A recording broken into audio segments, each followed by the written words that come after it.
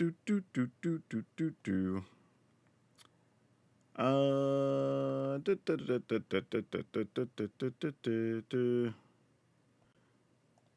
right, there you go. Sound solved. Not a problem. It's easy peasy. Sometimes technology just doesn't cooperate. That's all. How's it going, everybody? Yeah, like I said, we're gonna give everybody a couple of minutes to hop on here. Don't want to rush it too quickly. Let me go ahead and I need to make a couple of quick adjustments off camera, so y'all won't really see some things here. I'm just doing things on my end to make it nice and easy to keep track of everything that's going on. Because once we start playing, there's a million things happening, and still trying to keep up with chat and all that. Want to make sure all of that is doable. Okay. Awesome. Well, welcome everybody. James White says, gotta say I'm loving the shrine deck you put out. It's fun. Ah, you're welcome, actually. Toward the end of the season, it was just like trying some ideas of things we hadn't messed with, really, and just throw them up, or things that were forgotten, honestly, that we hadn't played for a while. Like the Smuggler Surprise deck hadn't been updated, right? So it was like trying that one. The Boros deck that I just put up today was really good, surprisingly. I only lost one game, and I think it's because we just stumbled on mana or whatever. It was kind of crazy. It's kind of weird. I really thought, man, if I was just worried about ranking up at the end of the season, I'd probably be playing that. Yeah, fought the computer and the computer won. Actually, what's funny is I have this thing right now where I think, and I had to research it because I don't know what it is, but some of my settings don't save from whenever I reset my machine. So sometimes randomly one of the preset things will turn off or reset to its default. Turns out apparently the user tokens in Windows can break. And the user tokens are where like it saves all your save data or whatever, your settings. So I may have to go repair or create a new one. I didn't even know that was a thing that could happen. But apparently, that's a thing that can happen. So now I know. So I'm going to have to go work on that when I have time. Also, I was going to try to stream again on Friday just to kind of recap some stuff from the early access stuff after we had a day to review things. But I have a doctor's visit on Friday. I have a procedure, nothing crazy, it's fine. But I will have a doctor's visit. It's going to take me out for a couple of days. So may or may not get any stream over the weekend. Probably not, but we'll see. Luchopolis is what that is. Hey, how's it going? Night Sky, welcome. Cool. All right. Well, here's what we're gonna do. Let's start because obviously let's start with something obvious everybody wants to see. I think I have an elf deck built in here somewhere. Yeah, here we go. So early access is a little weird. We can't just go into a thing. We have to go into events. And then everything kind of has to be done from here. So let's go in. Let's load the elf deck. And then actually, oh wait, let me just do a full recording of a video first, and y'all will get the save me some time later today actually. So let's open this up.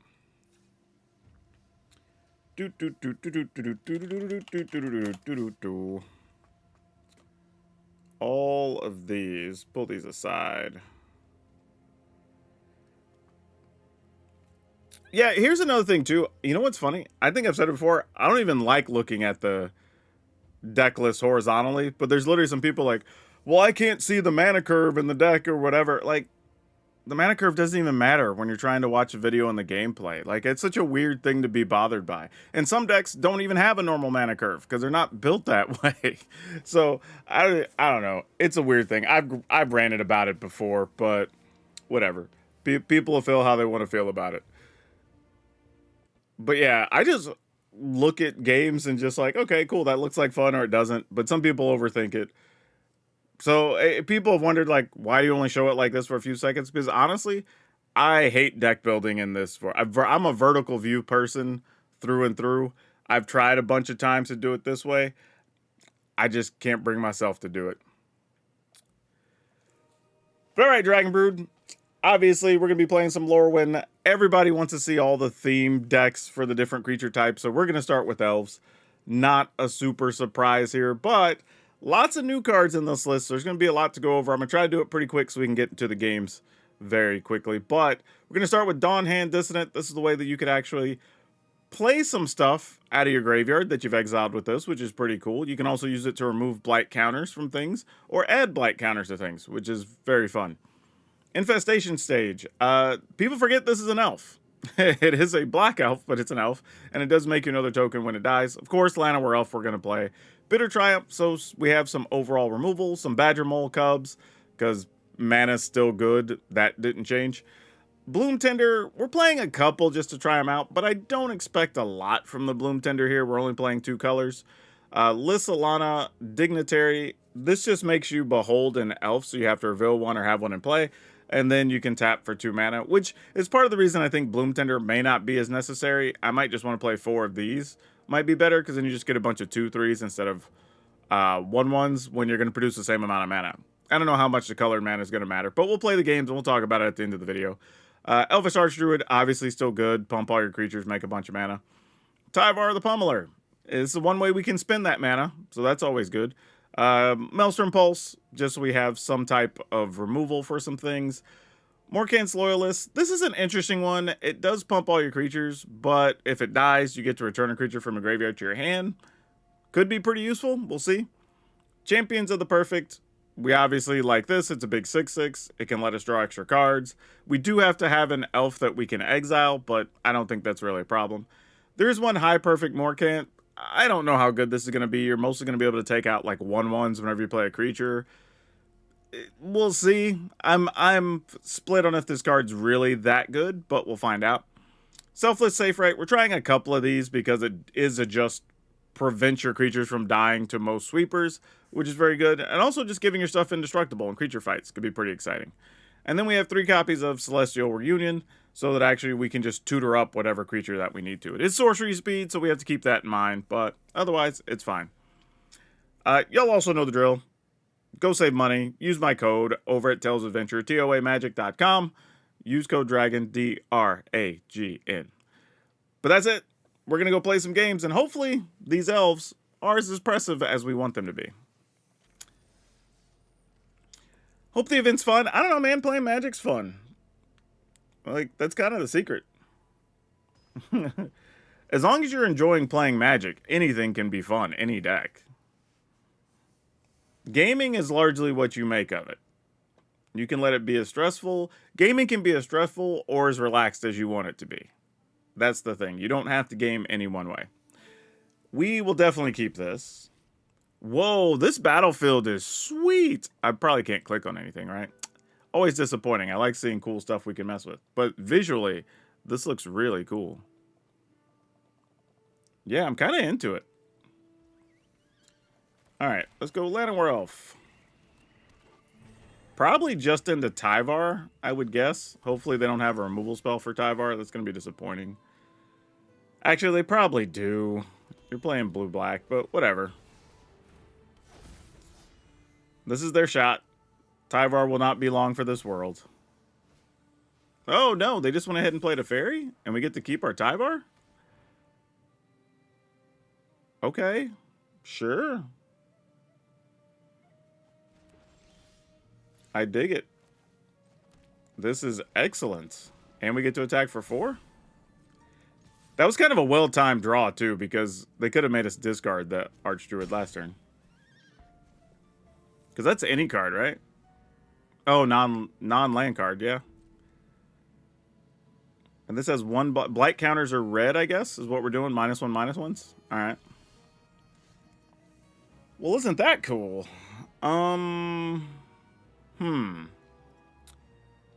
Opponent's saying GG's already? Nah. I'm not buying it. But let's go ahead and attack and just see how they feel about things. Opponent's doing nothing? That seems suspicious. Alright, I'm just going to end the turn. Let's see what they do. Gonna flash it. Oh, well, they'll lose some life to one of those. That's fine, too. Like, they're already low enough on life that they could die to their own Bitter Blossom Bearer. Alright, I'm just gonna flash this dude in, I guess. Nah.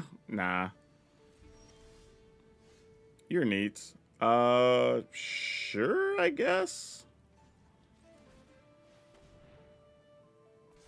Wow, you did that the most inefficient way, Arena, but I get it. We have these in hand. You're trying to play nice. Sure.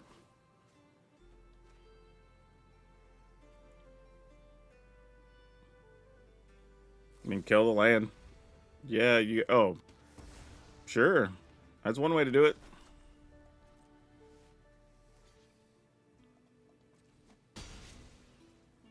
I'll go ahead and play this. We will behold an elf, because we have so many.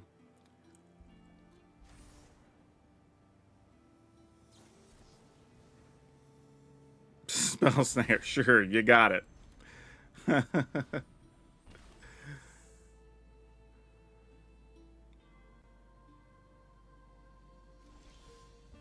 Okay, opponent's still on this mess, so I guess we just attack. See how they feel about it.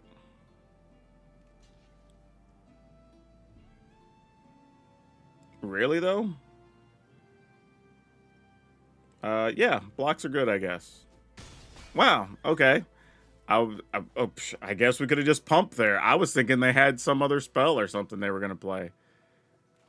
All right.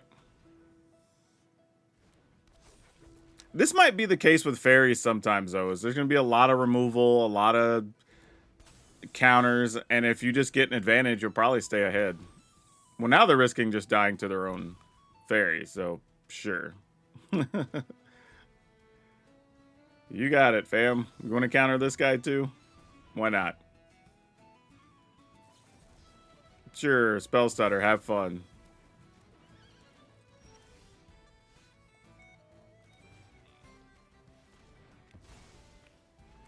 Alright. Yeah, that's what I expect most fairies decks are going to look like.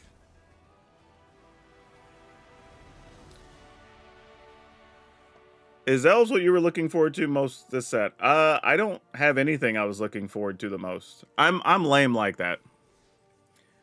Like, and I'm gonna be honest, I generally just make up answers for people. When they're like, what's the thing you want to see most? What excites you about I literally just make up stuff so there's answers. Like, I just like Magic cards. Just give me fun stuff to play with. Hey, a new follower, thanks. I just like having interesting, fun, new things. Let's just try stuff. You know, that's sort of where I'm at. Okay. Yeah, we'll keep this. This is more than fine. We do have this land here that we could choose elf, obviously, when we play it. It can be in any color mana, which is nice. Would you like to bounce my elf opponent? They said no. They weren't interested in my shenanigans. Reasonable. Why do I think this is also going to be a fairy deck?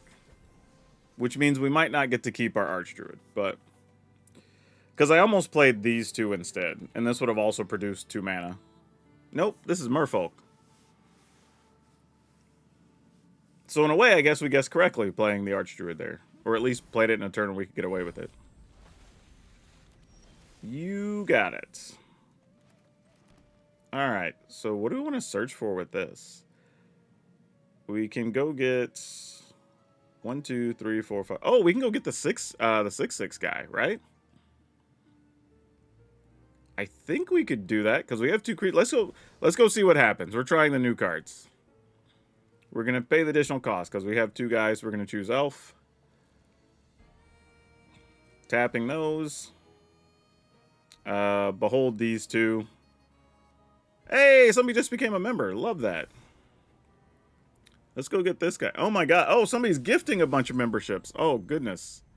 Thank you, but that was not necessary.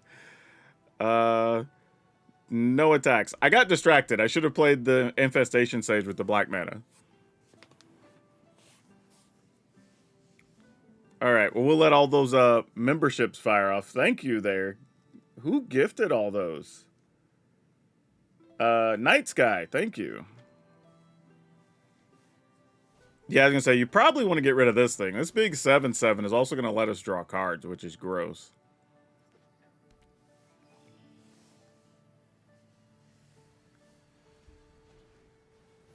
I mean, to be fair to the opponent, that's a lot of bodies too, though. We can't just indiscriminately punch through everything here. And this is not limited, right? This is whenever you cast a creature spell. So let's do it. Get a card. Oh, and a Tyvar. Sick. Get a card. This almost doesn't seem fair. We tap this and this. That makes 2 green. Then we could play this. Actually, if we just Tyvar here... No, that's probably not worth it. Alright, let's do this. Get another card. Turn this into a creature. Play this guy. Get a card. Oh my gosh, this is nuts. This is what you call doing it, right? I'm going to attack for 7. If you want to, like, triple, quadruple block, whatever, fine. We'll do this. Get another card. God, I guess we play this, right? I mean, Behold an Elf, whatever. We have a million of them. This is a crazy turn. Like, this is a not right kind of turn. Yo, it's not even for elves. It's just for creatures. Oh, my God. Okay. And even if they sweep the board, we still get to keep Tyvar and have a 1/1 back. That is a sicko turn.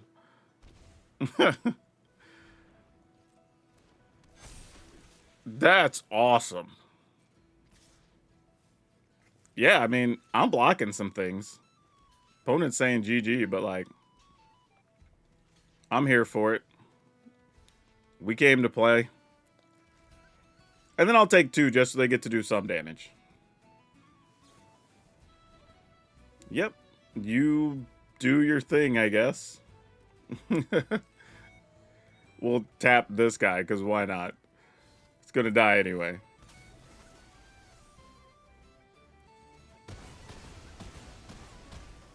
Alright, that works for us. Sounds good.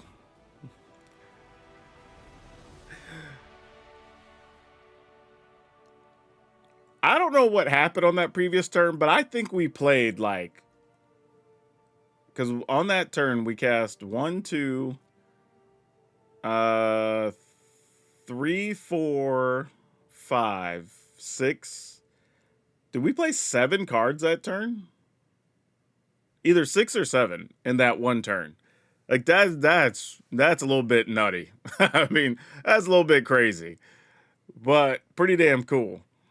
Yeah, this is what I was saying. Like, I honestly think this card is infinitely better than the high whatever Morcant. I think people were excited about that card. And I had that in our overrated list on our video. So you also watch our overrated cards. But this thing, I think, is really, really good. Archdruid brings much nostalgia? Oh, I can only imagine.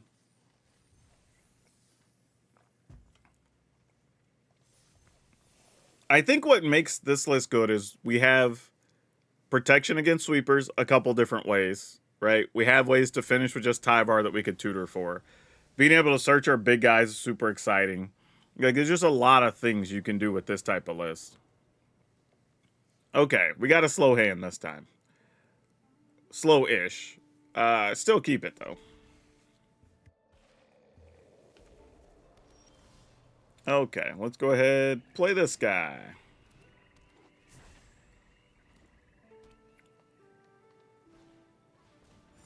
I forgot what this does. Crypt create a 1/1, and then it's a 1/1 in all creature types. So they must be playing something that care about creature types, or else you wouldn't really be playing that. So let's go ahead, play this. Behold an Elf, just the one in play is fine. I will likely just attack, because if you trade, I don't really care that much.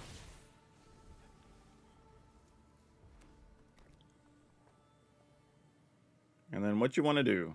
No, don't kill my 2/3. Okay. Oh, Tori and Mauler. So they're playing the all creature type stack for real.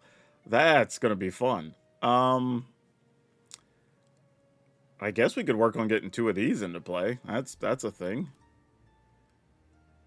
Oh, and it has to be an elf we get rid of. Okay. Well, let's go ahead and do this. Oh, wait, what? Oh, there's be an elf in my graveyard to get the mana. No! I messed up. I guess I could go get a Llanowar elf here, though. Oh, that was a mistake. This is what happens when you're playing new cards. If I get a Llanowar elf, I still only have 4, 5 mana next turn. Well, here's a fun thing. I could get in there with Infestation Sage, see if they block. They didn't. Okay. I was like, maybe they'll block. I don't know.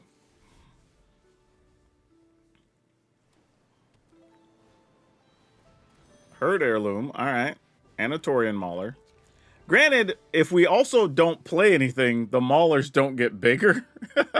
So that's kind of like a weird byproduct of not casting a thing, which is amusing. Oh, man. Magic's fun sometimes. All right. You get a guy, I guess. Or get counters. I get a guy. I feel like we're about to get wrecked by something that just cares about all the different creature types, but let's see it. Oh, how bad is this going to be? We had such a slow draw, too. We deserve to get run over.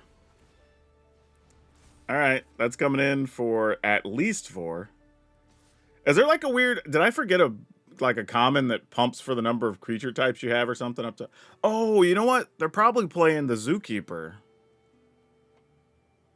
Oh, I bet that's the case. Yeah, no blocks here. If you're just running that into a 6/6, that just sounds crazy. So, yeah, get your card.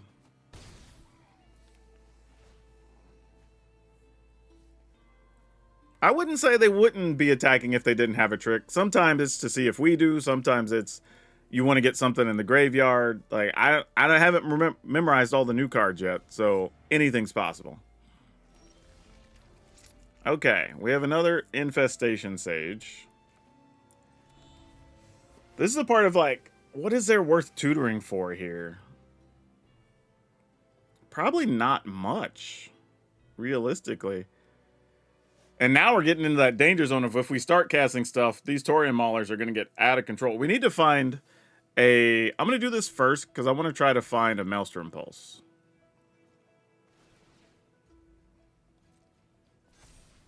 They might also just have... because we reprinted Blossoming Defense, and that might be a thing here. I think I'm just going to go get Tyvar. And at least have something I can block with effectively.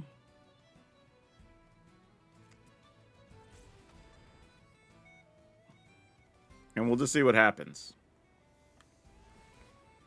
I mean, I say effectively. They can give something trample, so it's not like the most effective thing, but it's something.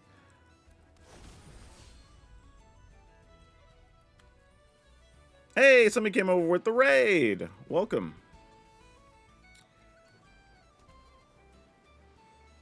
Yeah, this is going to be tough to get out of. The only, I mean, yeah, with them having trample, this is not going to be an easy out. We do have this, which could help us next turn, maybe? We just kind of have to see. So, we'll do the obvious. Actually, I kind of want to block and put this in the graveyard, too. Obviously, it's going to have trample, but the idea here is it does turn on our dignitary by putting something in the graveyard. And that could help. Also gives us a flyer that maybe could do something with the Tyvar out. So we'll see.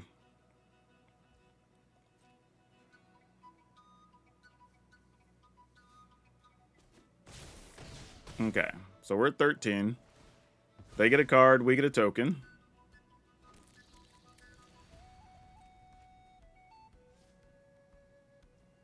All right. Ooh. Almost anything but that would have been okay. That was totally not what we wanted. So we could have 6, 7, 8 mana. We technically need 9 for both of these, so we just really want to leave 5 for this. So let's just play this tapped. And I think we just have to pass.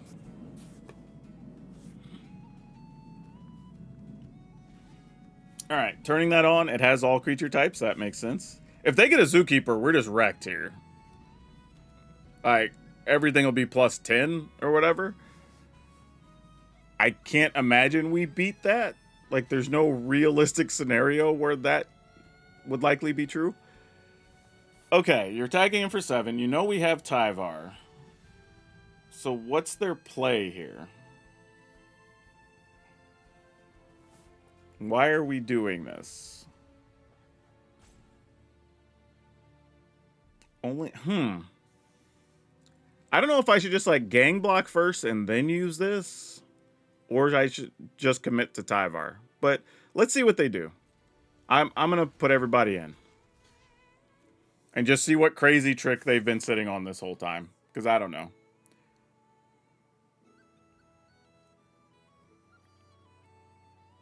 I mean, there's got to be something, right?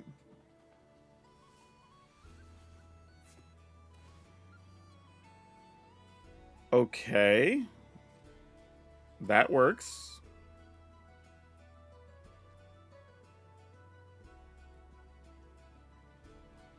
And then nothing? Really?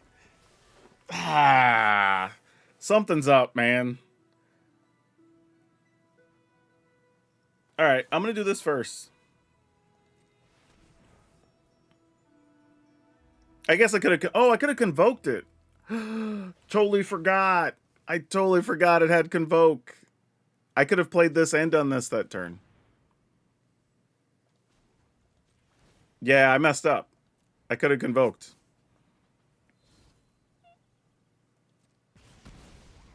Big mistake. Big mistake. Because I could have convoked and Tyvars. I think. Or I might have been 1 mana short, actually. 1, 2, 3, 4, 5. 1, 2, 3. I had 4 creatures. Yeah, I could have done that. Missed opportunity. This still may not end up terrible, though. We still might be okay.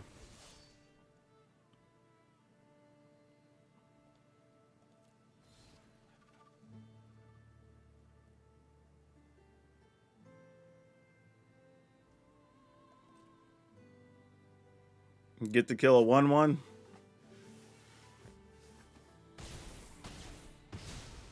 Okay. All right. So their only play really was just a seer? That was it? Just to deal 4? I was expecting so much more there, honestly. I mean, I still think we lose if they get the Zookeeper, so whatever, but that's not something we can really play around. Man, I'm so sad I missed the deal here, because I could have even saved a creature, which would have been critical in this turn. 1, 2, 3, 4, 5, 6. We could have 7. I don't know if 7 does enough. I think we might just be playing Bloom Tinder and going to 11. I think this is the only real play here. Oh. That's a thing. Hold on now. While the opponent doesn't have any mana, no green mana up to protect something, I think we go for it. I'm gonna... Ooh, man, this thing scares me with the... Oh. I think we're still supposed to do it. I'm gonna pay 3 and gamble here. This could be real bad. But again, I think if they get Zookeeper, we're just dead, so we can't play around that. It's just, if you have it, you have it. Alright. I am going to attack for 7, because I don't see a world where we get awful blocks the other way. Okay. Man, so bad. Missing the Convoke on that guy just... Oh, that's going to eat me up. Because I think we could have been in a winning position this turn already. But such is life. Things happen. Alright, you got it. Okay. We might have escaped just the same. 1, 2, 3, 4, 5, 6, 7, 8, 9. And this is 14. We have a ton of mana here, actually. So let's go ahead and get a card. That's bonus action that I don't think we really need. But it does pump everything twice, basically. Alright. Get in there with everyone but Archdruid so we can double pump Tyvar. Actually, if we attack... No, we can't. We can't. Alright. We can only... Well, alright. They're just letting it through. Cool. We'll pump and pump. Man, I don't know how we got here. I felt like our draw was way too slow this game with how they started. Whoo! Whoo!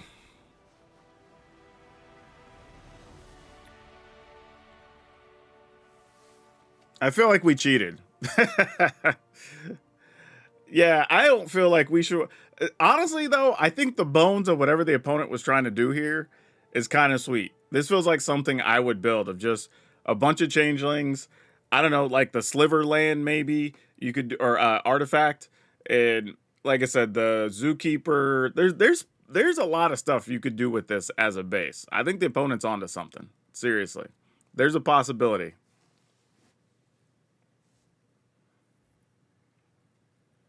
It won't affect changelings? Oh, because the changelings are also humans. Oh, never mind. That sucks.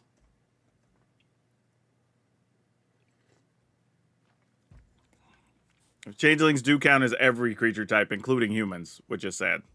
But no, the Sliverland would still work. You could do it with the spider. The big 5-color spider, I think, is also a thing. So there's ways I think you could still make it worthwhile.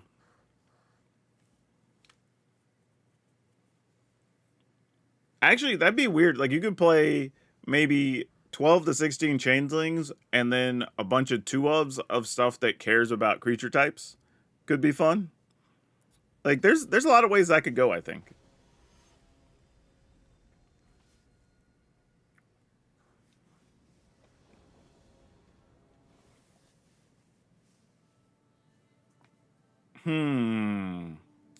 We did draw a high perfect Morcant here, so let's just keep it. I feel like, though, this hand is one you should mulligan for a better hand. First appearance of Moon Shadow on the day. I expect there... Oh, I should have played this tapped. I expect there will be more. I think I only have one deck with Moon Shadow in it.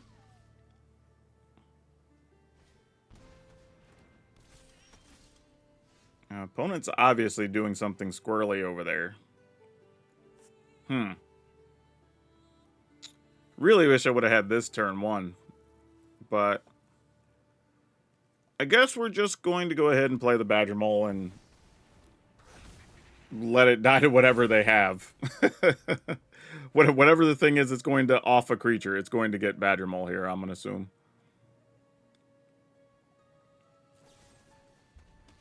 Yep, that makes sense.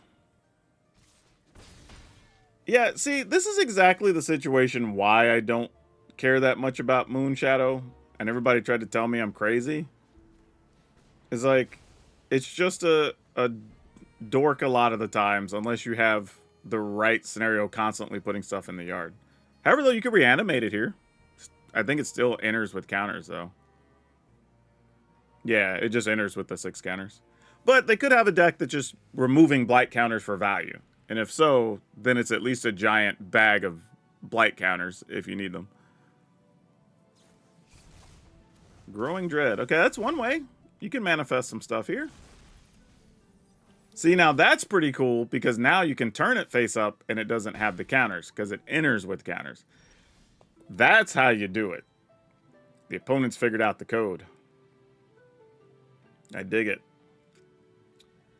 Let's go ahead and call Elf with this. Let's go ahead and play this. See if it results in anything.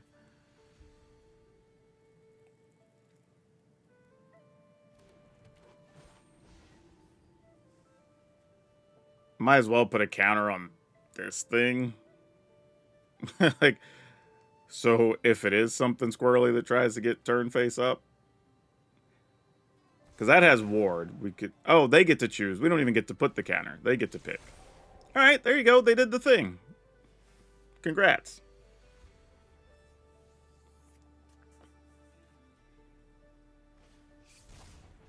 Sure. I mean, you just attack us twice. We're going to die to that anyway. So, yeah, this draw was just too slow. I think even with them having that draw, I feel like if we would have had more bodies, we'd be able to block and stuff anyway. But this draw was just too slow, ultimately.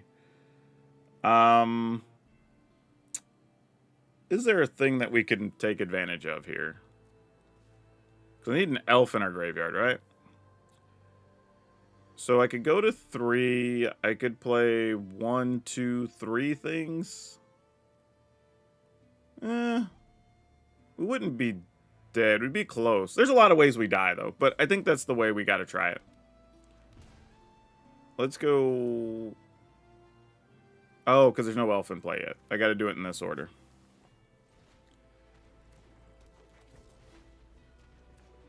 I guess I could have revealed one from my hand, but same difference.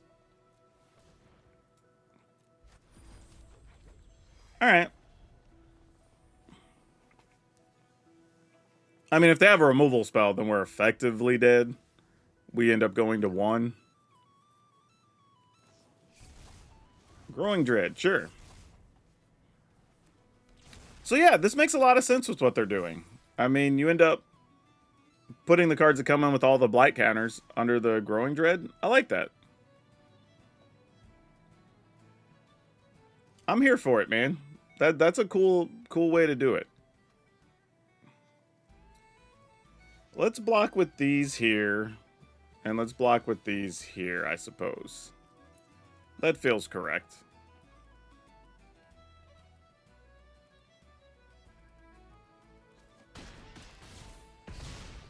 Alright. Could have done a lot worse.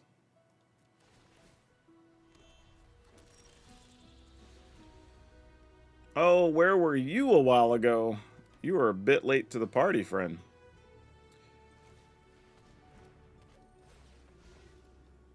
Oh, they get to choose where to put the counters. Yeah, I think that also makes High Perfect Morcant not as good.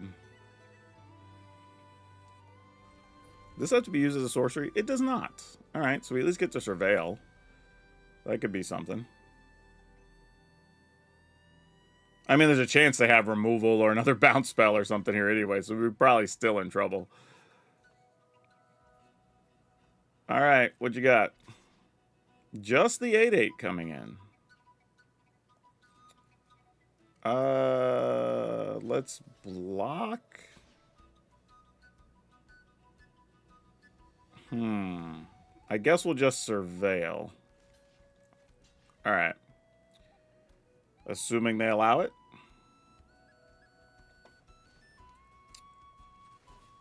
Might as well put the counter on this because it's just gonna go to the graveyard anyway. Ooh, don't need that. That is not what we're looking for. Alright, removal spell is the only way we have a chance here. Right? Or, yeah, it probably has to be exactly that. Oh, they have an Oculus? Alright, GG's. Like, we don't even have to play on. Like, we were way too slow that time. Credit to the opponent, though. I like what they're doing there. I at least like the concept of trying to get around the blight counters.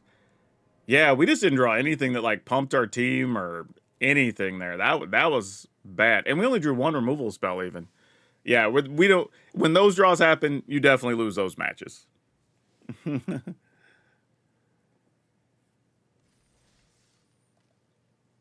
Yep. I deserve to lose that one. Yeah, but see, that's the thing. If you have to say a card seems good with a decent opener, then it's not worth the hype. Not saying it's a bad card, but if it's an awful top deck or whatever else, then like I don't want to necessarily be playing with those. We will keep this. But yeah, that's my thing. When people go, oh, but if you get this and this in the opener, the card's great. I was like, yeah, but what happens when you don't get those? You know? Then is it any good? Like, do. We have all the mana we need. It's just like, well, now we have even more than enough mana than we need. Can we find other fun stuff right now is the question. All right, Bloom Tenda.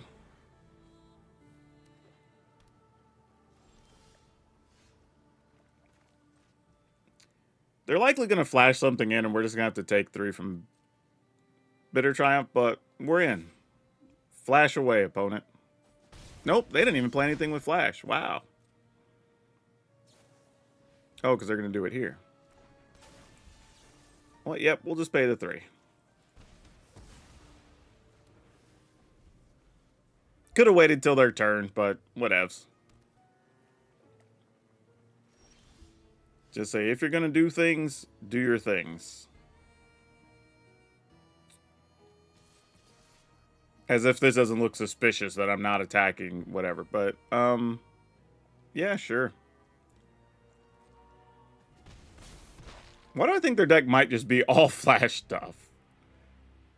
Oh, I tapped wrong if I wanted to do both of these. Oh, that sucks.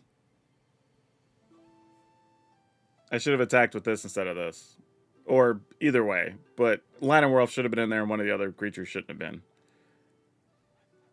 That sucks. Oh well, I gotta pay for my mistakes. We'll try again.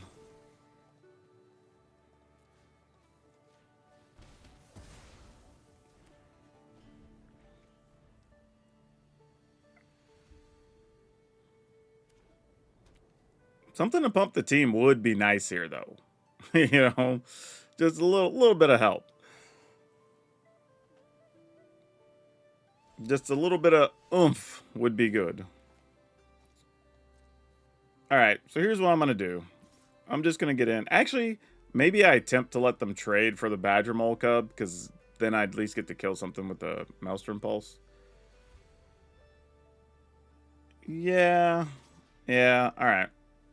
Let you flash in. Well, you didn't want to get rid of a Badger Mole Cub? What kind of world are we living in? All right. I mean, I guess I'll just go for it. If I find anything that pumps our team, next turn looks good.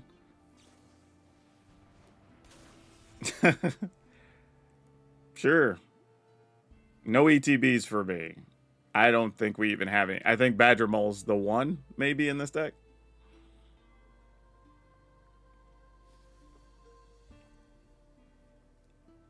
DJ Coop, I'm going to tell you like to all the people, when you watch early access stuff, don't overvalue anything looking great or looking bad. Because most of the people you're going to be seeing us play against are not going to be playing fully optimized decks. You should be looking mostly to see how do cards work or not work. And that's where you're going to get your most value. Yep. Yeah, that's fine. I don't really care. Let's attack, attack, attack, attack. So I see what they're doing. So they're trying to take advantage of the Doorkeeper Thralls turning off things so that their incarnations don't die or don't go to the graveyard. It's kind of cool. I get what's going on there. Fun workaround.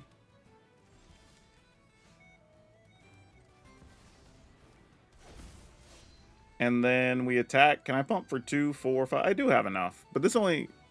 Oh, all creatures. Yeah, all right. Well, get in there. If you don't make mana, you're in the red zone.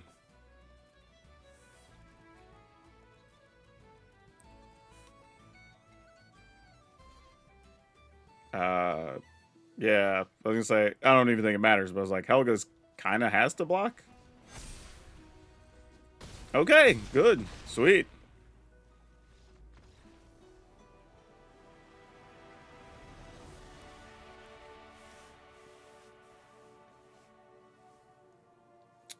One of the comments is, was I not concerned about a sweeper? The answer is actually no. Mostly because once you see a deck doing this, they're not a sweeper deck. You know what I mean? Like, you're not doing all this to try to get an emptiness to stick and whatever and get things back on the battle. That's not the game plan you're playing. So if they have one, I'm just willing to run into it. I mean, we have Infestation Sage that would leave us with the token. We already got our land back as our creature back as a land, and then we ended up having Tyvar, so it was fine. When buying boosters in Arena, what do you suggest getting? Also, is it worth it to get some collector boosters? You're new. We're gonna play one or two more games, then we'll call it good on this deck. How do I want to answer that? How do I feel about boosters? Here's the thing.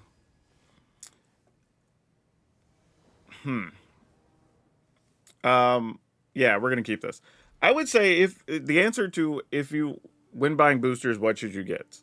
The trick is just get like if you know what deck you want to build, and let's say half the cards come from one set, then obviously you want to buy that set, right? I don't think that's really a question. It'll get you fastest to the bulk of the cards that you want, and that just makes sense. But I mean, beyond that, there's not really a secret. It's just, you know, or maybe wherever ones have the cards that you're most likely to play, I guess is the next step, because that's also a thing. Oh, why did I do that? I was talking to you and I meant to play Bloom Tender there. Oh, I messed up. But it's alright. Oh, wait. This is actually sicko. Because I have Maelstrom Pulse. Well, that's cute. But yeah, I don't think there's really a secret. Same thing when it comes to stuff like collector's boosters. That's just, are you somebody who cares about the foils, the special stuff? You want to chase down the, like, inserts or whatever? Cool. That's going to be your only chance to get them. I'm not of someone who's generally cares about that stuff, so collector's boosters don't have a lot of value to me. I just like having a version of the card that I want to play with. You know, nothing else really matters. So on that level, they have minimal value for me, but other people love them, and I get it. You know what? I'm gonna play this, and if you get me, you get me. I don't even think I need Badger Mole Cup at this point. I should just be attacking. Just watch the overrated, underrated videos. Love the content. Thank you. We enjoy doing those. You can search your library for an instant or a sorcery with mana value 1. Reveal it, put it into your hand, then shuffle. I'd be curious what they're going to get here. Come on, if we get another thing that, like, pumps elves, we could be in business here. Or a Tyvar. Just lets us outright pump because we have a bunch of mana. Or the thing that lets us search for a creature could be good here. Oh, well, there's a Tyvar. Well, all right. Found the easier way to do things. Let's go attacking. You are an L. Actually, all the creatures get pumped. How many times? 2, 4, 6, 7 mana? All right, so we're just going to attack with y'all. Because I need 2, 4, 5. And then I probably want to play Llanowar Elf, right? Actually, we don't even need to play Llanowar Elf. Whatever. Like, get in there. Let's go. Though, arguably, if I played Llanowar Elf, I'd be able to protect Tyvar in case of a sweeper. But they're playing Celestial Reunion, and I'm assuming for human?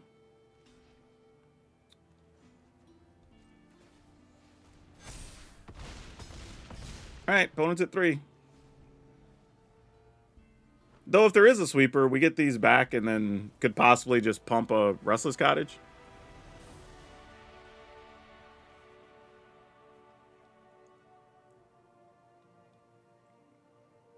Well, that went kind of well, surprisingly. Like, I don't... yeah. So what was that? 5? Do we only have 1 loss? That's kind of crazy. Well, let's look at the deck one more time. Where did it go? Is it down here at the bottom? Every time we get a new set, when we do the early access thing, it like puts... Okay, here it is. It puts the decks all every which way. Let's see. All right. All right, first off, we were 5-1, which is surprising for this deck. And the one game we kept the slow hand that we knew we weren't going to win with. And then we stole a win from that crazy all creature types changeling deck. So I don't even know what was going on there. So that was kind of wild. I think we should have lost too, though, to be honest. I think we should have lost that changeling game. But overall, this was pretty cool. All the cards did what we wanted them to do. I mean, we didn't really get to do much with Dawnhand Dissident. It does make for a fine blight thing and let us surveil and all that. But I don't mind it as a late game, long-term card. It's okay. Like, this thing, Champions of the Perfect, was nutso. We got to see a game where I think we played 7 cards in one turn because of this thing, which is insano. Like, this card, fantastic. Chef's kiss on this thing. But yeah, everything else was just kind of solid, right? Nothing we could really complain about. We had plenty of mana. I think, really, if anything, Bloom Tender was the weakest card in the deck.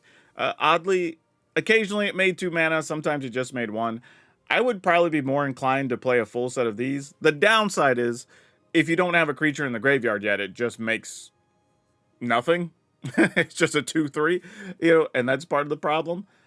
But, give and take. How much mana do we really need versus, do we want bigger bodies to fight opposing creature decks, right? Which is a thing, because there's going to be a lot of situations where Bloom Tender doesn't block as a 1/1 or a 2/2, whereas this will always be a minimum of a 2/3, and if you're staring down goblins or merfolk or elementals or whatever, right, all the theme decks people are going to be playing, a 2/3 or a 3/4 in a lot of cases is going to be pretty good. I honestly, there's also an argument to be made that if we're going to play this much mana, that we could squeeze in one of the artifacts that gives all your creatures +2/+2 trample. Let me see if I could pull it up real quick. Oh, I'm not even going to be able to search it from here. Dang it. What is the name of that thing? Whatever. But I'll try to put it on the screen in the edit. But it's a 6-mana artifact. All your creatures get +2/+2 and trample and first strike. And when you play a creature of the chosen type, you draw a card. That could go very well in here, right? Because we had a lot of turns where we had 10 mana, 12 mana, whatever. If we could play that and then just start chaining cards, or all of our creatures that are pumped up from a Tyvar, or just, a bunch of 3/3s and 2/2s now become 5/5s or whatever, there's a lot. We could do a lot with that. So that's something I would consider. But otherwise, yeah, if you want to play elves, this is a great starting point. High Perfect Morcant, I'm still a little suspicious on this card. I'm not sold on it. I know other people want to tell me that, yeah, this is the thing, but unless we had a turn like we had where we were playing all those creatures in a row, this kind of just reduces the toughness of one of your opponent's things. It's fine. I can't think of many situations where you're going to tap 3 untap elves on your turn, right? We're trying to be aggressive. We want to be moving things forward. I don't see a world where we're going to do that. So if anything were to get replaced, or you didn't want to spend a wild card on something, I would save the wild card on this and just put another Tyvar or another Champions of the Perfect, something in that space, because I think more often than not, those cards are going to be better than this card's going to be. Hell, I'd rather even have another one of these Morcant's Loyalists as an uncommon than I would High Perfect Morcant right now. So that's just me. Again, opinion might change 2 weeks from now after we played with the card some more. But either way, link will be over on Moxfield. Check it out. But that's all I have for you for now. Y'all know the drill. See you in the next one. All right. So that one's done. We're done with the elves. That was really fun, though. Not going to lie. That was very surprising, to say the least.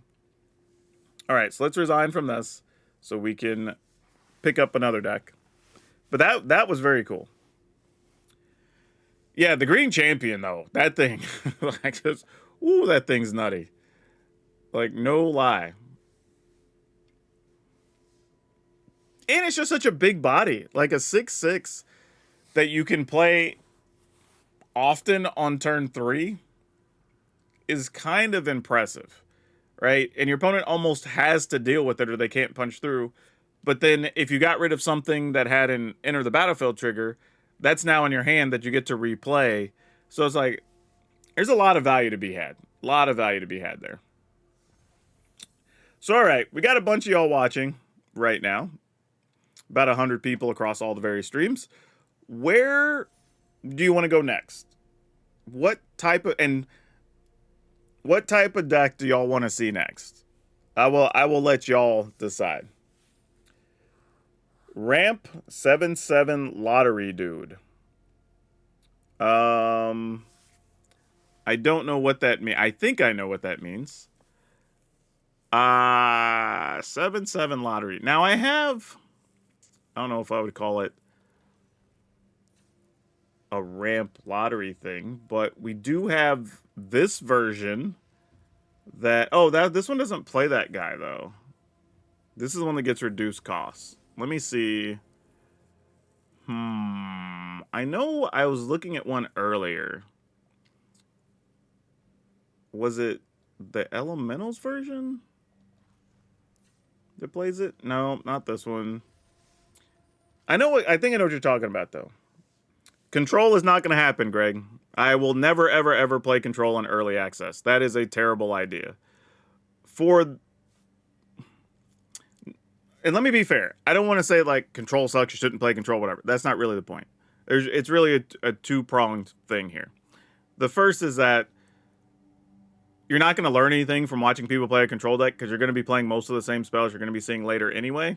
Just maybe adding one new card to like draw spell cards or to remove something or whatever, because that's just what Control does.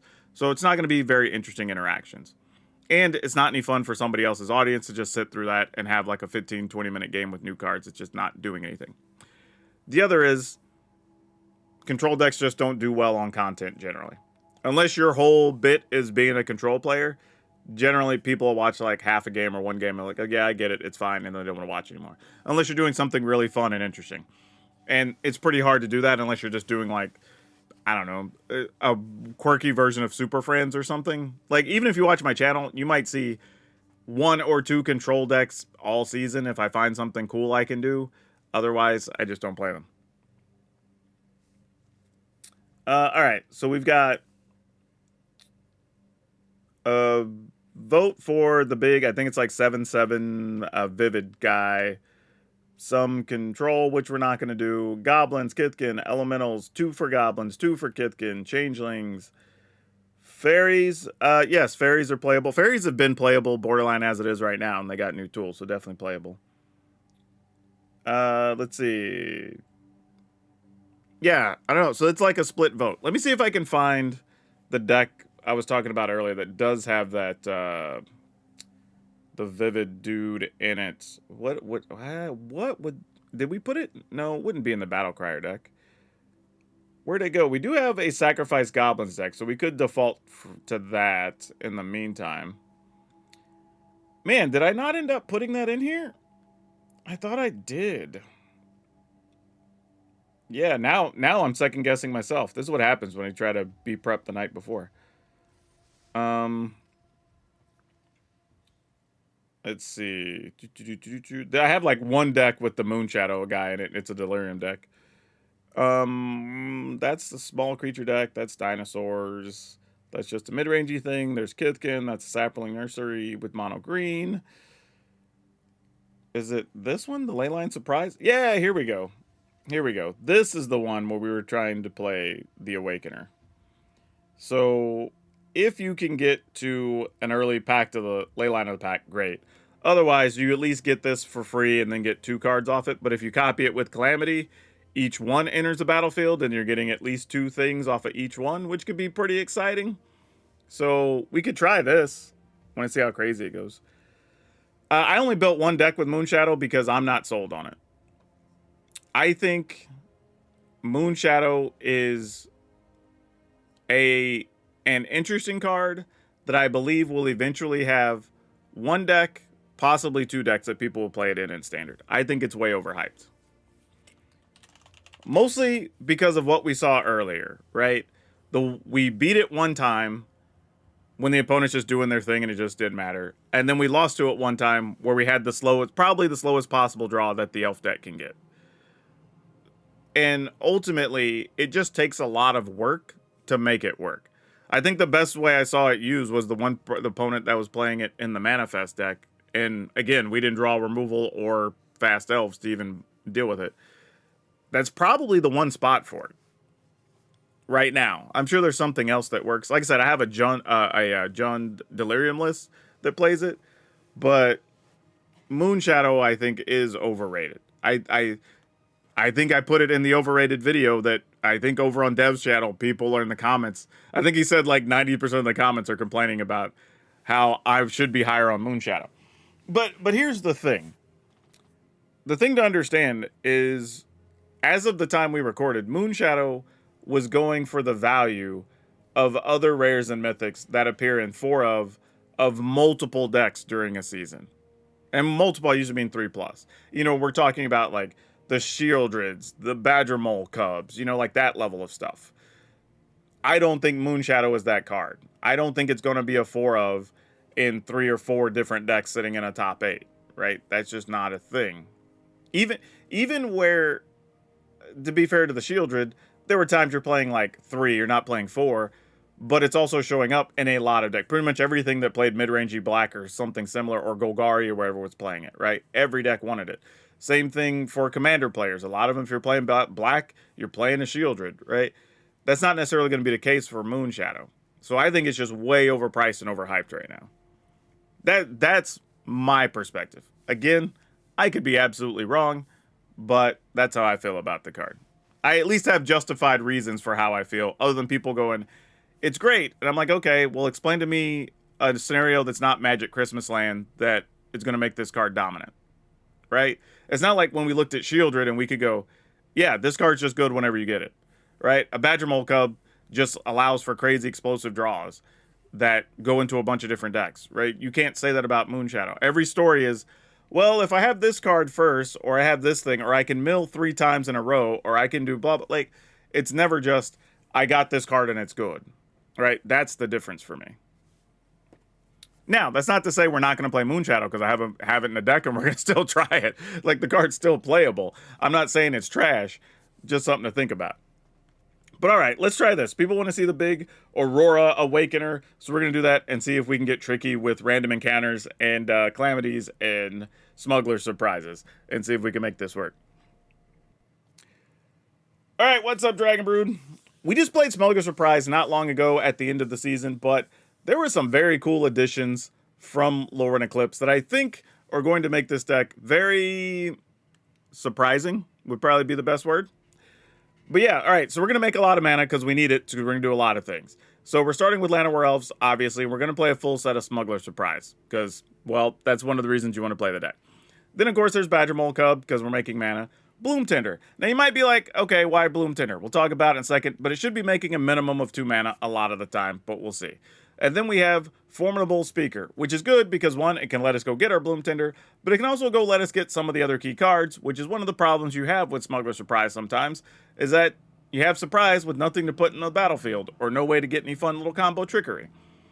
But we're also going to try a couple copies of Noggle Robber, because, one, this is multicolor. We can cast it even if our mana gets stuck on just one color, which is going to be green most of the time. But we can also make a treasure. If it dies, we make a treasure. And then we have enough mana the next turn to be able to Smuggler Surprise right off the bat, which is super sweet. We have Layline of the Guild Pack. So if we do get this in our opening hand, then your Bloom Tenders are supercharged. Obviously, you love that. And then we get into the heavy hitter stuff here, right? So Terror of the Peaks, obviously, we get our creatures down, get to deal damage. Love that. Calamity, if you're playing Smuggler Surprise, you're basically a Calamity deck, right? You want to copy your things, get a bunch of stuff. We are playing one random encounter, because I just wanted something other than just Smuggler Surprise, right? If we can make this much mana, we should probably have another way to get our other monsters in the battlefield. And then one of those monsters is Aurora Awakener, which is 7 mana, which we could hard cast if necessary. If all our stuff's every color, then you just get 5 cards, which is great. But even if not, if you get this with the Calamity, it's probably lights out, right? Because you get to get 2 more 7/7s, and then each one is also going to trigger to get multiple things. Even if you don't even have the Layline, each one's getting at least 2 things, and that should be pretty good. So we'll see. I don't know. It's a little gimmicky, but it should be a lot of fun. But if you want to get this or anything else and put a new deck together with Lorwyn, or just save some money buying Lorwyn, Go over to Tales of Adventure. It's toamagic.com. Use my code DRAGON. It's DRAGN. It'll save you 5%. It's totally worth it. But all right, let's go see what kind of trouble or calamity we can cause. All right, let's go into... Where did it just go? It moves my stuff. Okay, Delirium. That's not where we were. Where is the surprise deck? Where did we get? Did it go up to the top? Nope, it stayed down here. I'm missing it. It's here somewhere obvious. It's a snake. It's going to bite me. Here we go. Leyline surprise down here.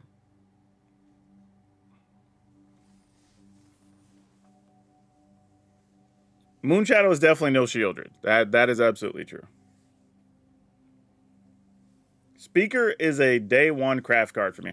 I believe so.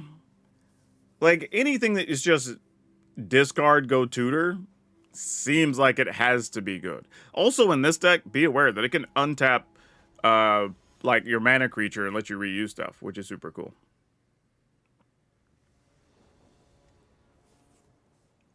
Okay. We have Bloom Tinder. Okay, this is fine, actually. I don't mind this. Ooh, I was kind of hoping you would be a land, but you're the next best thing, so I got to keep you. All right, let's go ahead and play Bloom Tinder, which might take a shot here from the opponent. May not. We'll see.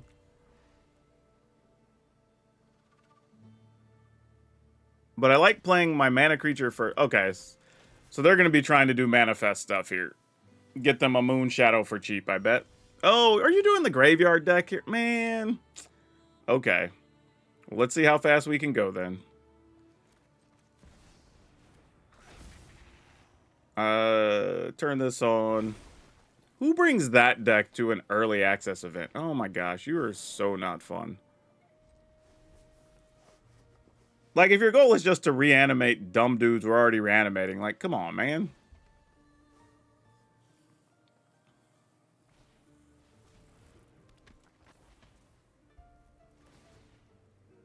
Okay. If this is the case, and we're just playing against silly Reanimator, then I guess our only bet is just to try to random encounter and go for it. Right? There's nothing else that makes sense here. If we miss, we miss. It's fine. Alright, well, we hit one of them. We got a terror. It's not nothing, I guess.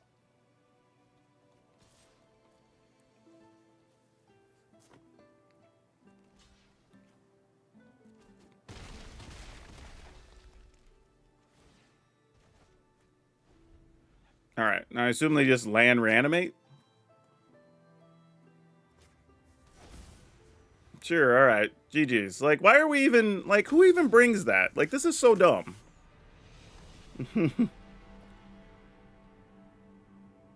Like, they literally didn't even play anything new. Like, not only did you not play anything new, you didn't even try a new strategy. Like, that... I can forgive you if you just don't draw your new cards, right? Because that happens. Like, sometimes you have, like, 8 new cards in the deck, you don't draw them. But, like, you literally just brought a boring deck to begin with. That, obviously, if we're into the regular season, we'll be playing more graveyard removal, whatever. Though, low-key, I think people that do that don't understand how to make decent content. Whoa, yeah, submit that. Let's play this.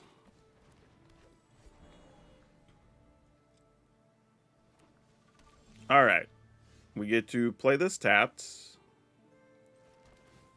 Have a land? Excellent. We'll leave that. Because I have a feeling some number of these mana creatures are not going to survive the turn. Yeah, you got to get the Bloom Tinder here. Like, that's a no-brainer. Though, if they had that other 2 mana one here, where you can deal like 2 to a thing and 1 to a thing, that would have cooked us this turn. Do we just go get another Bloom Tinder? I feel like maybe yes? Huh. Yeah, I guess so. It's probably just going to get killed anyway, but I figure we go for it.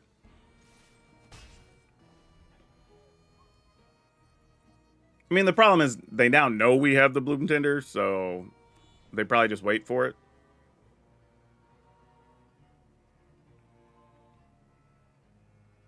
Oh, you know what? That's not what I should. I chose poorly. I could have also went and got a Badger Mole Cub that I could have gotten 2 for, untap one of the creatures, go down to 3, up to 5. So I could have had 5 mana plus this next turn. Yeah, that might have been the mistake. We'll see, though.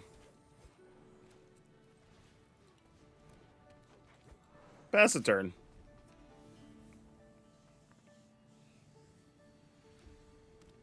I mean, because here's the thing. If I search for a Bloom Tender, you kind of want to get rid of the Bloom Tender, right? Okay. That makes sense.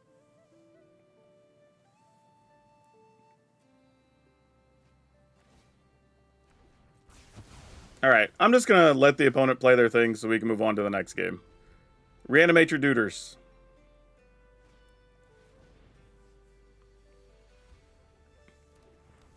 Speaker, is that Reanimator in that Reanimator pile is a big addition? Maybe.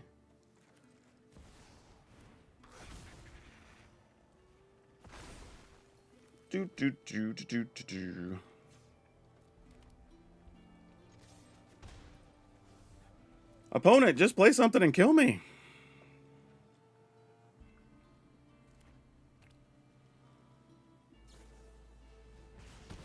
All right, you got it. Are we for just not doing anything on their side? Like, you have all this cool stuff in the yard. Like, what is this about? Oh, they're probably sitting on counters now. Alright, well, we have 16 turns to go. Alright, hopefully they find what they're digging for to put us out of our misery.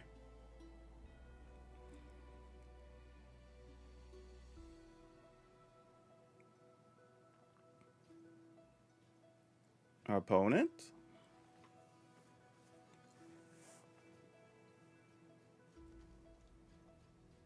Are we just playing the removal spell as our new card in the deck?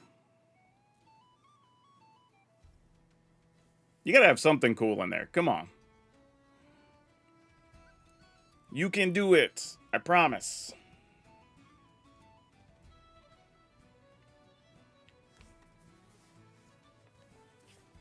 Or our opponent went AFK? Yeah, our opponent might have disconnected. Huh, well, this is awkward. Because they are definitely in the winning position, but I guess we'll just hang out and see if they come back. Anyway, while we have a moment, if y'all have any questions about any deck building stuff around Lorwyn, go ahead and put the comments in the chat, and I will answer some of those questions while we wait.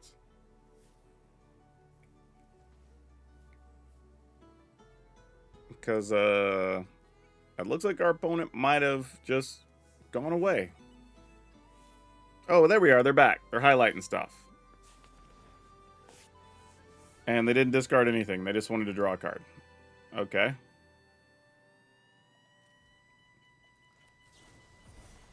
We'll just mill and add some stuff. I guess I'll take this and this. Because that just makes sense. Hey, a Noggle Robber.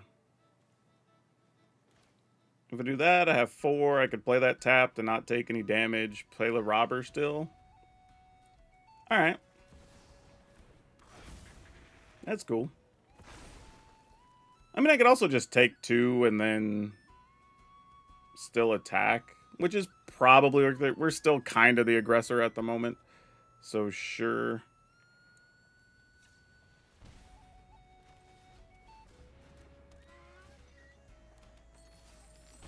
Alright. Let's see what we can do with this. But see, this is the situation I was talking about. If we'd had Noggle Robber earlier, when these like ill-timed explosions and stuff were going off, we could have maybe got something else into play. Yeah, Noggle Robber is a pretty cool card. It's a 3/3 body. The best we could kind of equate it to is it's similar to Jewel Thief. It's not quite the same, but it does make a treasure when it enters and when it leaves, which is pretty big. Like, speaking of here, it's a good example. We get some treasures, get our lands back, get to surveil. Ooh, 1, 2, 3, 4, 5, 6. Oh, it's a tap land, though. I'm going to gamble. Probably a bad call.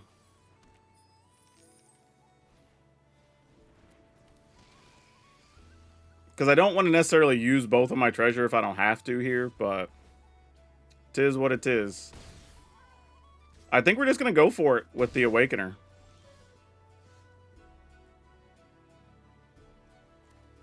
Yeah, let's go for it.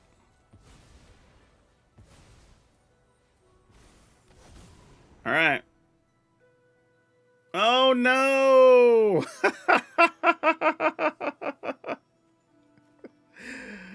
Oh, you're kidding. Okay, then. Such is life. Wow, that's brutal. That's just savage. Yeah, sure, man. Oh, that sucks so much. What do you even do? What do you even do? Opponent, just get something big out of your yard, please, and finish us. We don't deserve to even be in this game right now, especially after whiffing like that. I deserve no quarter. I should be gone. And the crazy part is, that's after we surveil the land. And we still hit 5 in a row.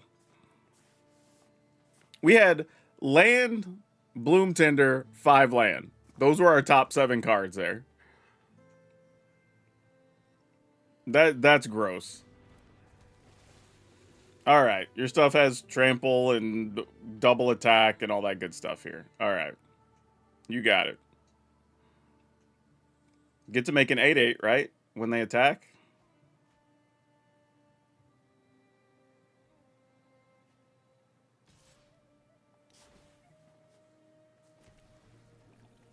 Are we gonna have a chance at winning this? This feels like a game we should definitely lose.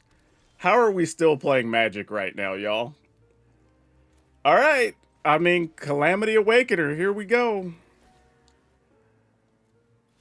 I mean, it is what it is. Let's see if it happens. Oh my gosh, this is so insane. This is so insane. It's actually working. We're doing the thing. Keep the one that's attacking, obviously. Get all these triggers. What all am I going to have triggering? 5? Not enough. So let's just get rid of you, because we'll have the next set of 5 going off as well. Oh, I get to deal 4 to that. So that's reasonable. Oh, we're going to be trampling. Yeah, the game's going to be way over.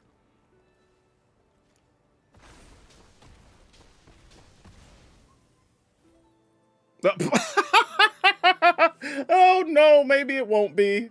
Oh, my gosh. So crazy. We had the worst luck with our dudes, but opponents at 15. Sure, man. Oh, my gosh. That's so brutal. They're at 1. Oh, my gosh. Might as well play the other just because. What the hell?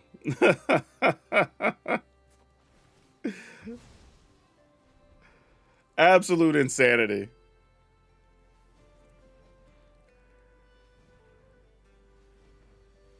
I mean, they can play another big ill-timed explosion. They've played 3, right? Yeah, they might have another one. I don't know. Man, how did we miss 2 times with the Awakener? We drew 5 lands. Like, if it's anything else, the opponent's at 1, and we can just win. Oh my gosh. Just let you put stuff into play on the cheap, though.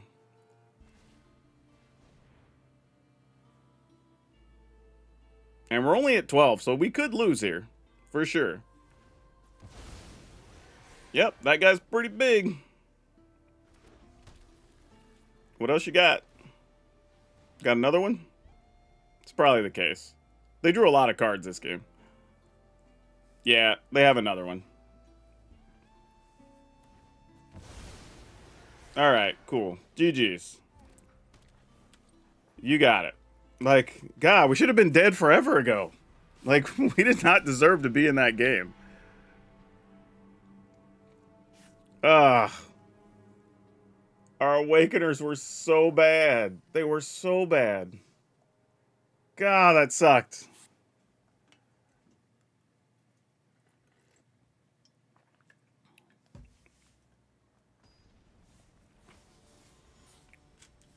Yeah, I don't know. That Meek attack feels like that takes a lot of setup. I'm not excited about that.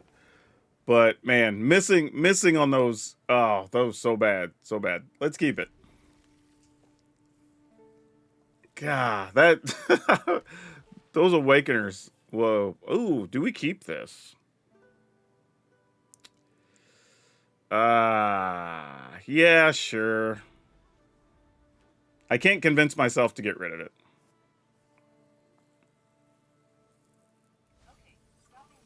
Hey, why is what's it? What? Hush, Google. My phone's over here trying to go off. All right. Usually they will take a turn off here to get rid of your Badger Mole Cub, which would make sense. Nope, just playing a 2/2. Though that makes double mana, right? Yeah, to play elementals. We have 4 mana. I guess all we can do is play a Noggle Robber here.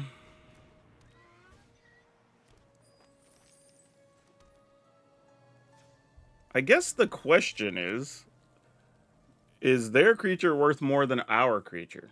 I think so at the moment, so. We could have tested the waters and attacked there, but I don't know if it was worth it.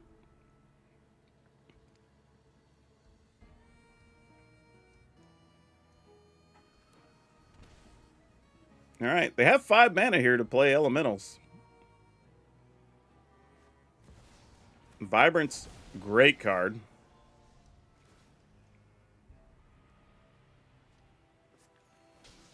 Alright. Oh, almost enough with Smuggler's Surprise.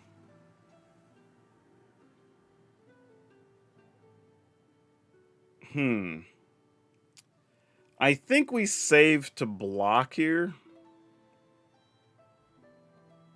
And let's just put this on, I guess, green or red. Doesn't really matter much. Yeah, let's just pass. Because if we top deck a land, we could do some stuff here. If we block, we'll have the treasure and just hope they don't have a counter. Ooh, Roaming Throne with the elementals. That's kind of sick. I think the problem is here they won't attack with us having both creatures up, I think is the problem. Okay. That makes sense. Yep. And now we're in a bad spot. So I kind of have to do this.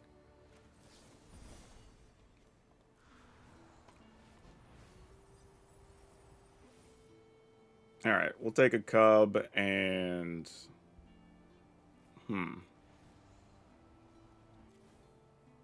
Commercial district.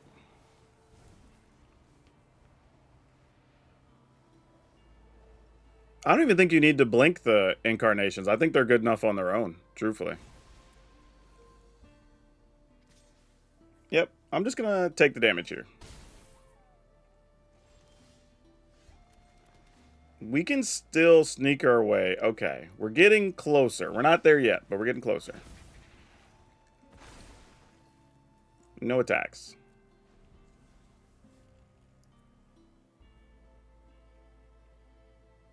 Problem is another Vibrant getting rid of a Badger Mole Cub probably ends any realistic chance we have at something here, right? Yeah, that's the real ticket here. Because now you get to get the elemental you need to either strip our hand. There you go. That'll get rid of the Badger Molk up. That should be the beginning of the end.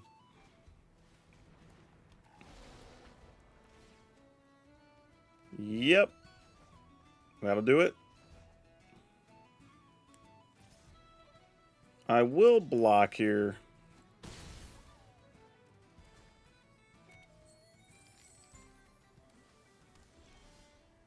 I don't think we can get out of this. Don't need that. How much mana do we have? 1, 2, 3, 4, 5, 6. We can get to 7. Question is, will we even be alive? Probably not. But we're going to take this anyway. Because Vibrance gets to get rid of something. If not, well, we're at 16. Maybe not. We'll see how this goes. They have a lot of cards in hand, so I'm pretty sure we're still gone.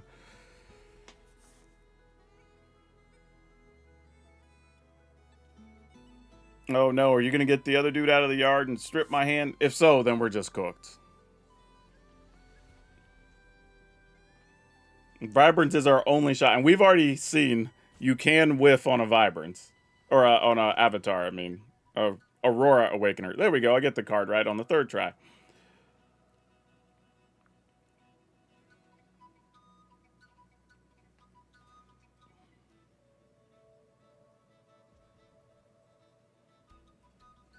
It's a good way to build elementals, though.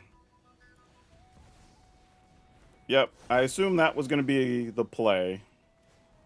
Get rid of at least one blocker.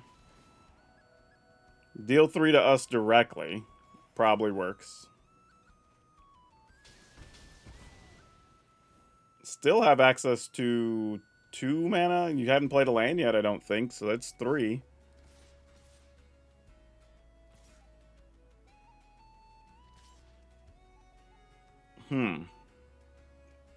I was going to say, they're all attacking, right? 8, 9, 10, 11, 12. Sadly, because another Vibrance could be in hand, we kind of just have to block.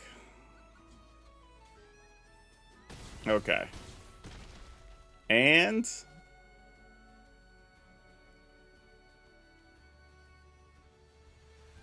because another Vibrance would deal 3. Problem here, too, is we also have 1 Terror and 1 Calamity already in the graveyard. So I don't even know what we're going to hit from this guy that's going to matter. But, I mean, it could be another Aurora Awakener, right? If we get back-to-back Awakeners, that could be pretty big, too.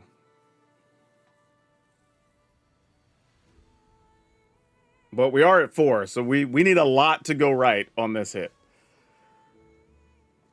Oh, I wish I could play you and go get something else cool. But we got to do this and hope we don't miss. At least 1 Awakener in the pile. It was not an Awakener in the pile. And we got the small guy, so we don't even get a lot of value off of this, unfortunately. Is 4 enough to do anything relevant? We have a lot of blockers. Alright, if we get rid of that with 2 of it. 2... I'm trying to just think, like, where do we get value stopping stuff here? When this flips, they get 2 mana to spend. Yeah, we just have 4. I guess we just pick something. I don't even know if we want to put stuff in their yard, though. I think we're just going to go 1,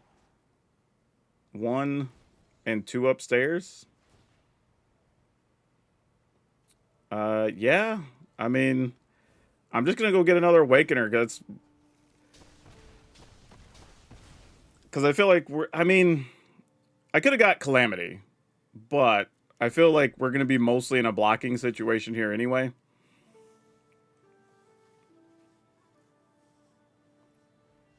And if we can hit a Calamity off this, it would still be pretty strong. But I'm trying to go for a chance that maybe plays around some stuff, but who knows? If they have a counter, whatever we have isn't going to matter anyway. At least Aurora Awakener is a 7/7, so that counts for something. But a bounce spell's pretty rough here on us.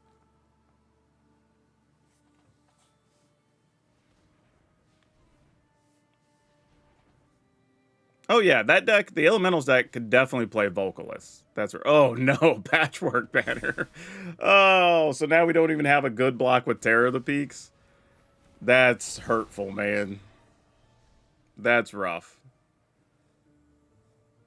Yeah, getting rid of a blocker is huge here.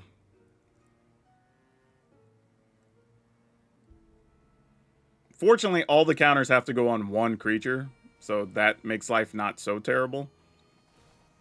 Wait, oh, because you get multiple triggers. Yeah, that's bad.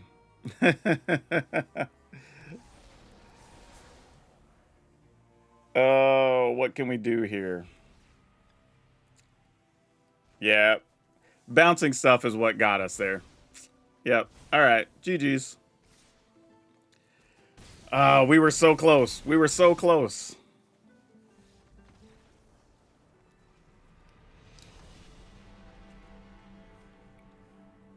Yeah, I can't complain about that. That was fun.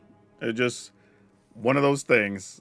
Had we gotten a larger creature as well off of our larger creatures instead of just hitting the little ones, I think that could have been pretty good with the Terror of the Peaks, but we just didn't get there. Where'd we go? Let's get back in there. So I do still think that the Aurora dude is good, the Awakener. I've just obviously not drawn well when I've hit stuff.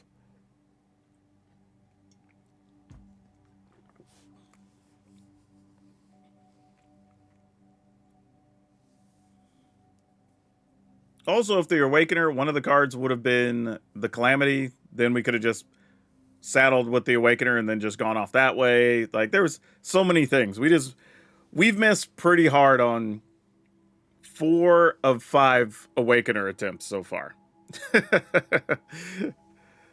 We've had one really good one pretty bad one, and 3 just terrible ones. But it happens. That's part of playing Magic. When you're going to play the cards that just give you the random high roll, you got to try to hit it, right? Sometimes you don't.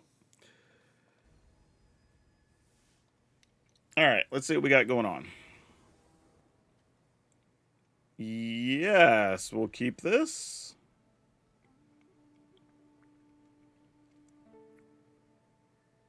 This is one of those weird hands that if we don't find something to do with Smuggler Surprise, this is just going to feel really bad. All right, let's go here.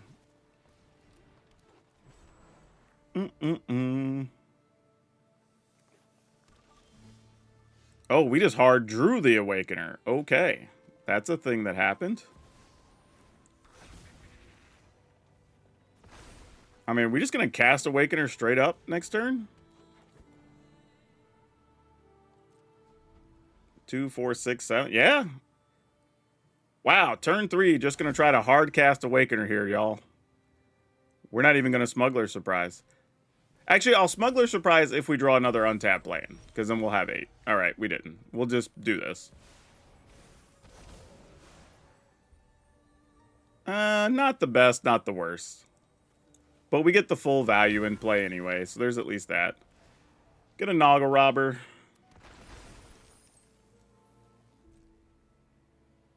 No attacks. In the turn. Then we get to Smuggler Surprise or Random Encounter next turn.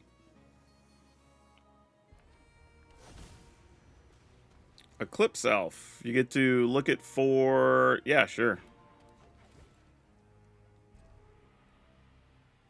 Yeah, Smuggler... I think we max Smuggler Surprise. 2, 4, 6, 8, 9, 10, 11. Yeah, all right.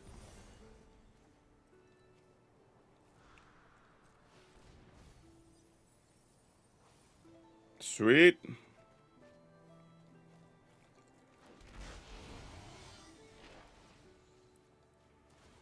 And there.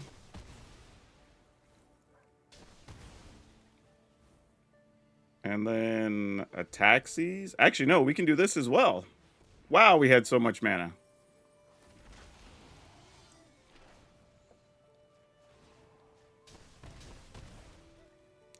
And then the sick part is we have, well, let's just attack. We don't need to do all that.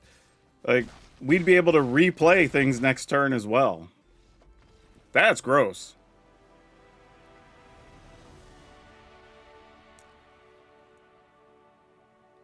Yeah, wasn't planning on that. Turn 3 Vivid dude, or Aurora dude, is kind of crazy. I guess Aurora dude is also the Vivid dude.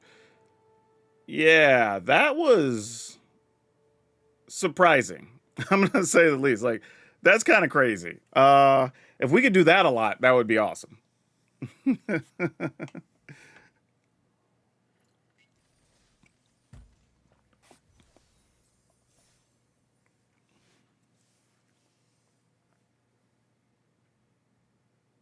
Does this deck work without smugglers?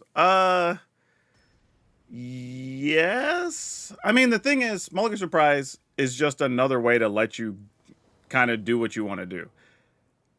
Because the problem otherwise, if you don't have Smuggler Surprise, is you probably have to play a bunch of other ramp things. And then the thing you encounter is you have all the stuff that ramps, but no payoffs, right? You're going to be drawing into mana creatures too often. So you need something to do with the mana. And the other thing about Smuggler Surprise that's also good is that if you don't draw like your big stuff or whatever, or even if you don't get your mana creatures, you can always use a Smuggler Surprise to just go dig for lands, right? Like, that's a thing that happens regularly.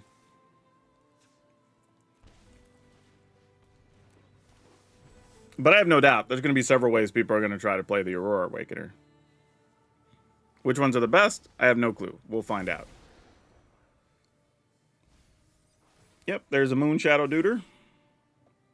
And then you can play another creature to put something in the yard. Oh, you Surveil. There you go. You got, at least got a 3/3 here. Alright. What do we want to do with this turn? We can end up with... Well, we could play Formidable Speaker and go get Badger Mole Cub. I'm just trying to think, how do we set up a turn? If we go here and here, then next turn we Formidable Speaker, but then we be tapped out once we drew an untapped land. Ugh, none of these are great. I think we're just gonna do this and this and hope for the best. Don't love it, though. We're going to be in a pretty tight spot.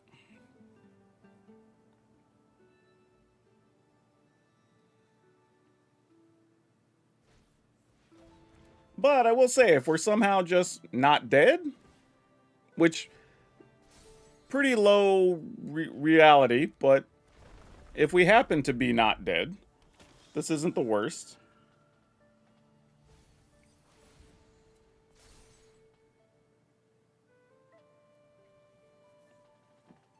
Yeah, see, this is my thing with Moonshadow here. If I'm playing any other real deck with just, like, spot removal, then we're not really even taking that much damage from them. You know? I think that's kind of my issue with the card. Yeah, we'll just take it. It's cool getting to see it work, but, like, I'm not excited by the Moonshadow just yet. Like, I'd love to be wrong. Don't get me wrong, I'd love to be wrong on the card. But so far, it's not kind of doing the things I would think in a lot of cases for me. Ooh, okay. Hold that thought.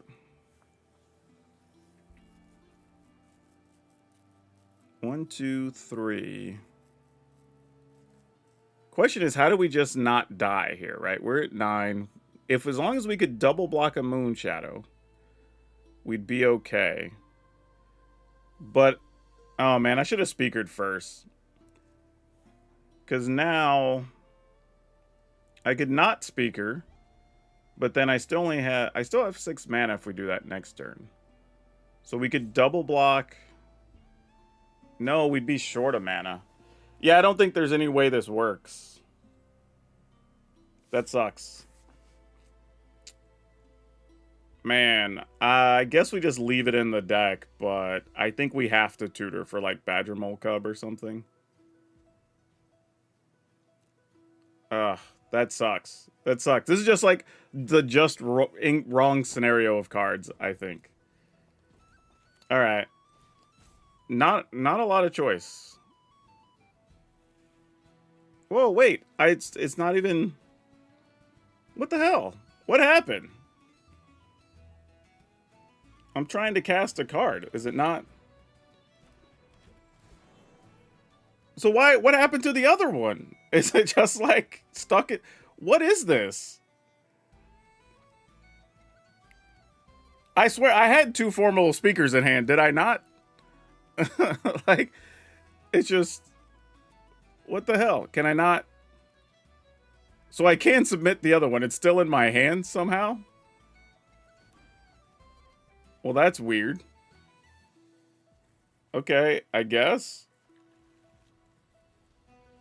The problem is if I play this, I'm having to double block with Badger Mole, and that just doesn't work, so sure.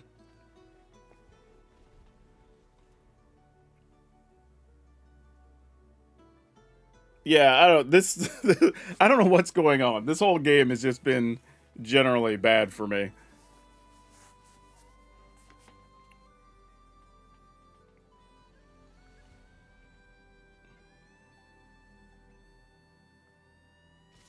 Yeah, I think that's the right play. You just get in there.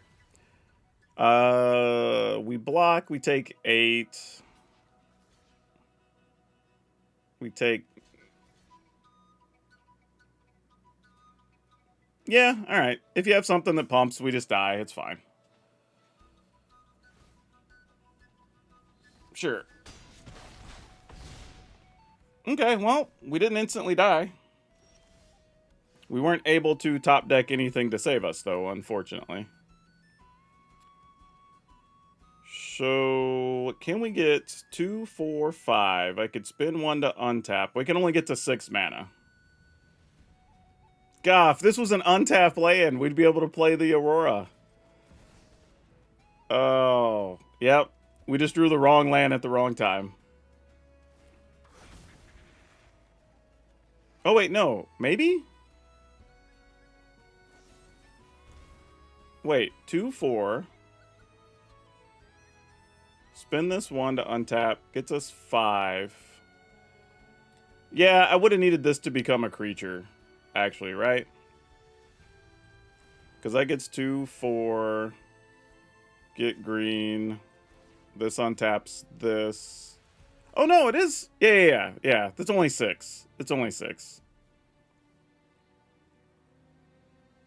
Yeah, not enough. Only 6. Dang it. It was close.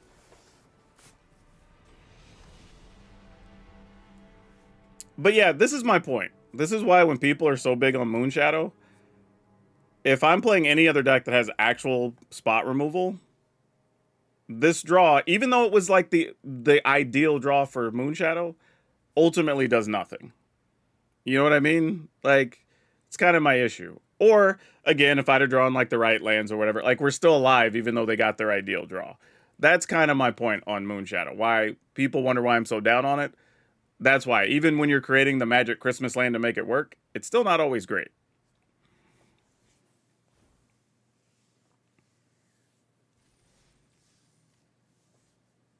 Yeah, not excited with the Moonshadow yet. Like, I've seen one thing, and that was the Manifest deck with it. That actually looked kind of interesting and probably the good use of it. But yeah, I'm not sold. And I think the problem is, like we said there, right? It's easy to deal with. And you do a lot of work to possibly end up with nothing. The other issue is that it's not the greatest card to top deck. It's not even like it literally just does nothing if you just draw it later. It's just a 1/1, right? That you have to turn into a bigger thing. All right. We will try to make this work. Let's try to draw reasonable here. No, it's not about saying card dies to removal. It's about what are you getting from the card otherwise, right? If you have to if a card just does its thing but dies to removal, fine. If you have to do a lot of work to well, that just turned late.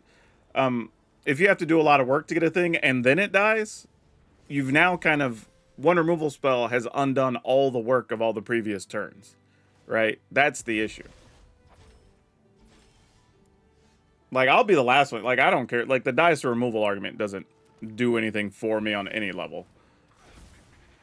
Like, because if you were just going to say that, then you just don't play creatures at all, right? That's just silly. All right, Momo's going to allow some cheap flyers. Here comes Aang. I'll say, sure, get that back. Love it. Play a land first. Oh, what did I do that for? I don't even need it. I can't do anything with 3 mana. This is 4. It's the wrong cost. It's 1 mana too many to be useful. Now, here's a fun thing. If the opponent doesn't get rid of either a Badger Molcub or the Restless Ridgeline, we could Calamity Badger Molcub just to get a whole bunch of mana, which is cute.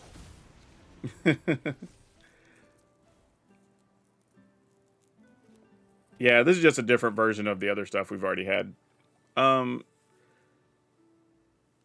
So I think we do that. Now, admittedly, if they have an Aang, our hand's not going to do anything, and we just have to eat it, and it sucks, but it's cost of doing business. Yeah, they're going to get rid of our lane here. Yep, that's what I thought. So that's what I was saying, like, if there was anything else, sure. Yeah, now I don't think we can win. Unless there was magically another Badger Mole, but yeah. Alright, GG's. Like, we're just going to pass. Let them do their thing. Well, yeah, but we already had multiple things that can blink stuff. It's just a bonus because you get a 1/1.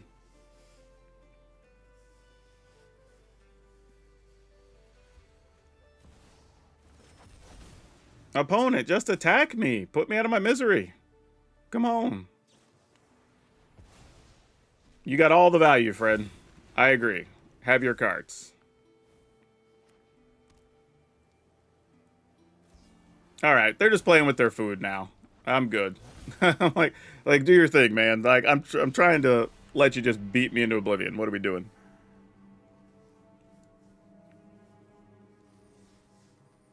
Yeah, early access is definitely the best time to play Fun Brews. Because the thing about early access is you're not trying to just build a ladder climbing deck, right? You want to try to see how different ways you can use new cards.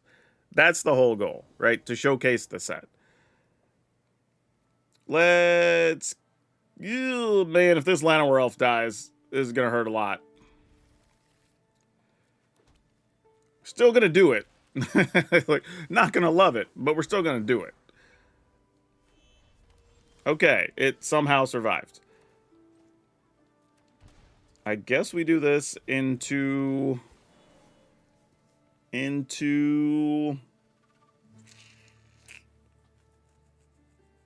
I mean, I'm not discarding a land to get a Badger Mole Cub, right? That's crazy. But if I... damn, this is a hard choice. Get rid of Aurora Awakener, but then... I can't. I think it's got to be Calamity. That sucks. I just couldn't convince myself it should be any other way. I could... Bloom Tender... I mean, if they don't have removal, Bloom Tender is probably better. Let's just see what happens. Okay, well, that makes life a little better, potentially. I guess I'll put this on red. Pass the turn. Okay, thought they might have had something they could flash in there since they didn't get rid of our creatures. Oh, there's a Tezzeret.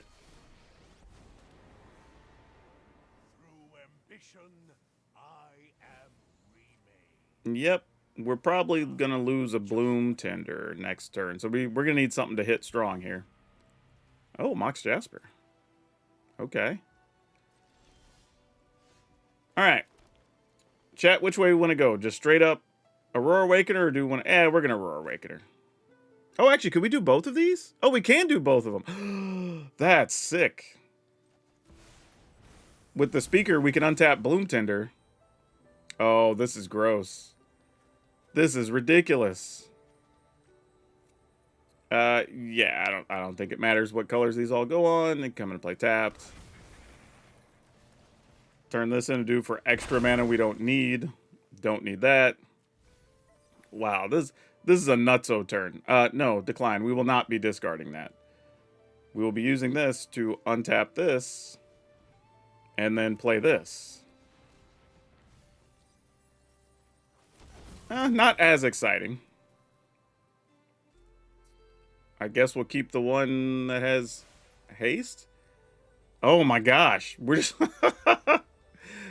we might deck ourselves. All right, good stuff. Yeah, and a Terror of the Peaks. Great. Love it. This okay. Well, all right then. Things are just happening. This is comical. What do we even... Okay, what do we have? Oh, the Terror of the Peaks target. Yeah, sure. Yeah, we'll just pick off that because... Oh, and I gotta activate a land? Yeah, sure. Do I have enough to do this again? Nope, I don't. I can't, right? Oh, no, we don't. That's what I thought. Okay, sure. Now we go ahead and find somewhere in here. There's a Aurora Awakener. Nope, one of these doesn't have summoning sick. There we go. And then we just get in there for however much this is. We're not even going to get to resolve all these, are we? Terror of the Peaks, lands. Oh my gosh. This is so many triggers all at one time. Oh, goodness. All right. Sure. These are all stacked up. Like... And then lands and badger mole cubs. Sure.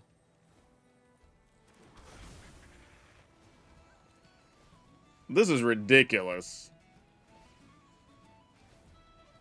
All right, lands, yep. Lands, yep.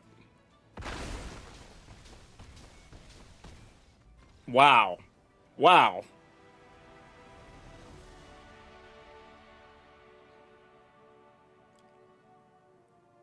This is one of those scenarios where, like, in your head, when you're deck building, you're like, okay, there's some cool things we might be able to do.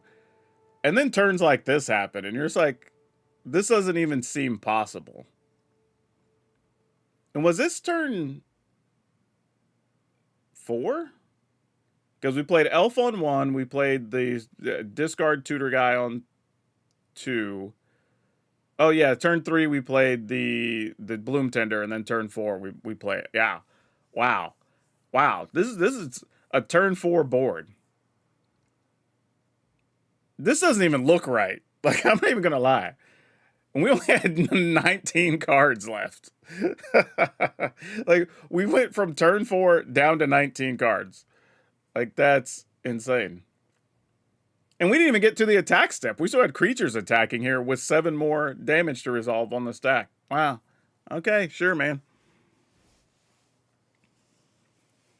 That was something.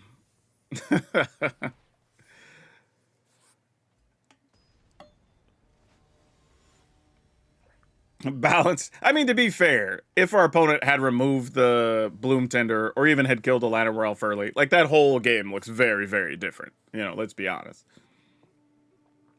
We get to go first. Cool. We get Llanowar Elf probably into Noggle Robber, and that's something.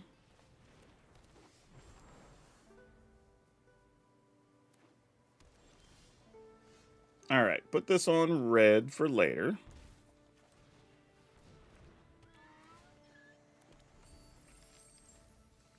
We might need to play more Noggle Robbers, man. This card's really good in here.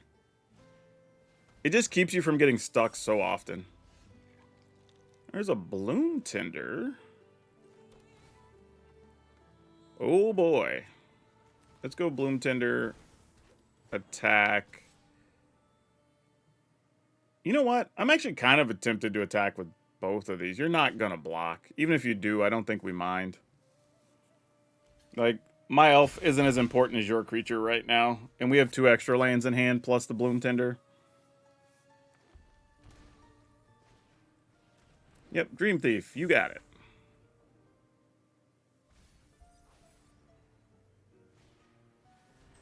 Oh, so they're trying to get to this. Nice. All right. I can appreciate that. So we have 2, 3, 4, 5. We could just have 6. Ooh, you know what? I am going to do this. And I'm going to let Noggle Robber ride a calamity. Because we get a lot of extra treasure here.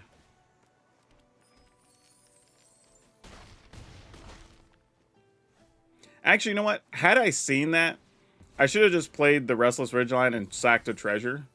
So then I could have all the mana to use the Ridgeline and stuff this turn. But, what? Crack a treasure? Crack a treasure? Try to terror? And terror just happens. Alright, I'm gonna go for Noggle Robber. Mostly because they left mana open. I didn't want to just use the terror of the peaks there, because if they killed the terror, then we don't get anything. Really? We get to go to the attack step? Okay, then. Sure. Just cakewalk over fairies, I guess. Alright, well, not how I expected that was going to happen. Cool.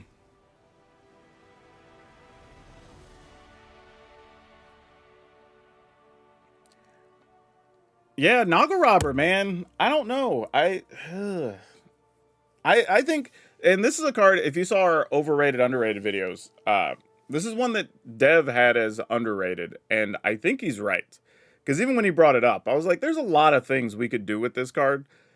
And if you're in a world of creature battles, where you're just getting to block and possibly kill one of their things and get a treasure, like, this just does a lot. Like, even we can turn 1 Llanowar Elf, turn 2 Noggle Robber, get a treasure.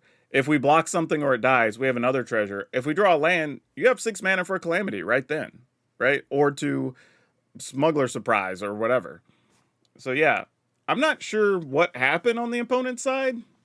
I thought anytime you see Looter, it's a sign of shenanigans. You would think they would be doing graveyard stuff, but they just blocked with it. I don't know. Weird. But the second fairy deck we've seen during early access, and they were built very differently. So maybe there's multiple ways to do fairies. I don't know.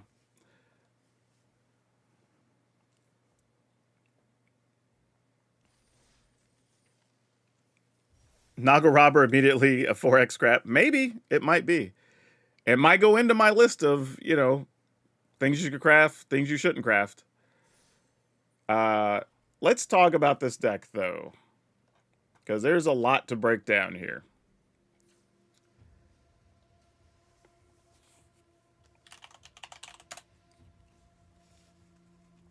Because, man, there are things.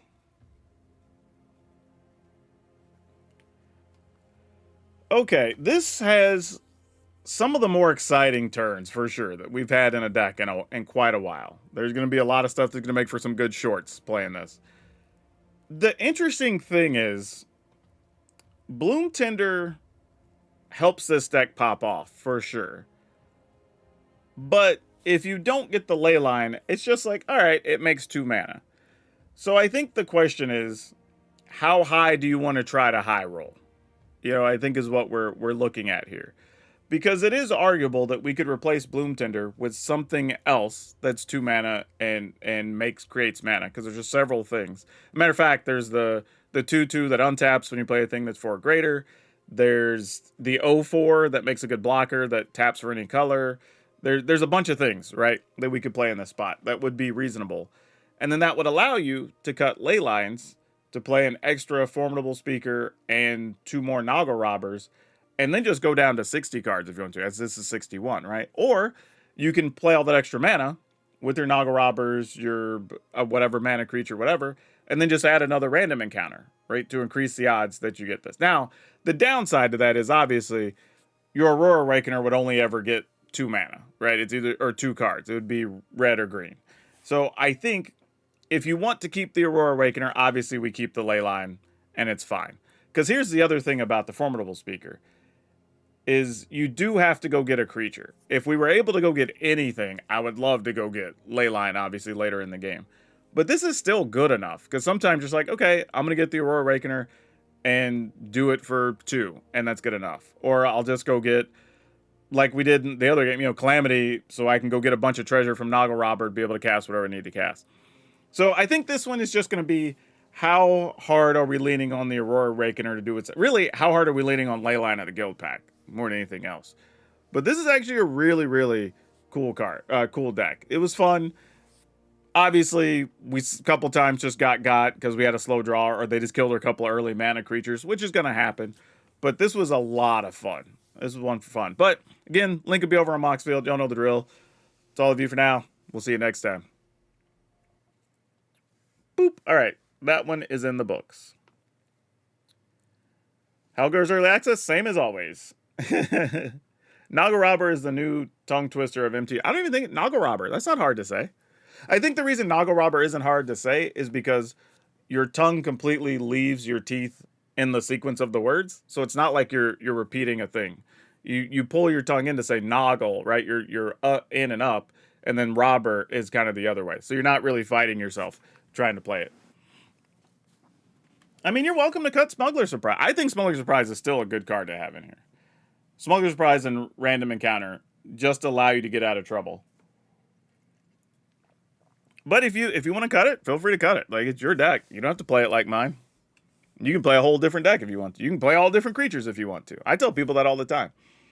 I've had people literally want to be like aggressively insulting of just like, oh, well, you should take this out and do this and blah, blah. Okay, great. Go for it. It's your deck. You do what you want to do with your deck. I'm not, my lists are not the gospel.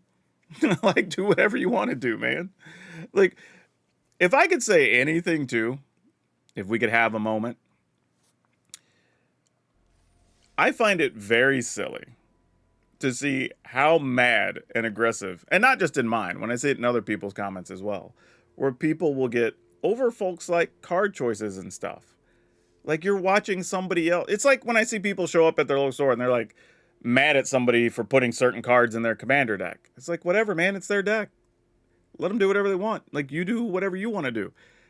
And then the crazy part is, sometimes the suggestions are terrible. There's been times the suggestions don't even work with the rest of the deck. And then if they're aggressive toward, like, and I'll use myself as an example, I'm not going to call anybody else out, but like, they'll be aggressive toward me about like, oh, you're dumb. You should be playing this instead of whatever.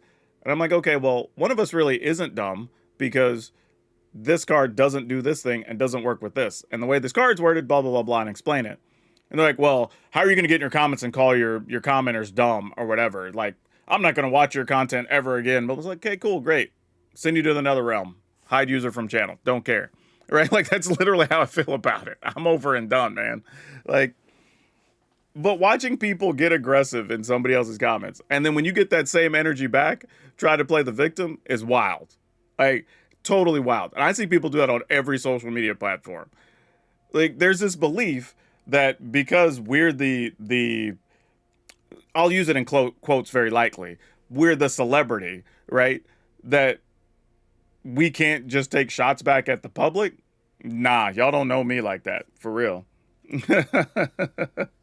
Like, just say it. Like, if you bring negative energy toward me, you best believe I'm gonna bring the negative energy back.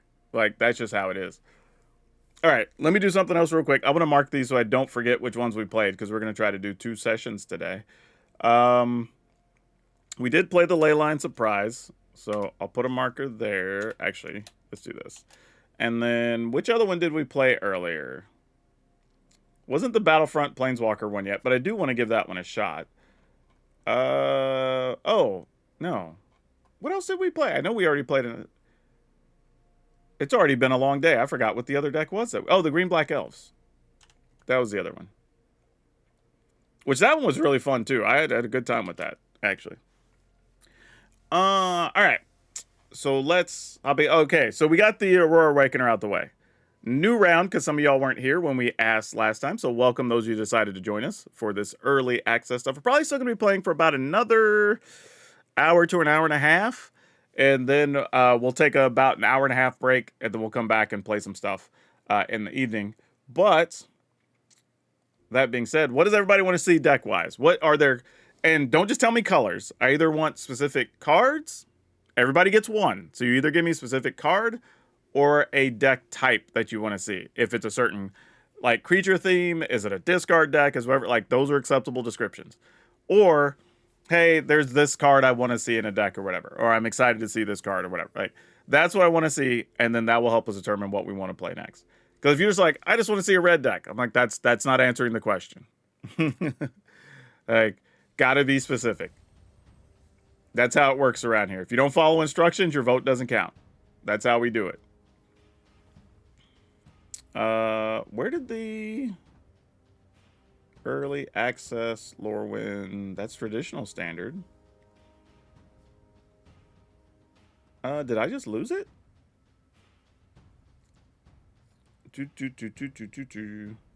Traditional. Oh, there it is. It's right here. All right, so we have votes for goblins, elementals, 3 goblins, 1 merfolk. So we have 3-1-1, goblins, elementals, merfolk. Get your votes in. We're going to give it about another minute or so. A planeswalker deck. Sure. Merfolk, so 2 for Merfolk. So we have 3 for goblins, 1 for elementals, 1 for something with planeswalkers, and 2 for Merfolk. 1 for, what was the other one? Elementals, yeah. I like those. Evoke, Elemental Incarnation. Do you have anything brewed with those? I have some index. I don't know if I have one that's just like based around those. Mutable Explorer. I might have one deck with Mutable. So it looks like right now, Goblins are the winners. Reanimator, we're not doing any Reanimator on early access. It's, one, just not fun because there's no interactions. Like, there's no reason for people to play a lot of graveyard removal. We're not learning anything by playing Reanimator. So we're just not going to play it. Yeah, all right. So it looks like Goblins is it for now. Spine Rock Tyrant with the double creature. That's a whole thing. If you want to see Spine Rock Tyrant, cool. But when you start dictating the entire deck, like Spine Rock Tyrant with this other thing, like, we're not doing that. Like, you can say Spine Rock Tyrant, and we'll count that. All right, looks like we're gonna go Goblins. Goblins looks like it's the leader. So we have this for Goblin. I think this is the only Goblins list I have together. Though I do think there's still room for just mono red aggro Goblins. And this is a list that comes straight from Yeoman 5, I believe is where I got this one. I don't think I changed anything in it. I think this is straight up how he had it. So we may just play it as is. Just double checking, making sure. Yep, this looks like standard fare. All right.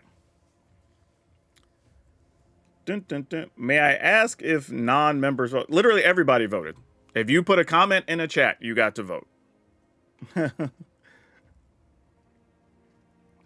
didn't even bother making a poll or anything. I just accepted whatever comment. If you could type in anything from your phone, computer, laptop, wherever you were listening or watching, you'd have been able to make a vote.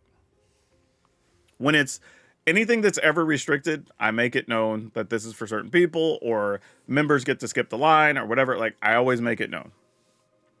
We played the Green Champion earlier. That thing was nutso, by the way. Are you saying here? No, Champion of the Weird is in here. There's a couple copies. It's here. All right, what's up, Dragon Brood? Everybody wanted to see Goblin, so this is the one we're playing next here in the sequence of stuff for our Lorwyn early access pile of things. And honestly, it's kind of cool. Credit for this one goes to Yeoman 5. I'm playing his list straight up. Didn't make any changes to it. I knew people were going to want a Goblins list, and he already had one. So we're going to see how it works out. So starting with Vile Boggart. This is a 1-mana 1/1. When it dies, you get to put a 1/1 counter on up to 1 target creature, which is super nice because it means it can basically fight against 2/2s. Corrupted Conviction. This is a way we can sacrifice stuff and draw cards, which is great when you have stuff like this where you can put counters on things. Desperate Measures. Target creature gets +1, -1, and when it dies under your control, you get to draw 2 cards. Obviously, we're going to have goblins and tokens that are going to die, so we can get extra cards out of that as well. Mud Button Curse Tosser. This is one that when this creature dies, you get to destroy a thing that has power 2 or less. That's going to be a lot of things. So this is pretty cool. And you just have to behold a goblin, and all our creatures are goblins, so it should be fine. Scuzzback Scrounger. This is another one I'm interested in. 3 mana, or 2 mana, 3/2. At the beginning of your first main phase, you get to put a -1/-1 on something, but you do get to make a treasure. This says whenever another goblin you control dies, opponent takes a point of damage. It does have Death Touch, which is also really neat. I wish it dealt damage to creatures, would be kind of sick, but there's no way. That'd be too good. Boggart Mischief. This is an interesting one. It's a Kindred enchantment, but you get to blight 1 when it enters, and then you create 2 goblins, which is pretty cool. And then whenever goblin you control dies, each opponent loses a life, you gain a life. Then we have Howl Squad Heavies, which you've seen this probably on the ladder. This is every turn you make goblin. Those new goblins have to attack. And then you can tap for mana if you reach max speed. Champion of the Weird is an interesting one. I think we had a bit of a debate about this one in the preseason, but it's 4 mana, 5/5. You have to behold a goblin when you play it. You can pay a life and blight 2, so put 2 -1/-1s on some of your stuff. Target opponent then also puts -2/-2 on their things. We have to activate this as a sorcery, and then when this creature leaves the battlefield, you return the exiled card, all that good stuff. So yeah, fun stuff there. And then of course Krankos. Why do I have 2 different versions of Kranko? Let's see if we can match these up. I like having all my cards matching. There we go. We have all of our Krankos that you tap to make more goblins. No real surprises there otherwise. So yeah, this should work the way we're expecting. We have a secluded courtyard here, but there's other lands that you can also choose creature types. Eclipse Realms is one here. You can choose Goblin, and then all your stuff taps. Taps for anything you want to play as a Goblin. So like, yeah, not too anything crazy here. I do think this deck could probably use a couple of Restless lands, but I will note that we do want to have a bunch of 1 mana or untapped lands on turn 1. So that is something to consider here as well. But I think if we just cut 2 swamps, we might be fine. Everything else looks like it should check out. So yeah, this should get us where we want to go. Hadn't played goblins in a minute, so it'll be interesting to see how this works. Doing a little bit of business. Don't forget, if you want to buy this or anything else, or any just Lorwyn as a whole, be sure to check out our friends over at Tales of Adventure. It's toamagic.com. Use my code DRAGON. It's DRAGN. It'll save you 5% on everything, and you get to support the channel while saving yourself some money. But all right, let's go see if these goblins will sacrifice themselves for the greater good.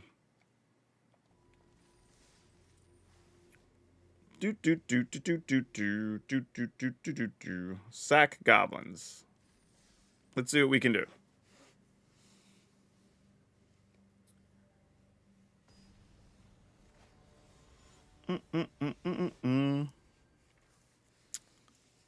Benjamin, you don't have to beg in chats. If it was by vote, so if the vote wins, that's the one we go with.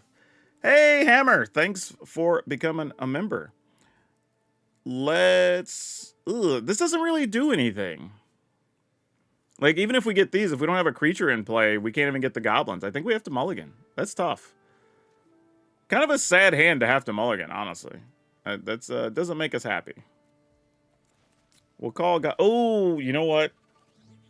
Should have kept the other land, because I can't cast these with this. I can only cast goblins. Oh, I guess technically I could play this and then -1. Okay, maybe. Yeah, but I should have kept the other land for sure. Multiversal Passage would have been important. That's going to be a bit of an issue. I think I'm just going to do this. No attacks. Because I want to be able to blight something and get a treasure.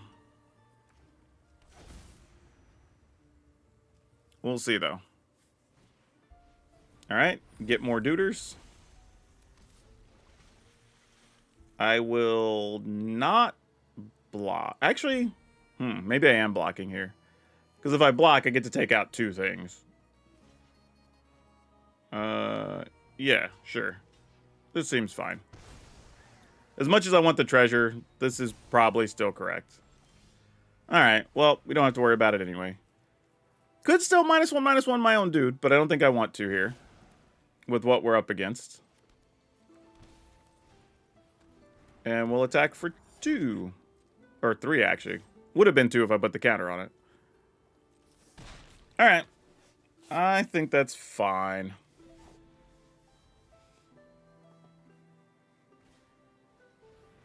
All your stuff gets +1/+1. All right. Let's sure. Oh, actually, you know what? I can block that, then put the minus in my. Yeah, let's do that. Because these are both instants, right? Yeah, sure. So we'll block. Yeah, that's fine. And then we'll just give this -1. Then get rid of both of them. You can only sacrifice creatures to this. All right, yeah, decline. All right, I need some other bodies, deck. We have a lot of goblins. Where are they at?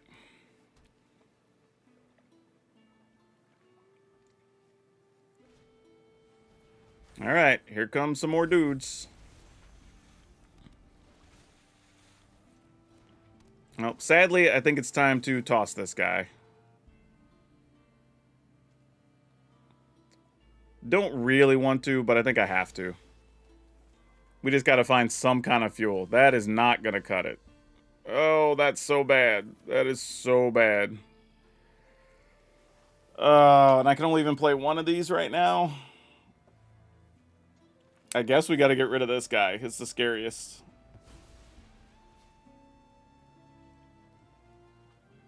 Yeah, we got to wait. We need something we can blight.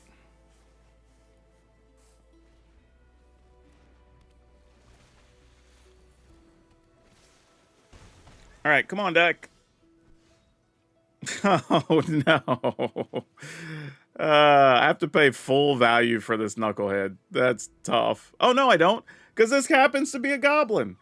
Oh, sicko. Can I not? Does this not count?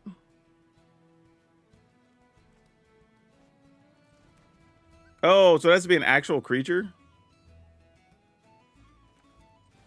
Oh, I thought there was a chance these would count. Okay, well, guess not. All right, I guess we have to pay the full value. Learned a thing today. That's tough. Yeah, I think the goblins are hiding over in Shadowmoor. You're absolutely right. Yeah, put some counters on your dudes. Get some cards. Totally legit. I mean, nothing I'm going to do about it here. I'm just going to take it. Got to do this first, I think. Turn those into multiple dudes. Get to destroy this. I don't even know if it's worth sacking to draw here. It's 3, 4, 5, 6. That's 8 total. Yeah, if they had even one bounce spell, we'd be dead. Yeah, we just didn't draw creatures here is our problem.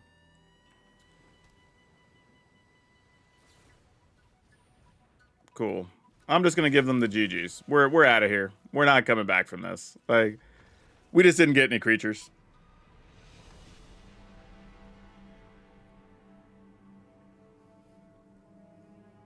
And I will say, I could have sacrificed to destroy this before they put the counters on stuff and maybe bought some extra turns. You know, so there were ways to play around it. It didn't have to end up like this.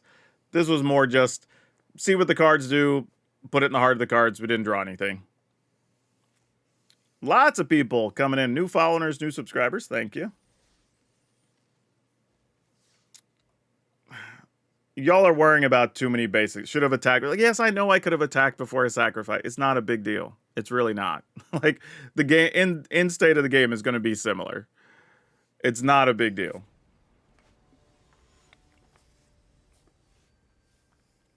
That's the thing too. Too many people want to jump in comments on people's gameplay videos, but you could have done it, and this would have been like, yeah, sure, but who cares? It's not that big a deal. It's not that serious, y'all. We will keep this. Especially when the outcome doesn't change. That's the biggest thing to me. Like, if the end result's going to be the same thing anyway, then, like, who cares that something could have been different? All right. Let's go here. We will play this and attack. I mean, we do get little death touchers. That counts for something. All right, that's a big body. That thing has ward, too. That also sucks. All right, we'll attack. And then we'll play this and make some gobos. Put the counter here. Don't really mind putting it here because a 1-2 death touch still reasonable against a lot of things.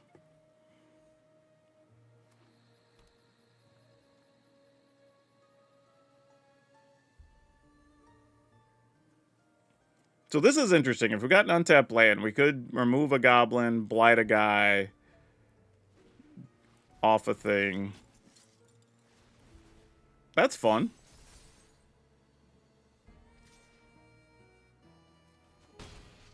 That's kind of sweet. Like, little quirky, but kind of cool. I dig it. We'll play one of these. And one of these. I mean, we have plenty of goblins to behold, so it's not a huge deal. And no reason to attack there. So you create a token that's a copy, and then you make a 1/1. Target creature will fight. All right. And then this is just whenever another creature enters, you remove counters. All right. Sure. You got it. That thing will be a problem very quickly if we're not careful.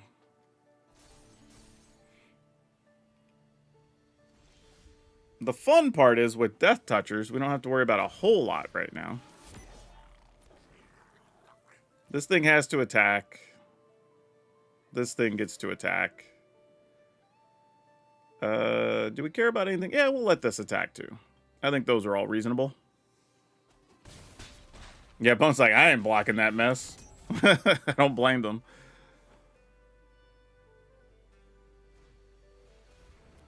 Eclipsed Kithkin, you get to draw a card. I mean, their big 6/6s will trample. I mean, that's not nothing. I mean, that's a real thing.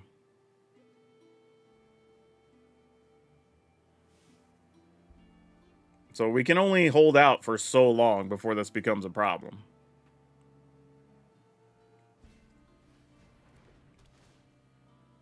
Probably getting rid of one of the Death Touchers. That makes sense. All right. They do get to gain a little bit of life. We do get to drain them as well. So they go to 11.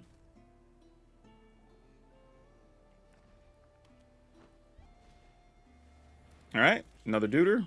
Makes sense. I mean, at some point, they got to get in here. I was going to say, they can't just stay there forever. Now, that's suspicious. Why is the 1/1 getting in here? Why are we... Okay. Is this some type of trick? You've already tapped out. You played that. Oh, you're trying to trigger this. You need 3 attackers. That's what that's about. Got it. I was like, why is this 1/1 coming in here? Sometimes you just gotta explain why the weird thing's happening, you know, before things go too far sideways. Ooh. What can we do with this? Is it worth it to try to draw 2 cards here? If we get rid of this, or if we off our own guy, we get to get rid of 2 things. I kind of like that, actually. Oh, no, because we only get rid of 1 thing. I think I still want to do it, though.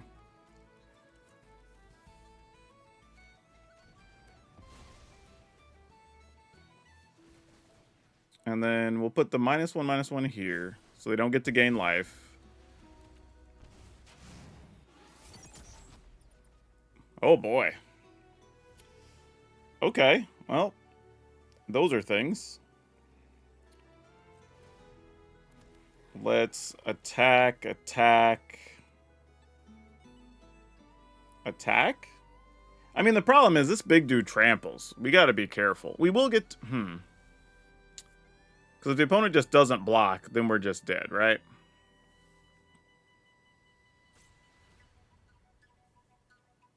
Yeah, I think sadly we can only attack with this. That's unfortunate. Because any real card in their hand, we'd be in trouble. That's tough.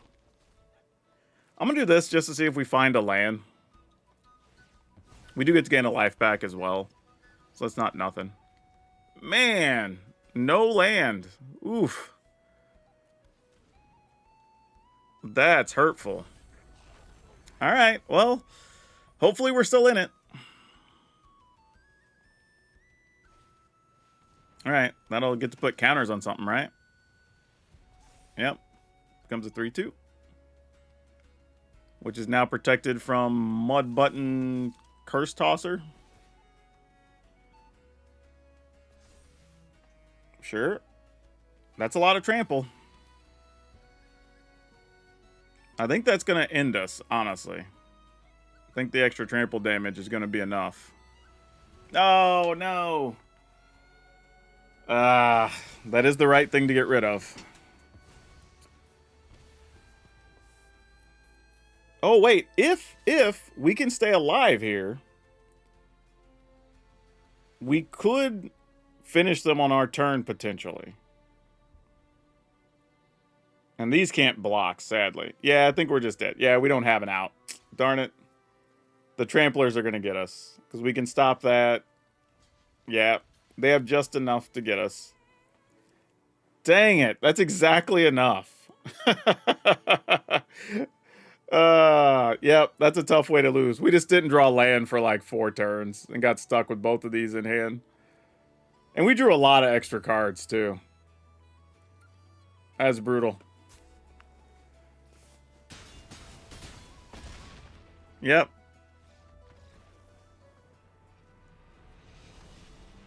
Is there a place people can put some early Lorwyn standard builds for you to maybe test? Nope, because after today there will be no testing until the set's out. We literally only have it for a 24-hour period to do the streams, and that's it. You can always hop into our Discord if you just want to talk about decks or get help building. We have a whole standard section that people use regularly. People post in there every day. Links in the description. It's free to go hop into the Discord. Oh, yeah, if you're in the Discord already, then you're good.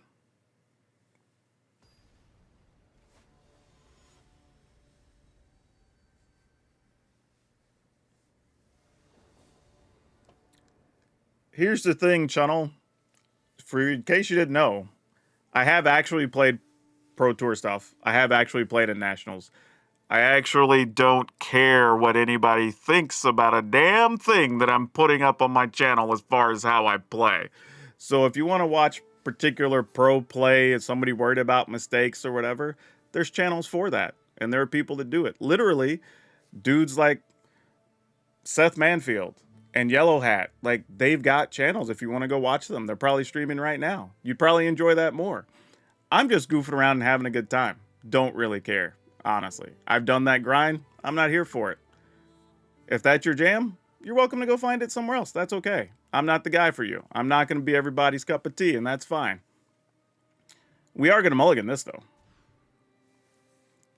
Oh, this is real bad. This is hurtful levels of bad, but we're going to keep it anyway. And we're going to gamble. It's a bad gamble, but we're still going to gamble.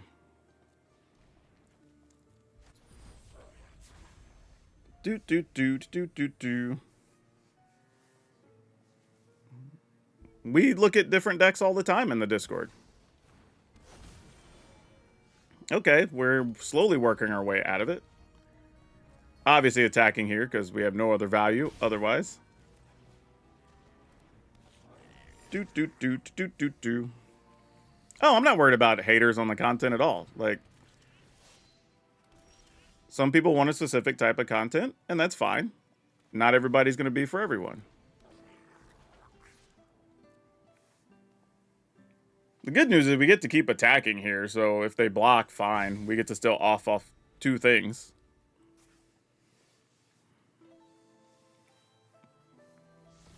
But it's the same way I made a video a few weeks back that got a lot of about a month ago, actually, where I pointed out that it is weird that people show up in spaces where folks are not being competitive and try to enforce being competitive or want to challenge people or want to insult their play skills or I could crush this deck, you should play me, whatever. Like, mostly because there are spaces where you can actually do that. There's qualifiers, there's pro tours, there's arena championships, there's whatever, right? Those things exist if you want to go do them, and that's fine. But going into spaces where that's not a thing is just weird. Generally. And that's for any game, not just Magic. Like, I see it with so much stuff, and I always think that's just like a weird bit of behavior. Don't know why people think they have to do that. Or what you're gaining, right? The example I use is like if I were to show up to the local YMCA or something, right? And there's some 40-year-old dad just in there trying to shoot some free throws to get some exercise in or whatever, shooting around the court, and then just walking up and challenging him to a one-on-one game. Like, it's weird. Like, why would you even bother? Like, somebody just casually doing a shoot around, and you're in there trying to make a whole deal out of it. Like, so awkward. Oh, I only get to put a -1/-1 on something. I meant to kill this guy. I was talking to y'all, not paying attention. Ah, well. 'Tis fine. We're so far behind an ore board right now anyway, so it doesn't really matter.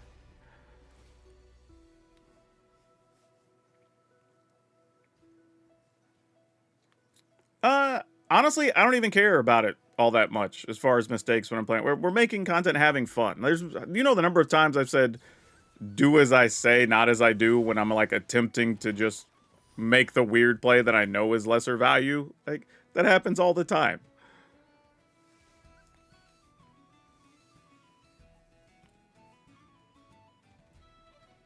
What you got, opponent?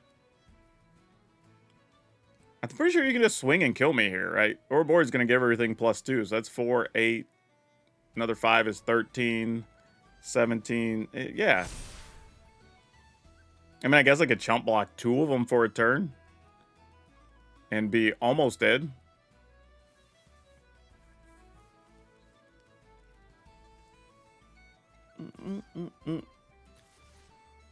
We're not getting in with everything. I mean, I guess if you thought there was some weird way I could come over the top, I understand. I don't have it, but they don't know that. All right, so they go to 9, and then we don't really have an out here, I don't think.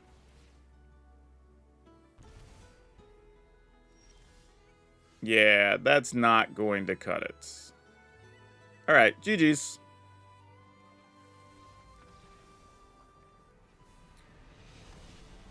But yeah, like I said, we see that. Oh, that was fine. Bonus deck was good. But yeah, I tell people all the time, like, I've done, we did a stream a couple in December where we were reviewing some of my stuff from when I played in Star City Opens, right? Like, I've done all that. Like, I don't care to try to be super competitive. That's literally not a goal of anything I'm doing right now. So I can tell people, if I just wanted to race to Mythic every season, like, we could. I get to Mythic playing dumb stuff and tanking my rank with bad decks while I'm testing stuff. So, like, of course we could get to Mythic whenever, right? It's not really a thing. But you have people who want to make everything a thing, and it's weird. And I feel bad for those people, because often I feel like, and I don't know them on a personal level, obviously, but I often feel like you have something missing that you're trying to fill that void, and gaming gets too high of a status on your personal value, right? That's what it feels like, especially when I see people on, you know, the League of Legends stuff and Call of Duty, where that's the vibe I get, is like, you're trying to make up for something that you're lacking, and you're putting that negativity on somebody else. Like, why though, right? Everyone's just trying to enjoy their games. It's the same way, like, I always tell people, find people that are gaming the way you want to game, right? I'm not going to sit in a board game group where everybody's super competitive, because for me, board gamings are my chill time, right? So I'm just not playing the big, like, crunchy 3-hour games where everybody's going to have to flip through every single rule all the time. We're keeping this. Why not? Because I'm explaining for the chat. Because here's the thing you also have to understand. I've done public stuff enough to know that if I just put something out there and don't explain it, that's the other part of the argument, right? Everybody turns it into something that it's not. I've done it enough to know better. But again, you're welcome to hang out, be part of the fun if you want to, or you can leave if you want to. Either way works for me. I'll be fine just the same. All right, what are we doing, opponent? Playing Meek Attack. That'll be a lot of fun. Something crazy is probably about to happen on their end.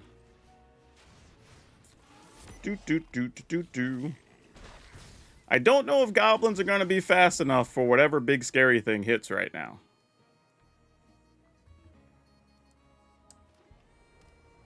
All right, here we go. What's the scary thing? Probably going to be like an elemental or something. Oh, you can't, because this would be total 5 or 2. Oh, it's that guy. Oh, yeah, we've been seeing that guy already. Sure, do your thing. That seems to be what everybody wants to do with Meek Attack right now. Yeah, sure, I'll take my 9. I don't really have a favorite card in this set. I haven't played enough with them to have made that decision confidently. If I play this and then this, do we set up a way to block next turn that matters? Probably not. We're at 11. If you do this again, you could get rid of 4 lands. This is 8, 9, 10. We could have 2 blockers. I think I'm only going to attack with these just to leave enough toughness back so nothing super crazy happens. It's probably the wrong way to do that, but let's get rid of one of these.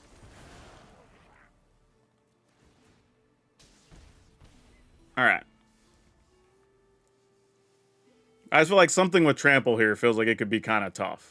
Because this doesn't trample on its own, but I don't know what else they're going to put into play here.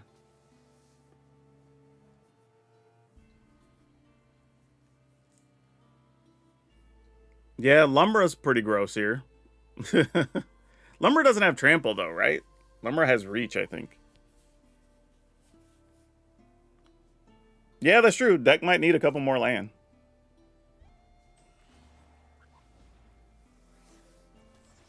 Okay. We saw that, I think, in somebody's list. That's just going to go to the graveyard. Yeah, we'll block. Why not?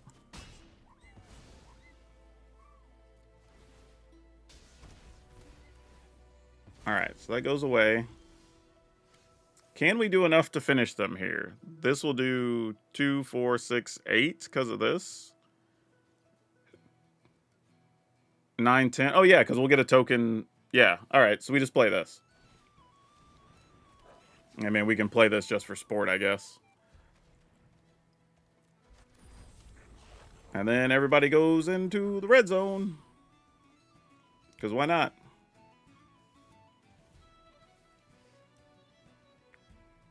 Then the Curse Catcher is going to deal extra damage and all that good stuff.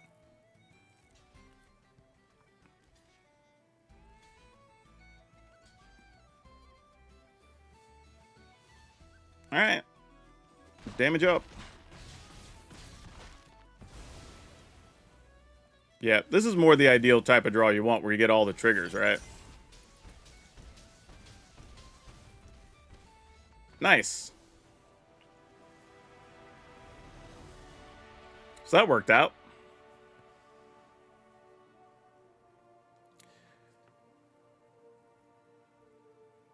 But yeah, it's possible the deck might need another land or two. We'll have to see.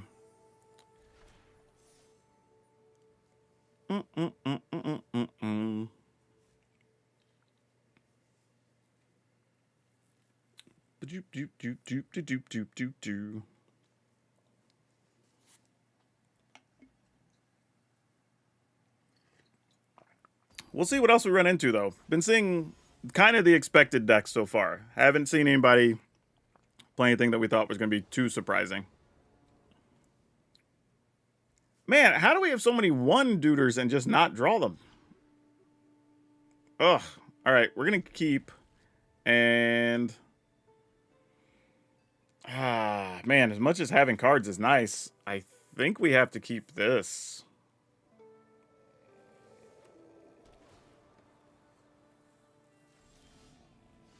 Okay. You are probably better to have here early. I guess. We'll just do this anyway. Probably should save the life, but we'll see. Behold the Goblin. We'll show this. It's not a surprise if you're playing Goblins, what you're going to have in the list.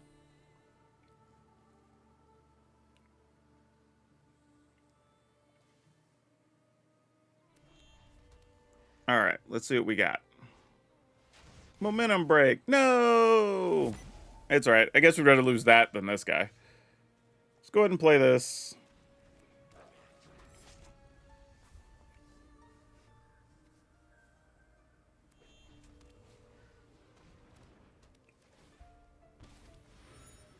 Man, I don't know what we're up to, but it looks fun.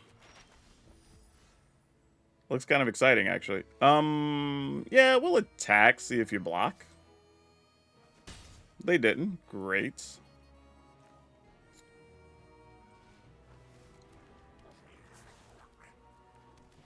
Alright. I mean, that being said, the Spyglass Iron could be really big this turn. And be gaining life. A new subscriber, thank you. Alright, how bad is this turn gonna be?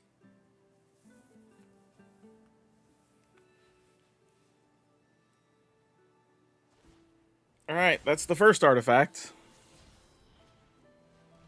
Another pursuit. Wow, alright, well, that's gonna be +2 at the very least, right? Oh, nope, they opted not to attack with it. I guess we kind of just gotta play this. We can't not do it. I mean, like, we could, but why? Alright, let's get in there.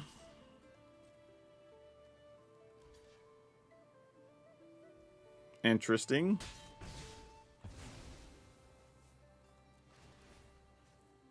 On up to 1 target creature, so we'll submit 0.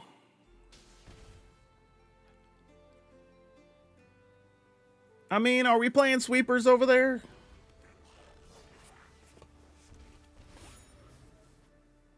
I mean, they're also draining their life total to kind of help us in some ways, too. With us having the Curse Crafter or whatever. Because they're going to be taking 2 a turn. Explorer. I have that in 1 list. Ooh, man, we kind of needed some more help here. This is kind of an interesting situation.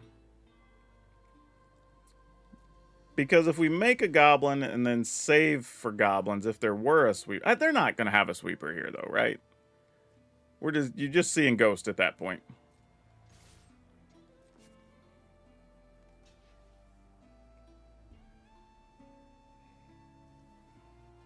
Alright. I'm willing to play this.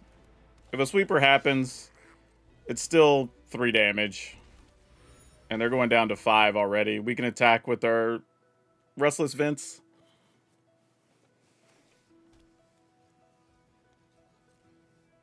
Uh-oh. I mean, this might be a trap.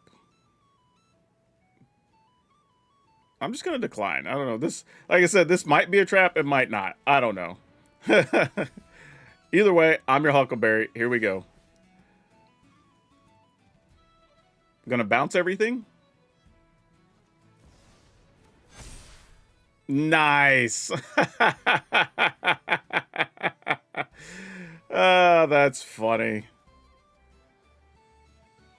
Sure. They all became copies of our Duder. That's hilarious. I'm not even mad at that. That's good stuff. You got it, fam. That is awesome. Sure.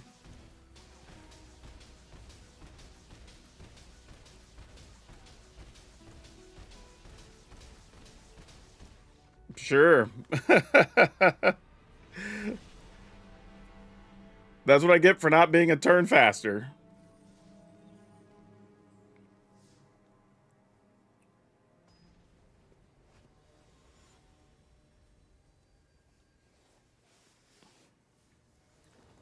Can't be mad at that. Thanks for that, by the way.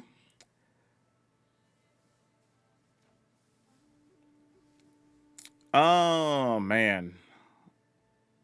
What do we do with this? I guess we keep it.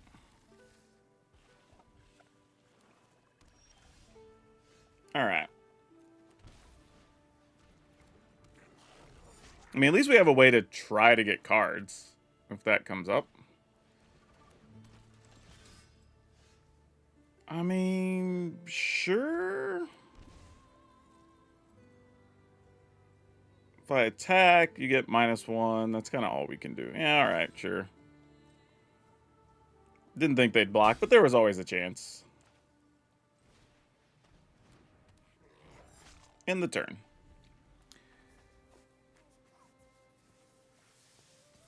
We are attacking. No blocks. I mean, there is a world where them taking some incremental damage from Cecil could be beneficial to us. Unholy Annex. I kind of want cards, but I don't think we need them that badly. I'm going to go for some chip damage here, I think.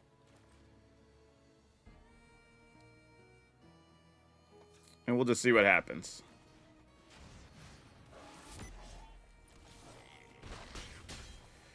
All right.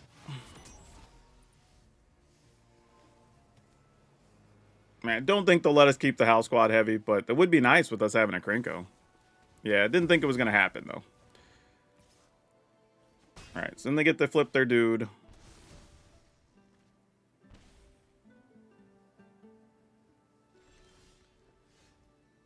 Okay. That's a little bit of something.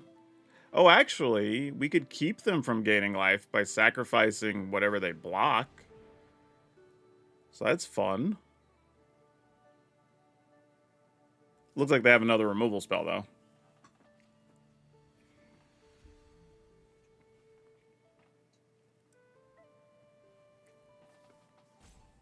Maybe?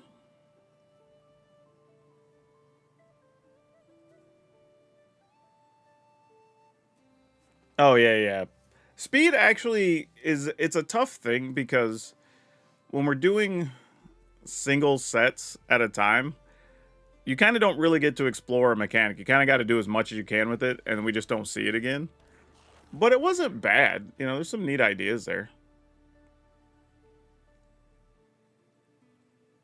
Oh no, our curse crafter is not going to survive, but that's okay. So then the question becomes, how badly do I want to try to get rid of the curse crafter? To get cards. I think we would rather sacrifice whatever they block. And then force them to attack to maybe get life. Alright.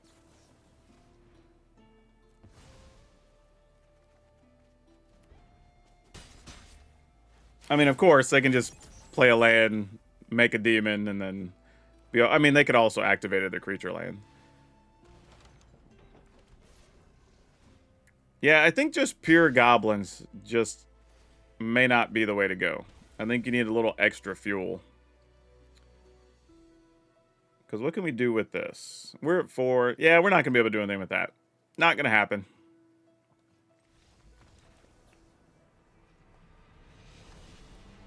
Yeah, there's a lot of things like that, though, right? The things that aren't busted, they're not bad. They're just kind of somewhere in the middle, right? And that's where most of your game mechanics should live.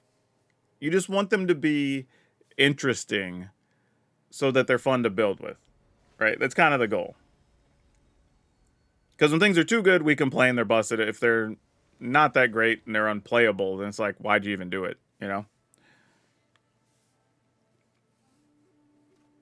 We'll keep this. There was a mechanic. Oh, man. What was the mechanic? It was a long time ago.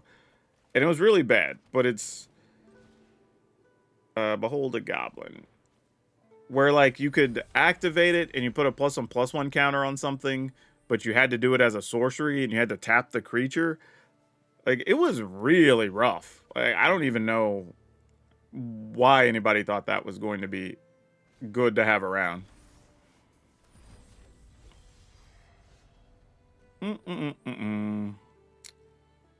Yeah, I guess we're just attacking. They are doing some elf things, though. Yeah, blocking there's not the best thing for the opponents. Let's go ahead and call Goblin, and let's play these two things. At least against elves, you make blocking not so good. Yeah, Outlast. That was the mechanic. Outlast was real.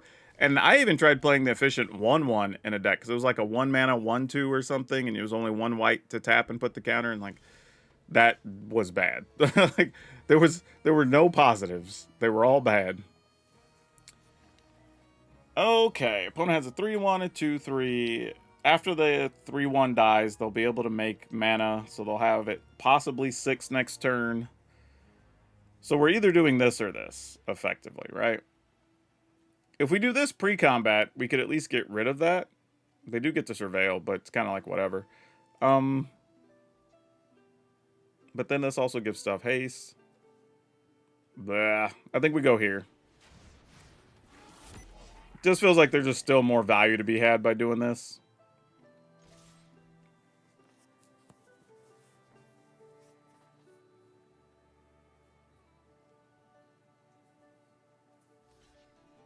Admittedly, this does the life drain thing, and that's a whole different bit, but it's fine.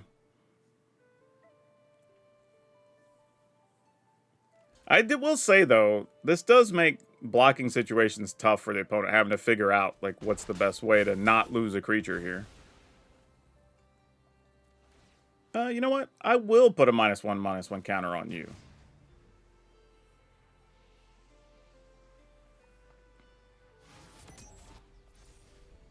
Not that it does much. It's pretty symbolic, if nothing else. Awaken the Honored Dead. That's a card I did not expect to see there, to be honest. That's a little surprising. Dang. Like, they're just like, I'm going to get in here with the Dignitary. Like, yo, what? Well? Are we just attacking here? Opponent's not blocking with that, right? I can't imagine you are, but maybe you are. What do I know? If you're going to block, you block the 2/1. Yeah, exactly. Alright, so now the decision is likely...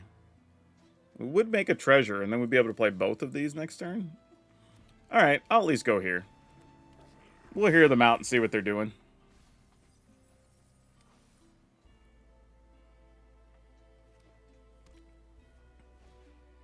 Roaming. Oh my gosh, I have no idea what's happening. So we're about to get got by something crazy, I bet. Well, now putting counters on things doesn't do much other than just make a treasure, which, you know, is fine, I guess. Yeah, I think I will, and make the treasure. Because that does allow us to do a couple of things here. Let's put this on red, I guess. And then we'd be able to do this and this, and then attack. Well, we'd have to sack something, though. So either way, we do this first. You know what? Maybe we just do this anyway. Just go for it. Alright. Speeds up. And we'll just see what happens.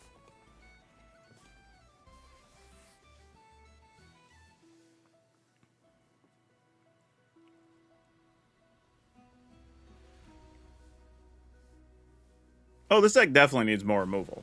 Like, that's a given. I don't think that's even a question. Interesting, they're just getting a Llanowar Elf back? Why? Oh, so you can just... Oh, so you can off stuff here. Alright, I see you. Sure, I'll put a counter. And I'll put a counter.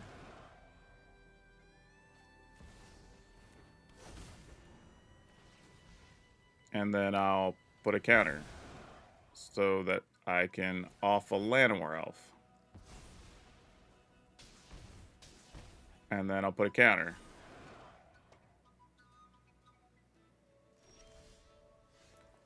Okay, now we're talking about some things here.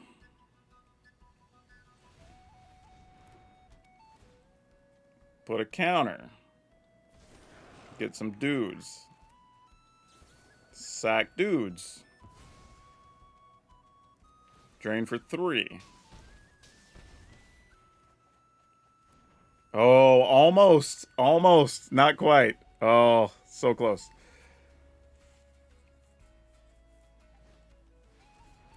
Marielle, that's like whenever you have that or something else in her, you get to look at the top card of your library. Yeah, sure. Have some damage. This is what I was saying about High Perfect Morcant. I think the card is playable, but it's hard to base things around it. Alright, counter. Drain ya. Oh, and that's not even optional? Oh, so they couldn't even make us not put counters. We have to. Oh, that's tough.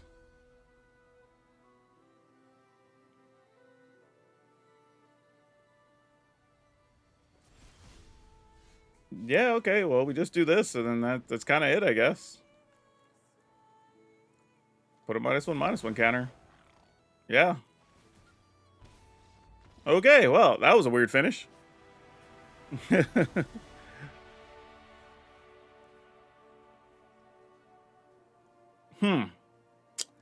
Not sure what to think about that.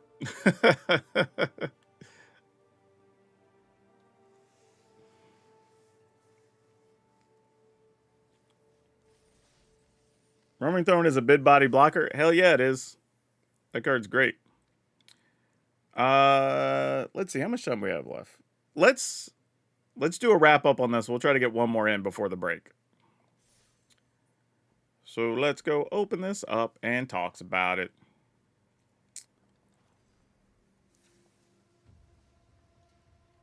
All right.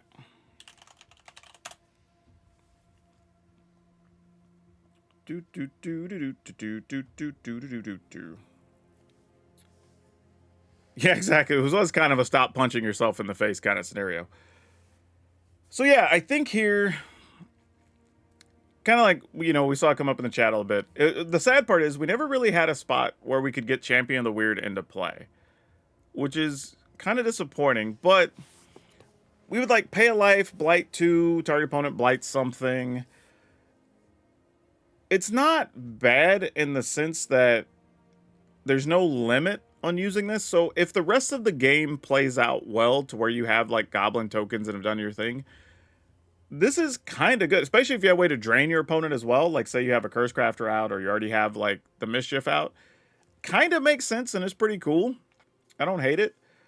Krinko, meh, it's fine. Like it's a 3/3 most of the time. If we already have a Howl Squad heavy, then it's great. But if you don't, it's kind of medium at best.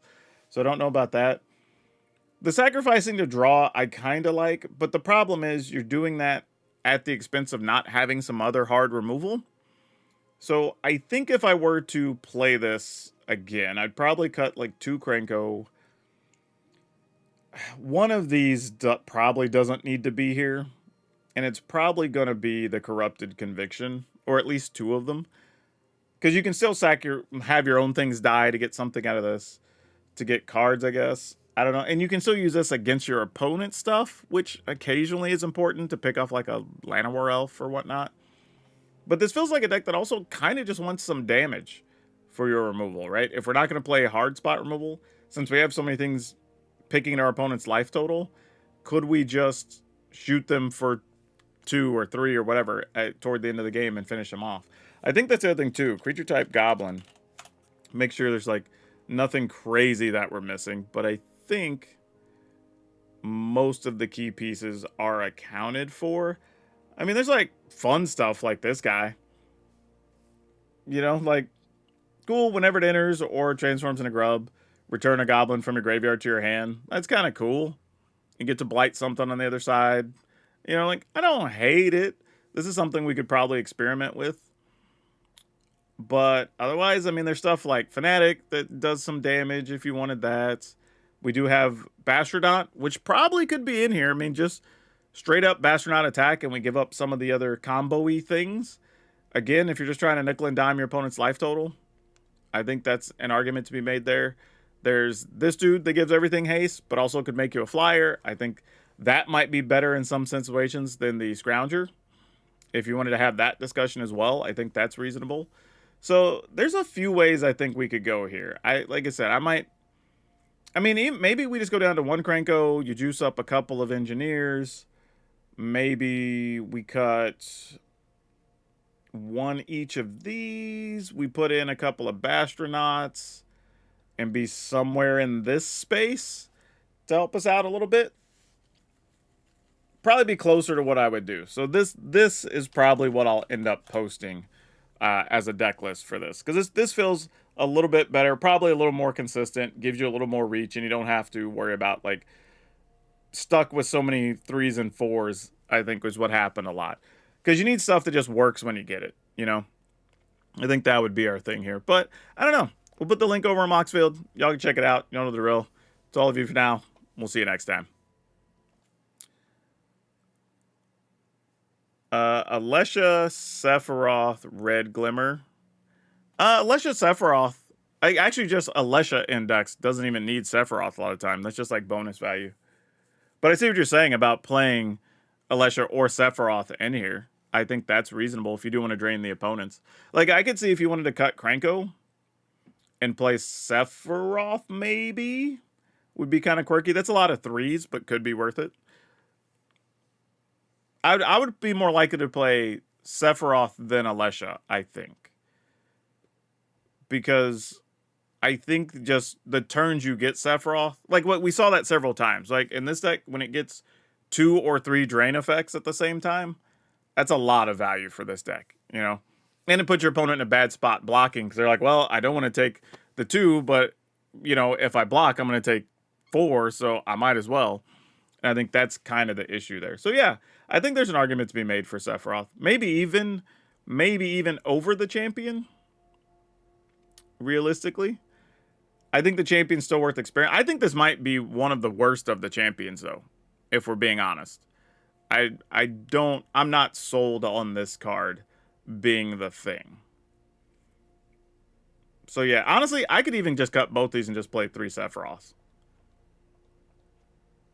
I'd be okay with that.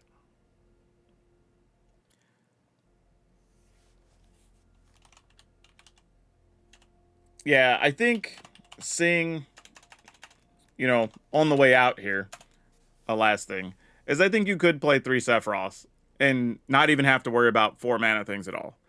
Because I do think the Goblin champion is not as good as the other champions, or at least so far from what we've seen. I do think it has the most, it's one of the ones that has a fairly high upside if you get the right situation. But the floor is real low with that card. And I think that's the issue. Whereas, again, if we just get enough 2 or 3 drain effects at the same time, that's enough to just finish it. Because now your opponent can't even block effectively. So I think that'll work. Done. We did the job. That's where we're going to end things.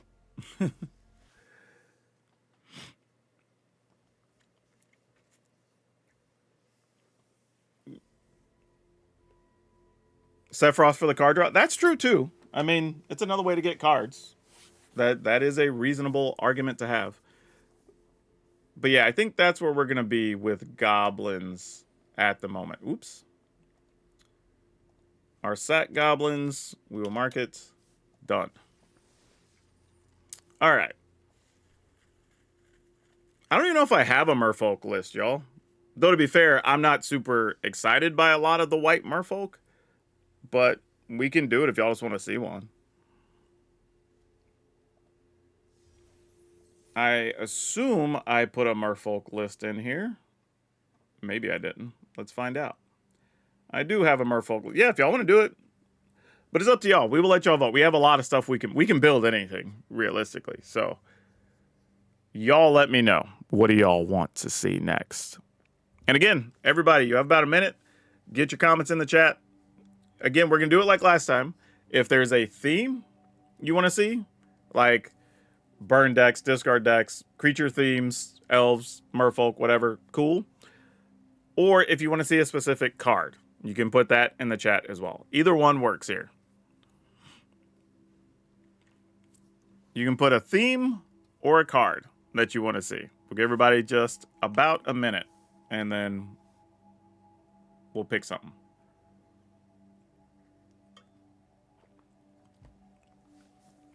You're not doing Garnet today. It doesn't have new cards in it. Ignore it. Don't look at anything on the screen. This is why I hate having my decks up on screen. Y'all need to pick independent of what's on the screen. This is your decision. Whatever you have in your brain from Lorwyn that you want to see, put that in the chat. Because literally, whatever I have on the screen is irrelevant. We can build anything. like that's the thing.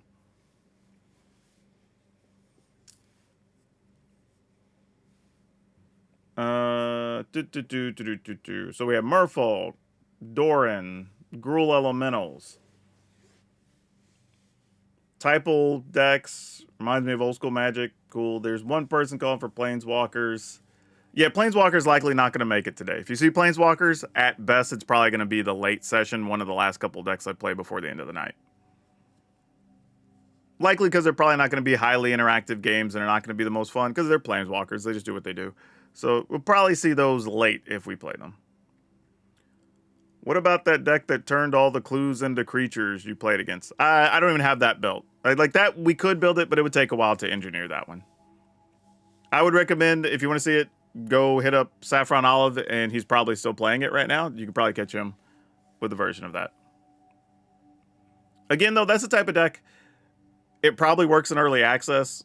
Probably doesn't work regularly, but this is the time to play that type of deck. You know what I mean? Like, if you're going to see a certain card pop off in a weird environment, like this is the place. This is when you want to do it. Jeskai Goblin Control. That just sounds like you just put 3 magic words together. I don't even think that's real. Anything that's not red or blue. Well, I can't promise that. That also isn't a very specific thing. Merfolk, cool. So it looks like Merfolk is going to be it. There is one call for a Johnny, so that is at least somebody else who's somewhat interested in Planeswalkers. Nope. See, again, Bills, we're not. You're trying to go. You want black aggro with Twilight Diviner and 4 black, but like we don't do that. Like you can pick one of those cards, or you can say mono black aggro, right? Like you can do either or. We don't get to dictate the whole deck list. That's not what we're doing. Like very simple instructions, y'all. Like we're trying to keep it simple. You know what it is? That's like I saw a TikTok today.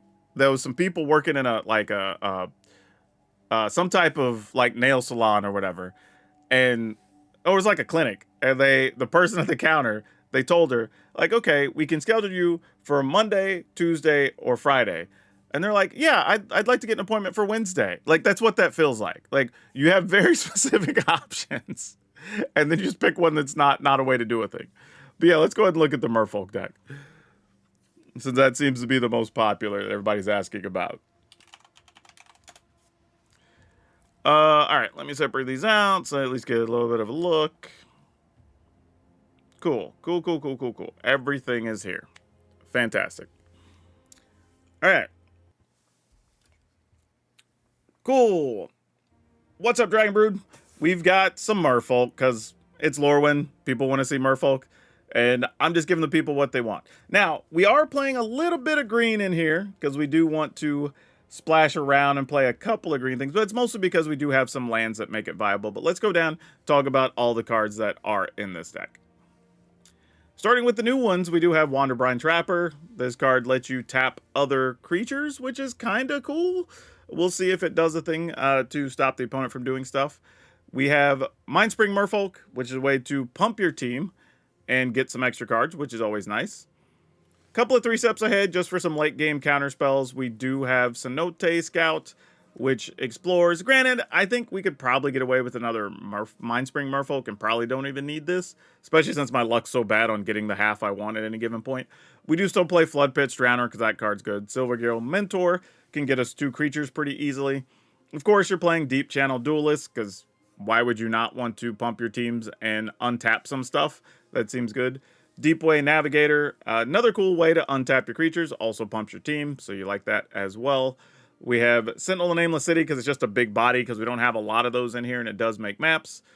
Disruptor of Currents. This is the one I'm very curious on how often we're going to convoke this or just hard cast it, but it does return something to your opponent's hand, which has real value. We can't underestimate that. A couple copies of Harmonized Crescendo to maybe get 2 or 3 cards at a time off of it, if we're lucky.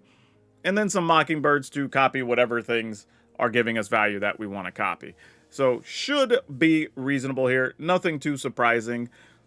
Of course, y'all know the drill. If you want to buy any of your Lorwyn stuff, go over to Tales of Adventure. It's toamagic.com because you can use my code DRAGON, it's DRAGN, and it'll save you 5%. Like, any money you save buying Magic cards is always good. So go do it, support the channel, save yourself some money.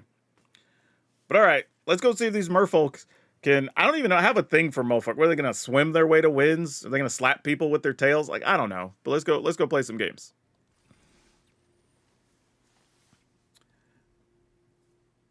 Do.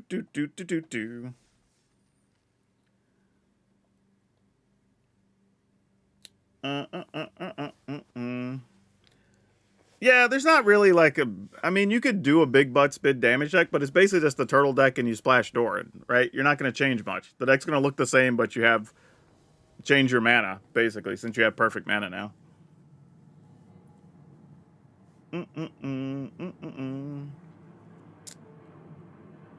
Okay. This, let's see. Yeah, this looks good. Or at least a good start. We'll see how it finishes. Do we get a map or do we get a counter? We get a creature, which is good. I like that. I like that.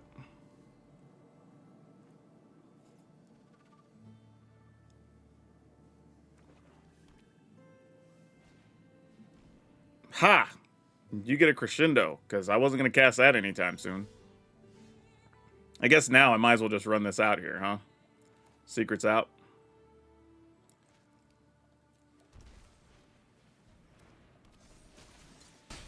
And we get in a little more damage here. Yeah, sure. Untap it. Doesn't really matter. This is the card that's going to be very interesting, because returning anything is nice, right? Non-land stuff, obviously good, but how often is it going to come up that we get that value? Huh. So you know 2 of the 3 cards in our hand. We could... we're not going to do that, right? We're just going to attack. Or at least attempt to. The thing is, the opponent wants us to go to attack here, because if you don't, then we could protect our creature here. Yeah, so we kind of have to walk them into the trap, unfortunately. Alright. You got it. Yeah, we knew what was coming. We're not surprised. Wait, you didn't block? Really, though? Okay. Is there a reason? So we just would lose life to that thing? Alright, sure, I guess. I'm thinking I would have blocked it there. Shrunk my creatures. Like, I don't know, because... what's your play here? Play a fairy and then -2 this guy, maybe? That could work, I guess, if you have it.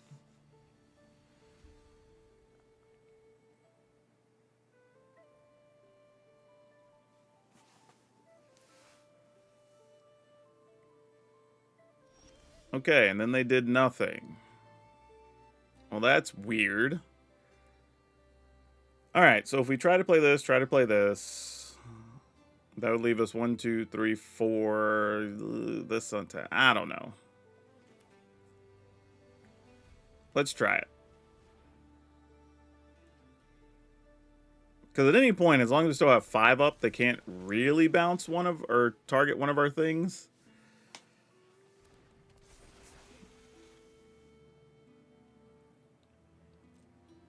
But we're still just going to attack, right? We're not going to just sit back on the 5 mana. I mean, we could also just bounce that if it were to come up.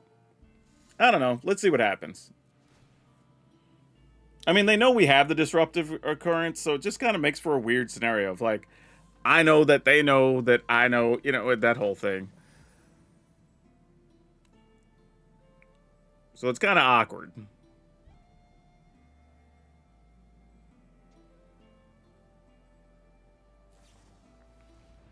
Nowhere to run, sure. Targeting. So we're going to give that -3, so it'll be a 1/4. Or 1/2? Yeah, sure. All right. So, I mean, if that's the scariest thing, then sure.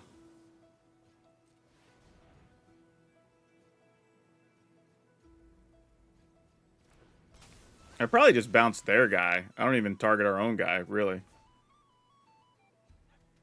Because now they just have to spend more mana on their turn, like replaying it, so we don't really care.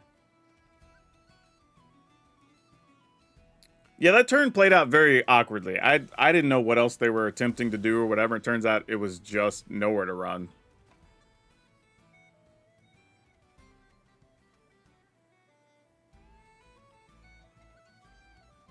Yeah, it'd be interesting to mess around with fairies and see what the better versions look like right now. I'm not totally sure. Because even the black one that's like Bitter Blossom is tough because it's been somewhat of a liability if your opponent gets an aggro start like some of these decks can.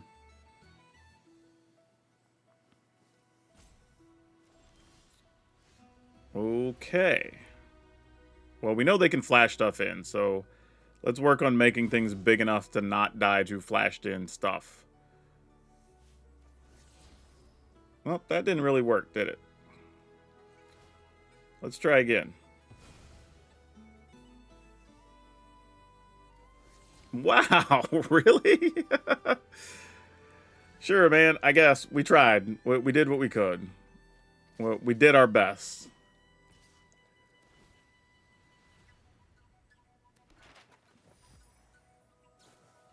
Yeah, we knew that was coming. Do your thing. And they're still not blocking. I do not understand what's happening right now. Try again. Oh, okay. All right. Not mad at that. With this many creatures out. I mean, opponent's at 2, so I don't even know if it matters if they don't sweep the board or something here anyway. What is that guy? During your turn, you lose a life, draw card. All right. Yeah, we just attack, I guess. I mean, I guess I could have activated the Mind Spring Merfolk or whatever. It doesn't really matter. It's all the same at this stage.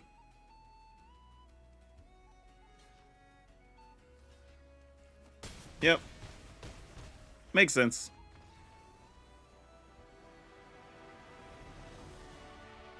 Wild of Eldraine is still in standard. Yeah, absolutely. There are a lot of elf options or fairy options right now. Do I remember Wandervine profits from OG Lorwyn? Too bad they didn't put it in this set. Merfolk that gives extra turns? No, giving extra turns is not fun. I disagree. Literally every game I've played, every game I've been a part of, every game I've worked on developing anything, extra turns ends up just being bad. Like, I mean, don't be wrong. I know there's people who like every single mechanic, whatever it is. There's always fans. But from a gameplay perspective, extra turns just don't ever end up in a fun spot. Right? You're taking away, even in Uno, extra turns isn't fun. You know what I mean? Like, so, like, that alone taught me when I was like 8 that like somebody taking 3 turns in a row is not cool. So yeah, if I had a choice, and it's for every game I've ever played, not even just Magic, board games included, I just would never have extra turns be a mechanic. Or at least not intentionally. I mean, I guess if you had to jump through 3 or 4 hoops and you collected certain things and then you got an extra turn, then okay, cool. But generally speaking, it's not something I'm a fan of.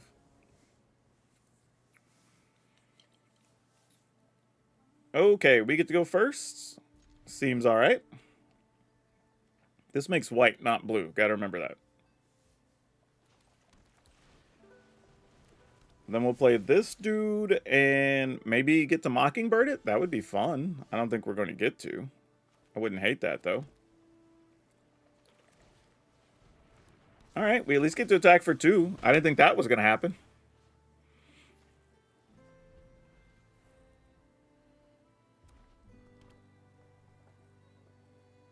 Don't harm our duelists, please. Oh, elementals. That could. I almost would rather them have killed our duelists. God, this could suck so bad. Man, if they play the red-green elemental next turn... Well, they only get to kill one thing, though. So that's fine. All right, let's go ahead and just play this. I mean, X only has to be one. We'll just copy the duelist, I think.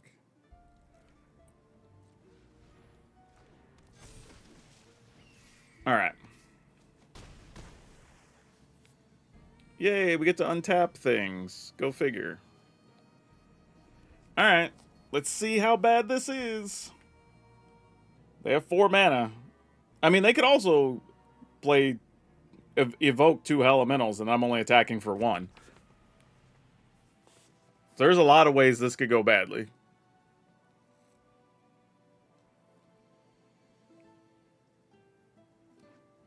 All right, they have 5 mana if they're playing elemental. Oh, what is this guy? Reach, trample, hey. Oh, I forgot about this guy. He's the one from Bloomborough.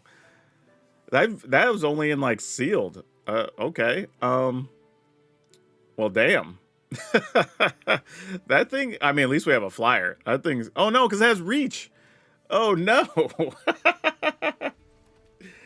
I mean, we could pump everything for 2, but then we're just trading. That's not exciting either. All right, I'm gonna do this and then try to draw cards. I think is the game plan. Let's just pass here. I forgot that dude was even an elemental. That's so sick. That's so funny. I totally forgot that. I thought it was just like a beast or a boar for something. That is an awesome card if you get to play it on the cheap. Like, because obviously it costs a lot. It's 5. But a 5 mana 5/5 with reach, trample, haste, that's pretty good. Boar doesn't have secret reach. Boar has secret creature type. That's what Boar has. 100%. If you'd have asked me to guess the other type on Boar, I don't think you'd give me 20 guesses. I don't think I would have said elemental.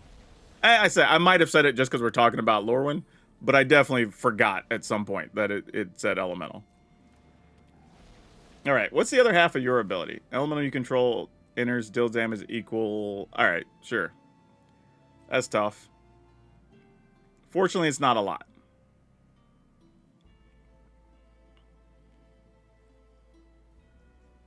All right. We're at 19. Have to be very careful here because we want to draw our cards. Choose Merfolk, obviously, so we can draw 4. Okay, we got another duelist. So we have options. The real issue here, though, is there a way we can punch through? We could tap down a thing, and then I guess force them to block, or we could just pump everything 3 and go for it, and just say you got to trade something along the way. I mean, I don't hate that. If I do this for 2, then I pump for 1. That's still only 2. All right, I'm just gonna do it. Think this is fine.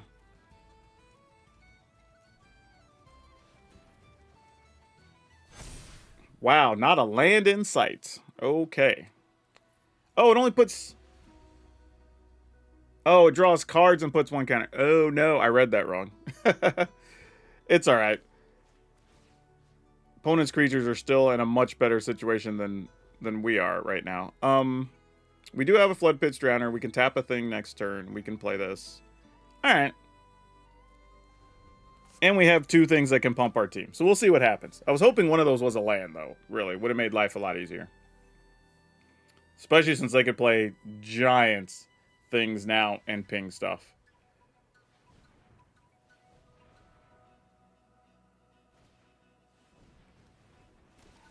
That's unfortunate. Oh, and you're going to play another one? Oh, sick. Well done, opponent. Well done.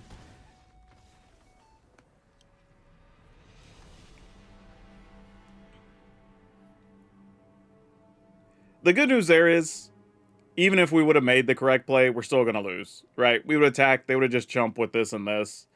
They would have still been alive, and then the same thing happens on that turn. So I don't have to feel too bad about that.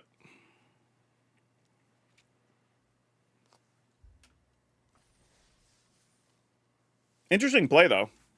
Got to give him that.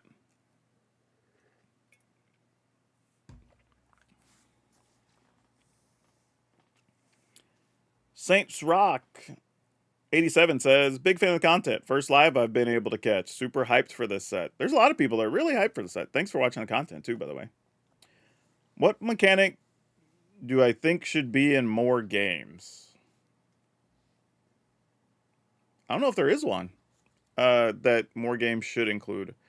Because the problem is, even if I thought there was a thing, it may not make sense with every game. You know? Like, W Raw Deal, for example, had a whole pre-match phase, right? Where you had cards that were basically like backstage interview, blah, blah, whatever. Like, it makes sense for the theme of the game and for the structure of that game.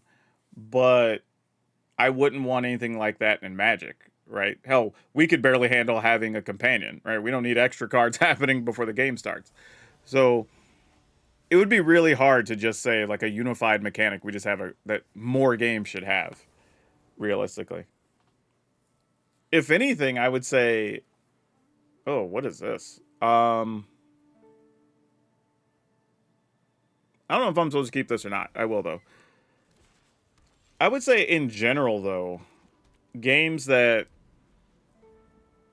end when the game just, like, that everybody shares the same end game is pretty nice, especially as a board game mechanic. Because then you don't have somebody get eliminated, then have to sit around for another 30 minutes while everybody gets done, and, you know, that sort of thing. So, that I like, just in general. Behold, I'll show you another one.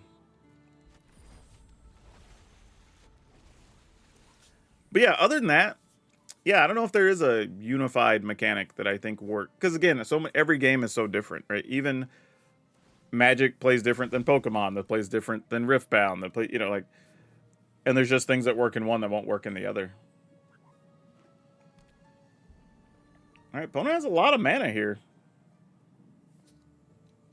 And they can use it to evoke stuff, because I believe it just has to be creature with power 5 or greater, right?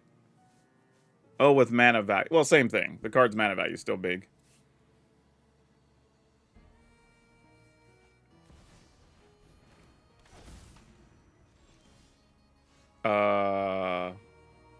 Man, we're about to get got. That is a real problem. Oh boy. Oh boy. Jeez. Sure, I guess, because we're not attacking into anything here. Alright, well, this is about to be bad. Here comes some incarnations.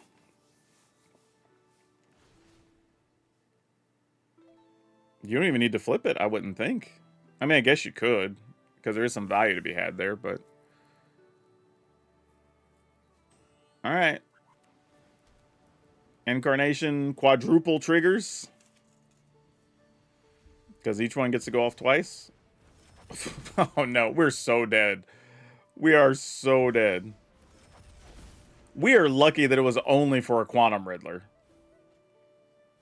Oh, you know what? Or maybe they're not even playing it. No, you have to be playing elementals, right? Because if you're doing all this, the incarnations are too good.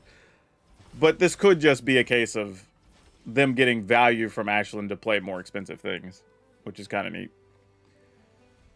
Our problem here is we really need something that just pumps creatures. Another one. Just one is not enough currently. I guess we do this.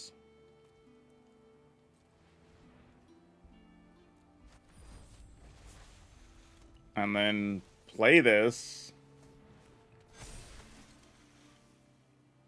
It takes all 6 to draw the cards here. I guess it doesn't matter. We get to attack. They're not blocking with this, I don't think. Blocking does nothing for them. Unless they have a weird pump spell or maybe a bounce spell or something here. Alright. End the turn. Ooh, untap you. That's already untapped.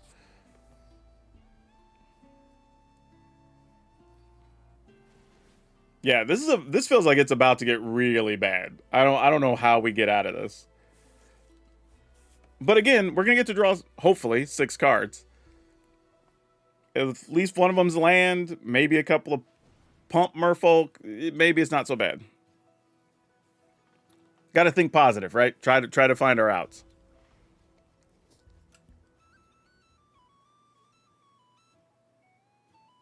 God, opponent has so much mana too. 2, 4, 5, 7. Ugh. Like 7 and everything is possible here. So it's like they could do anything. And they're getting double triggers at a minimum, right? That's the other problem. Yeah, if they play like the incarnation that deals damage here, Vibrance, I think it is. Ooh, that's rough. Because then they're dealing three times. Well, also making a bunch of tokens here is good. Yep. More than reasonable.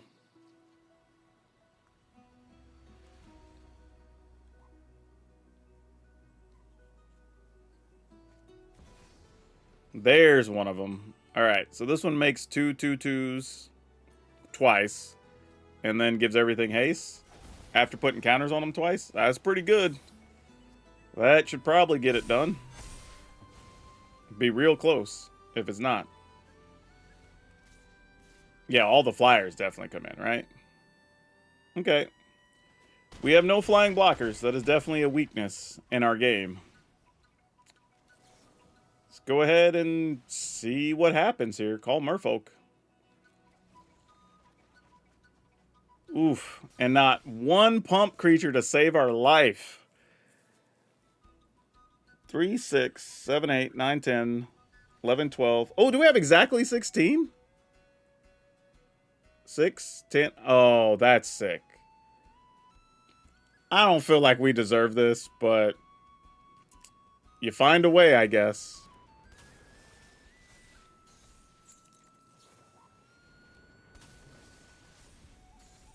That's wild. And then we just attack. Yeah. All right. Crazy. Not how I thought we were going to get there, y'all.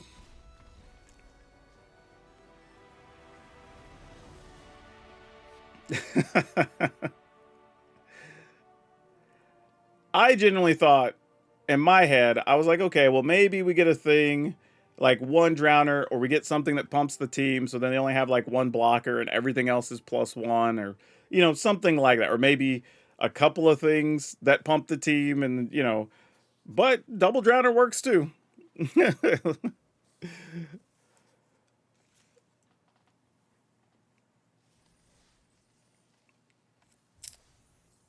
Milanomi says a lot of games have been doing the things in for everyone together as a new trend, like Star Wars Unlimited multiplayer has it, Riftbound has, yeah. I think that's a thing that even board games, a lot of the stuff is just like all the players take a set number of turns, right? And then at the end of like the 5th turn, you resolve all your actions, you add up the scores, game's over.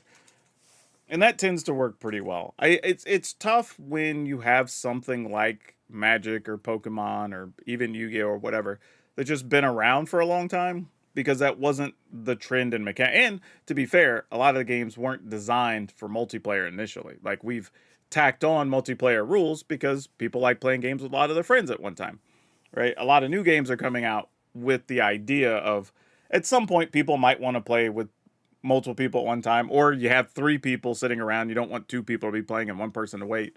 So you come up with multiplayer rules, right? That makes sense.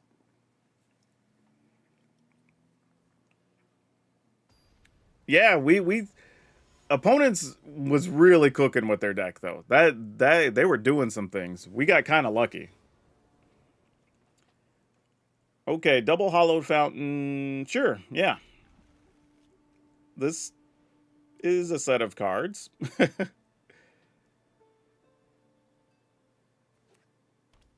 Oh, they're doing some shenanigans like we were trying. Man, we're gonna really need this disruptor of currents to do some things, I bet. Okay, let's get maximum number of creatures here first. Because that feels like the correct action.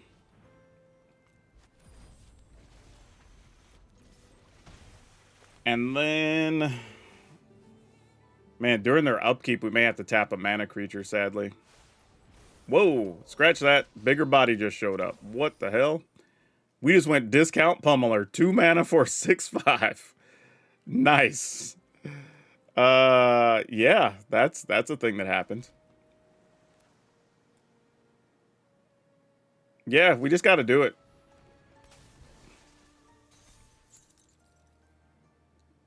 Try to get in there.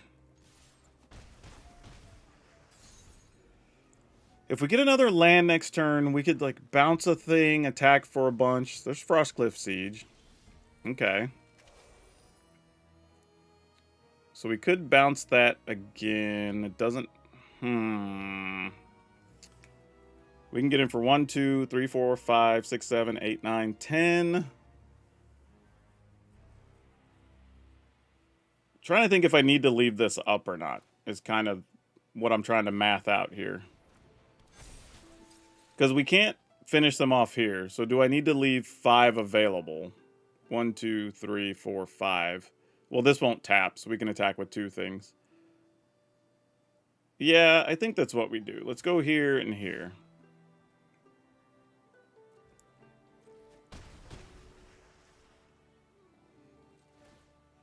Oh, I forgot. We're going to untap another body. Dang it. I could have gotten in for 2 more points there.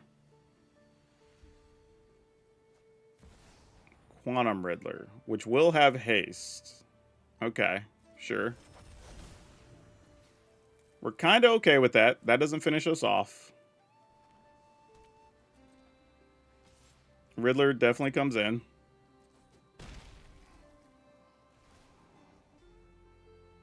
All right, let's bounce the pummeler.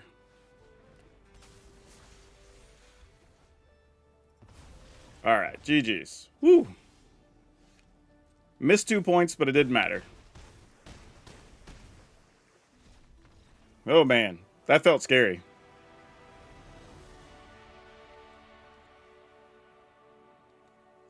But for real, gotta respect it. Like, 2 mana, 6/5 reach trample? That's real. You know what I mean? Like, that's a damn scary situation. That's cool. I wonder if it's a world where you could play this in some build where you don't necessarily need ley lines. But, I mean, this isn't even bad, right? Because this is already 2 colors. So if you'd have had even like a Llanowar Elf turn 1 with the multi-land and then played this on 2, that's still 3. So now you're just getting a 4 mana, 6/5 trample. That's more than fine to play on turn 3. So there's probably some world where this is just an oddly reasonable card if you build it right because of the vivid mechanic. That's weird.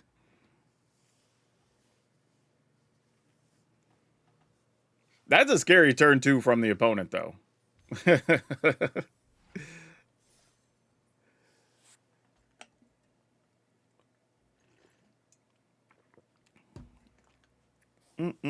Play a couple more games with this one, and then we'll take a break, and then we'll get some other games in.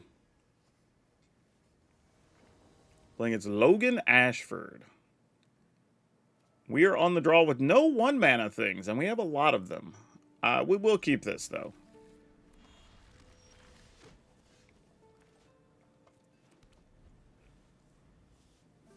Kind of funny how Merfolk went from blue to blue-white to blue-green to now being blue-green-white. Or you could just play blue-white again. You don't even really need the green, necessarily. Yeah, I expect you're going to see Wistfulness in a lot of builds just to draw and discard. Like, it's hard to argue against that.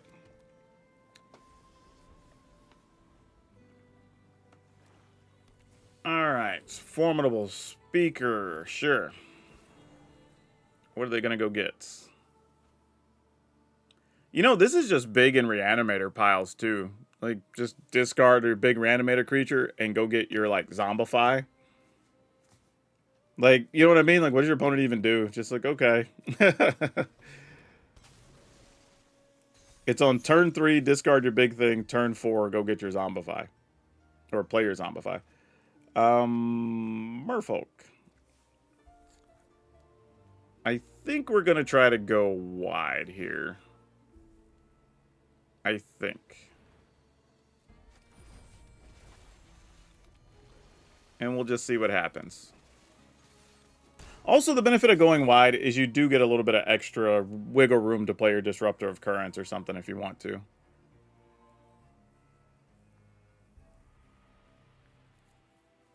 But yeah, I have no idea what the opponent's doing. You're playing some big creatures, but I don't know if you're playing it mostly because of the evoke options.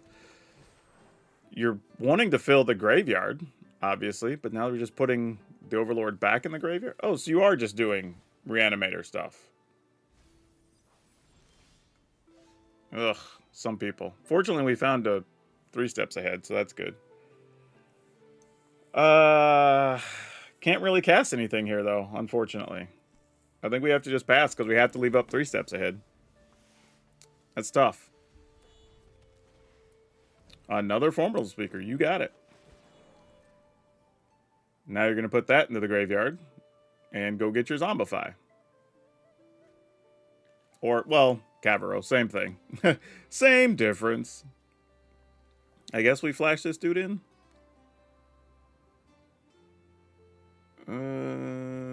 Yeah. I mean, maybe you're attacking. I don't know.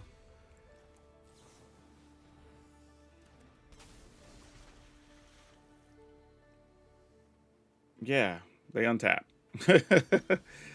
Oh no, why are you tapped? Why are you tapped? That's not what we're looking for here. Alright, well, we just pass. We're doing a whole lot of nothing otherwise. Bookworm, you got it. And to be fair, they probably know we're sitting on counters at this point, so it's, can they get redundant Reanimator effects or something here? So, what are you going to do? Alright. Does this have to be as a sorcery? No, it doesn't. That's good. Alright. Pass the turn. Opponent's passing. We're passing. Like, there's going to be a lot of just, you know. I think I'm going to bounce that during their end step. Just so we can at least think about starting to get aggressive.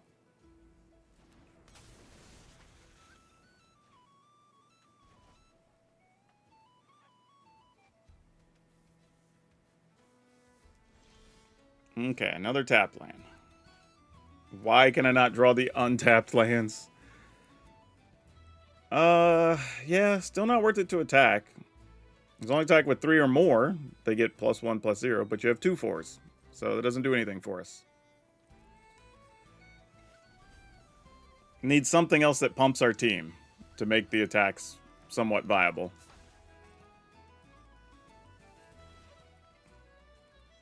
Yeah, this is why Reanimator sucks for early access stuff, because the games are not very fun or entertaining.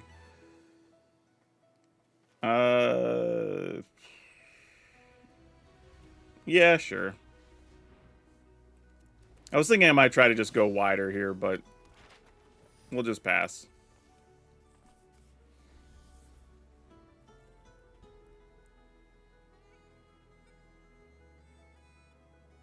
And yes, I could have been tapping stuff during their end step and all that, but...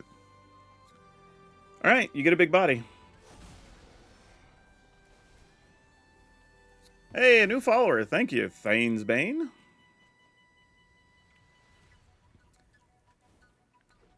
Oh my gosh. There's Aurora Awakeners too. Y'all are reanimating all the goods. I mean, if we could find something to pump our team, I mean, it's possible we could just attack for another. They're at 18. They would have 2 blockers, 3 blockers left. I mean, maybe. Problem is, if they get to 8 mana, which they're very likely going to get to, then they can just cast 2 things and it doesn't really matter.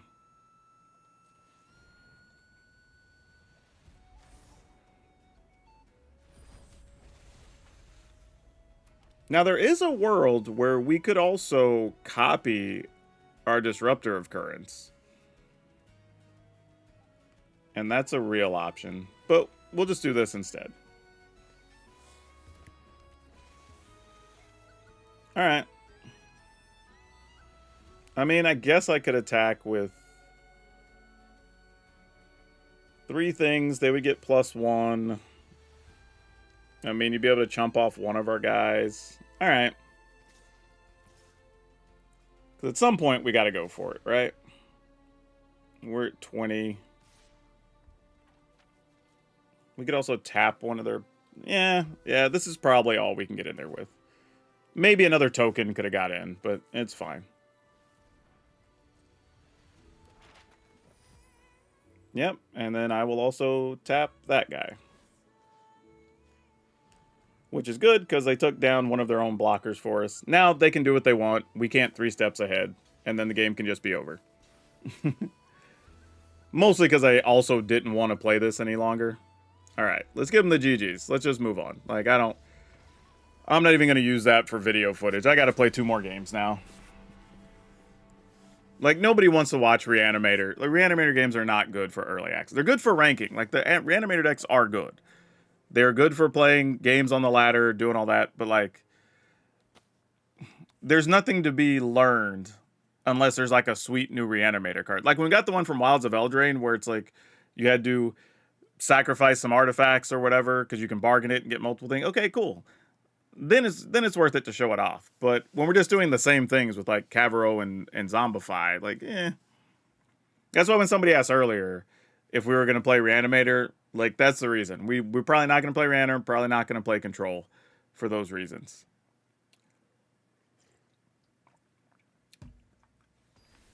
I mean, I stuck around long enough for their deck to kind of do its thing and see all their stuff, but that was kind of it.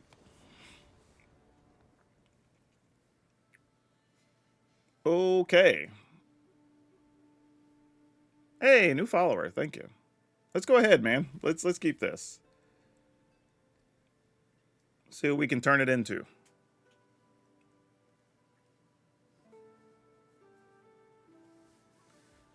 Merfolk being more aggressive than goblins. Yeah, I guess, really. The way they're built for this set.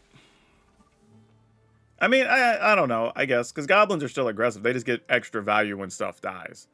So I guess that still counts as being more aggressive. Because you're still trying to run them into combat and get your value from stuff going away, you know? Alright, let's just behold.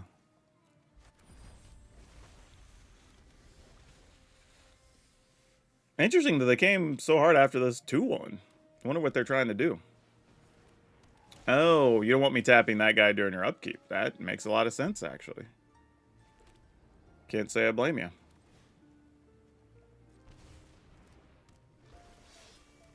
Get in there, because you're not blocking.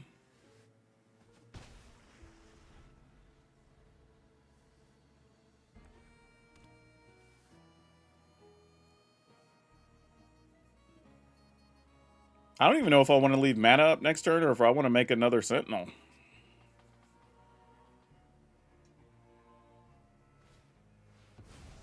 Champion of the Path. This is becoming a regular thing we've seen now. People like doing this. I'm assuming they're going to do the... Actually, nope. Let's just attack here. Get in for 3. Pass. Gonna make another one? Are we gonna copy it?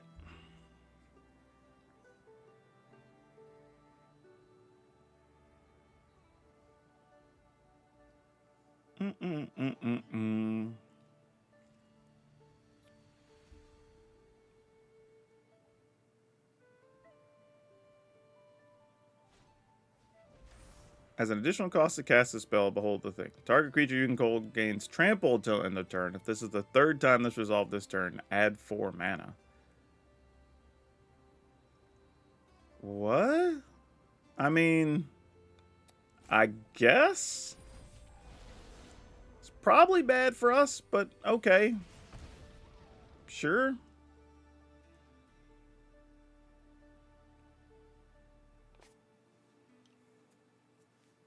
I don't know what we're saving up for.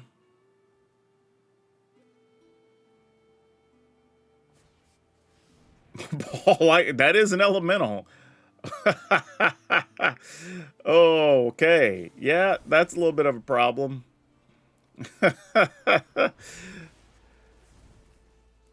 I think we're about to find out, get reminded about a lot of cards that say elemental on them, folks, that we ain't been playing much of lately. That's crazy. Ball lightning most definitely does say elemental, though.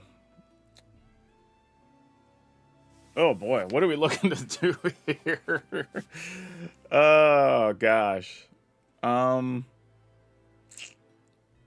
Yeah, let's just attack. See what happens. I think I'm just gonna play a flying version.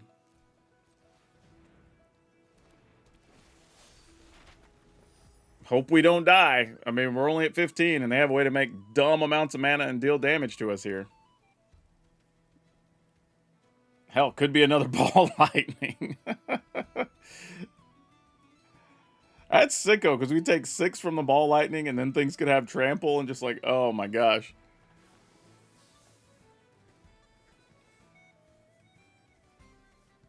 This is not good. When your opponent has... Oh, they are also playing the Quake Tusk Boar that we saw somebody else trying out. It also has reach, which makes us sad. Though with us only being at 12 and them able to give all their stuff potentially trample next turn, it's not a good situation for us. I think we have to double block here.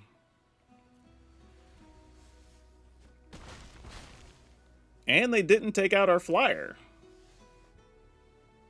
Odd, but we appreciate it. We can copy this to have another one. Man, being at 10 is so scary against this. I guess all we can do is attack for 3, right?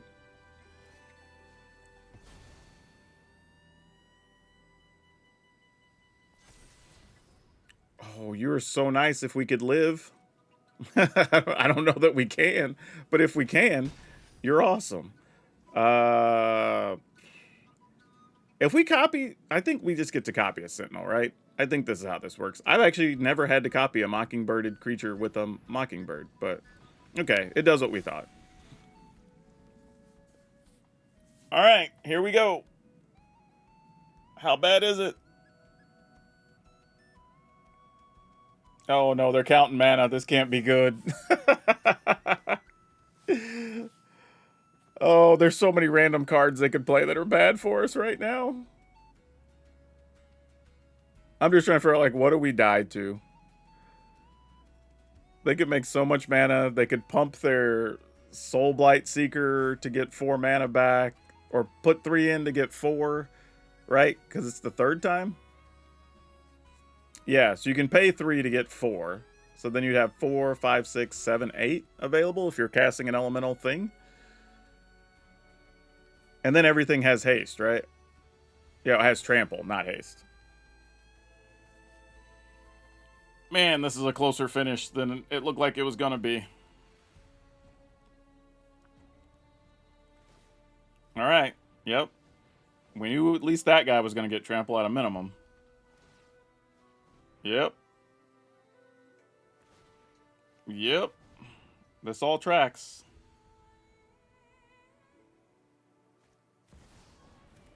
Yep. Put counters and things get haste. Oh, those came out afterwards, though. Do they also get haste, though? Oh, that sucks. Yeah, we're dead. Just attack with everything. Like, we can't win. Even worst case scenario, you're still at 8. We can't attack through for enough to finish them off. It's like, yeah. Hit the attack all button. What are we doing? Yeah, all right, cool. Like, we can't win, right? We block 1, 2, 3, 4. Yeah. Oh, you don't have trample, though. Hold on. Hold on. These don't have trample. I think we're still dead, though, right? Because the best we could block is... Hold on. This can block this safely. This can block this safely. Yeah, no matter what, we're taking at least that. Yeah, we don't have an out here. I was thinking about it, but no matter what, we could block 4, we take 8. Yep. Doesn't change enough. Close, but not enough. Needed another body, unfortunately.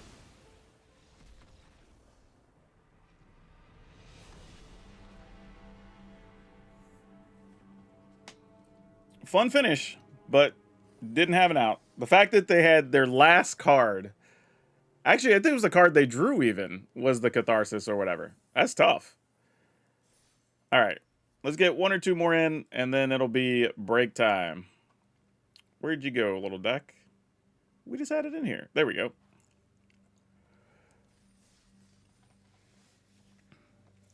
Also, you know what? Give me a quick second. I need to go in here. Go to doing a quick thing real quick. Just want to make sure things are dealt with as they should be. Let's go here. Copy that. Go here. All right.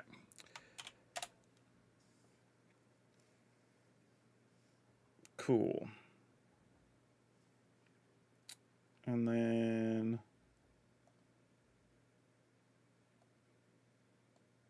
fantastic. All right, just had to boot somebody. That's all. We can get back to business. Just general rule. It's also weird if you show up and have like a grievance with something and you just want to put it on somebody's stream. You're a weirdo. I don't know what you're doing. Seriously. Stop it. All right. Yeah, somebody come in and like, garbage game. Okay, cool. If it's like garbage, why are you here watching?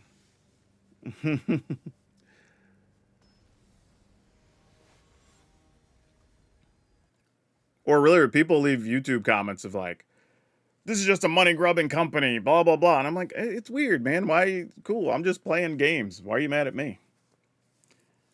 We're going to mulligan this one. We're keeping this. Probably getting rid of that. What creature type do I think has the biggest chance of success in Standard? All of them. Like, I mean, I'm going to be completely honest with you. If you want me to answer that based on early access stuff, nobody's going to know. Like, we don't even know what the format's going to look like yet. Like, there's just so many unanswered things. And nobody, well, not nobody, very few people are playing even optimized decks to begin with, right? That's the other problem. So there's no clear, real opinion. Yep, some people do just need to feel acknowledged. That is very true. All right, well, good news. We at least get to flash in and block one of these 1/1 knuckleheads. Opponent got a good start here, though. Especially if they have any of the stuff that's going to give them benefits for stuff getting sacrificed or any of that. So we could be in a bit of trouble. Let's put this in tapped. Nah, I was going to attack just to see if they would block and then flash the dude in, but that just feels like doing too much. What is this guy?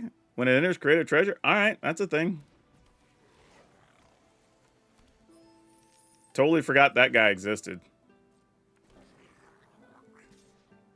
Oh, they have mana here too. Alright, I'm your Huckleberry.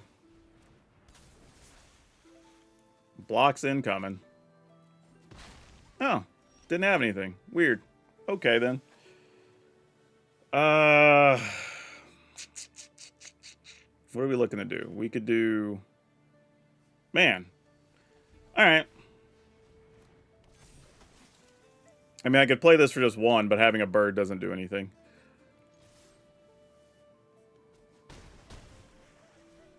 Alright. Untap. You know what's funny? You can play this guy, but you don't get the flash effect. Just becomes whatever it is already in play. Comes in with minus counters. Whenever another creature you control dies, You surveil one, then remove one. Okay. I'll block here. Actually, maybe I won't block here. I'll block with this.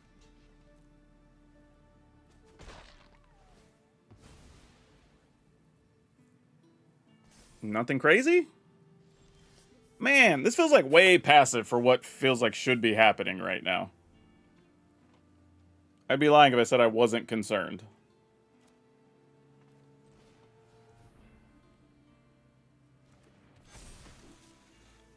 I mean, we're supposed to just attack here, right?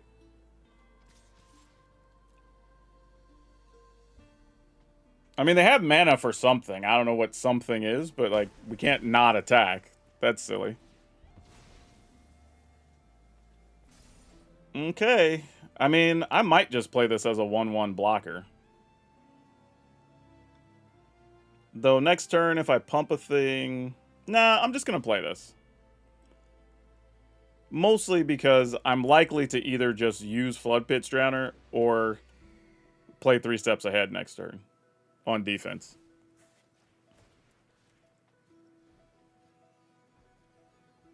And it's still a 1-point flyer here.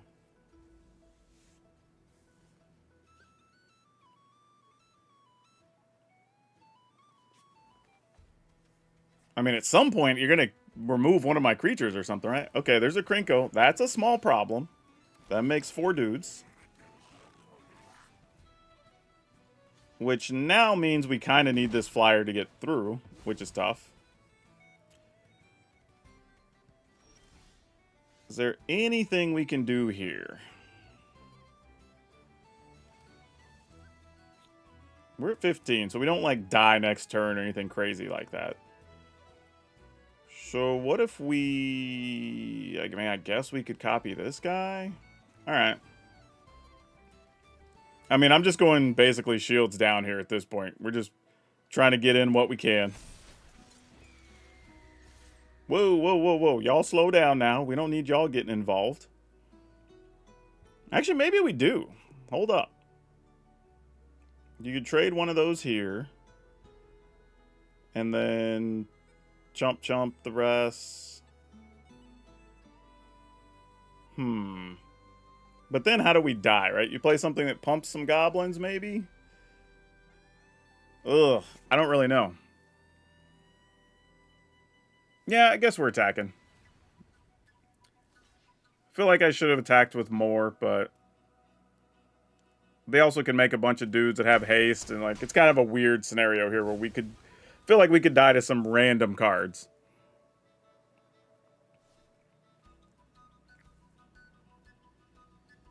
Yep, that works. I feel like there is a realistic chance that they would have just... oh, I can only untap Merfolk. Interesting. There's a chance they would have only blocked with tokens if I attacked with the duelists, but didn't know that to be 100% certain, you know? Alright. So... now when we attack, we're taking damage from their blockers, which sucks. Yep. You got it. And unfortunately, our blockers are big enough to get us killed. Yeah, literally just attack with everything, because if I block anything, I lose. The only way I can win is if you don't attack with stuff. Right? Because 1, 2, 3, 4, even if we'd have blocked those 5, then we just take 9. Yeah, if they just attack with everything, we lose, right?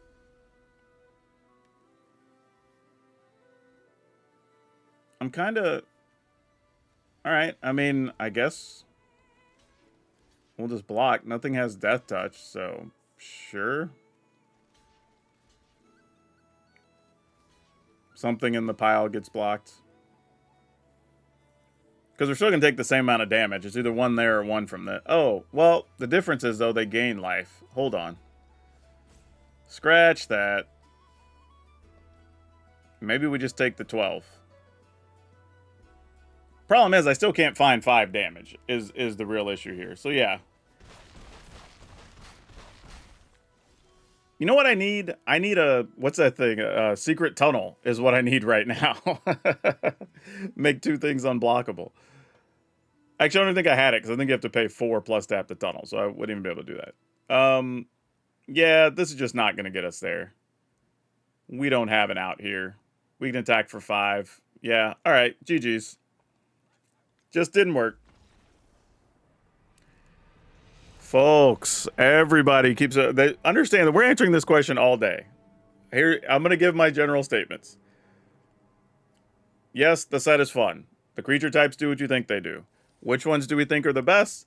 We don't know because it's early access. People are just playing random cards and random builds. None of them are built efficiently yet. Anything overperform? Nothing that we didn't expect. Anything underperform? Nothing that we didn't expect. All right, now we get back to business.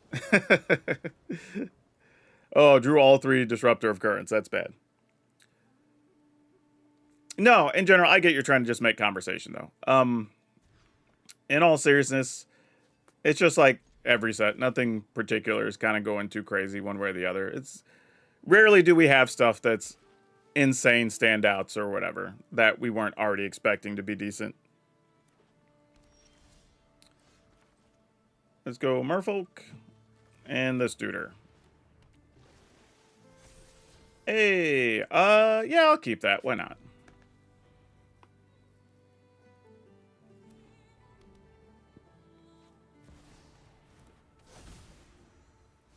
Really? Like, y'all, come on. All right, I'm just gonna not play current, just let them do their thing. We can't use this video for, like, sure. Like, why are we just bringing Reanimator? This is like the 5th Reanimator deck we run into today. And they're not even doing anything new. They're playing the same card you expect them to play. Like, why are we even bothering with this? Sure, it's draw, discard, put your dudes in the yard. Same thing.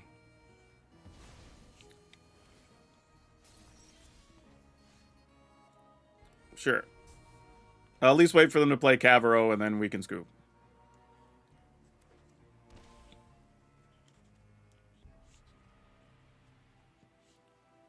Sorry I'll have to sit through this, because this is very boring. Yep, you got it. You have a diamond weapon. All right, cool. GG's. We're moving on. You could have just done Cavero and had more value. We've played against Moonshadow twice. One time, it didn't do anything. The other time, it did stuff, but we just didn't draw anything to do anything, so. I don't care who it is. I'll call anybody. I'll call my mom out on something. She knows it. Like, I don't care. Same way I should be called out on it if I did it. Shoot, that don't change nothing for me. No, I think Moonshadow's a fine card. I just don't think it's up to the hype worthy that everybody has it as. I think it is playable, though. I think it will eventually find at least one deck that it is a key part of, possibly 2. And then you'll probably see the price settle down on it, if I were to guess. It's one of those cards that when I do my craft, don't craft videos, you will probably have, I will probably say something along the lines of, there's a couple of decks where this is a key part, craft it. If you're going to experiment with it, don't craft it, is probably what it's going to be.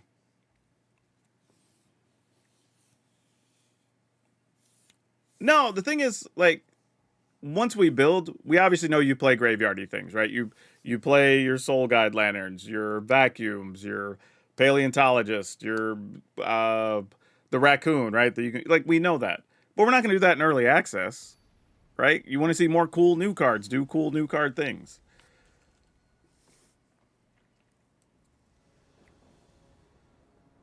Strongest card in the set might be Steam Vents. Lands are always good.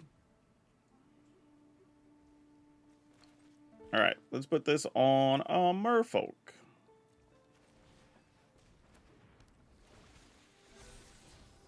Yeah, sure, I guess.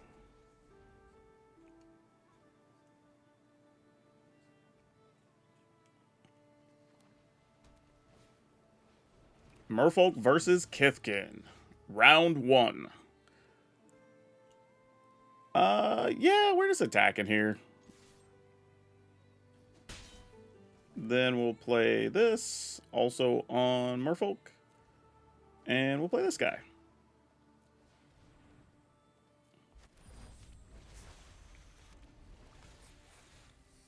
Kithkin can do some big things too, and I think the Kithkin champion is pretty good. Also, turn to what Bridget or whatever her name is here is also good. A 3/2 and a 1/1 for 2 mana. Seen that guy a bit. There's a few decks playing the Bristlebane Battler. That is becoming a real card very quickly. Yeah, we're probably just attacking here, I think.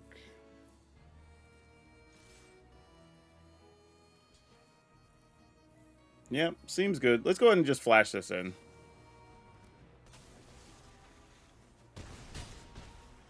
Get the extra damage. Play this.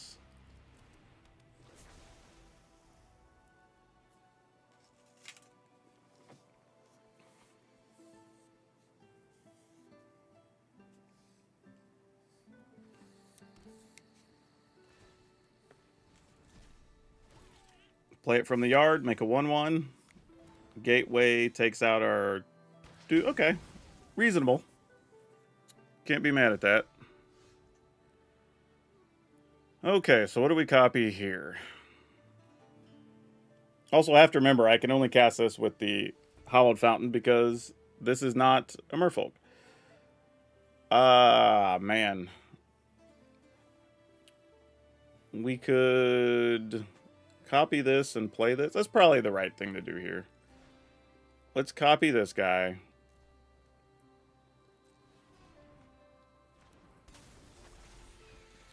And then we'll attack.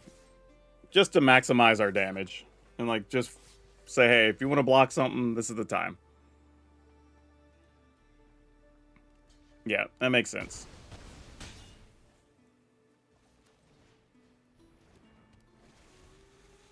And then potentially, if we get an untapped land, we could tap down a blocker here.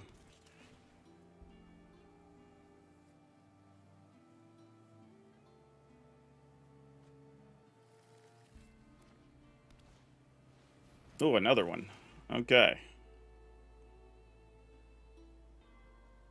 It's good value, though. You get to keep a stream of creatures in your hand. Hard to argue against that. So if we attack with everything, ground dudes get chumped. We get in for 3. They go to 4. We could play this. Or we could just tap a thing, attack with 2 of them. That doesn't really change much. Alright. Sure. Yeah. And then maybe these maps will produce something worthwhile.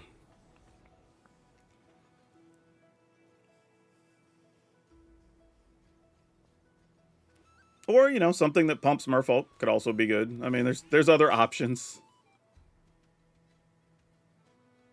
Could be a shelter here, too. I would say shelter straight up could have been good. Okay, let's put this up here. Oh, nice. Alright, go attacking.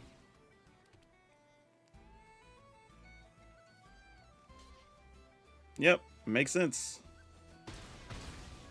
There at 1, we'll play this for 2 bodies. Just Kithkin versus Merfolk, doing it the hard way. Yep, and we already know this is up top, so they need some combination of 3 blockers or a board sweeper.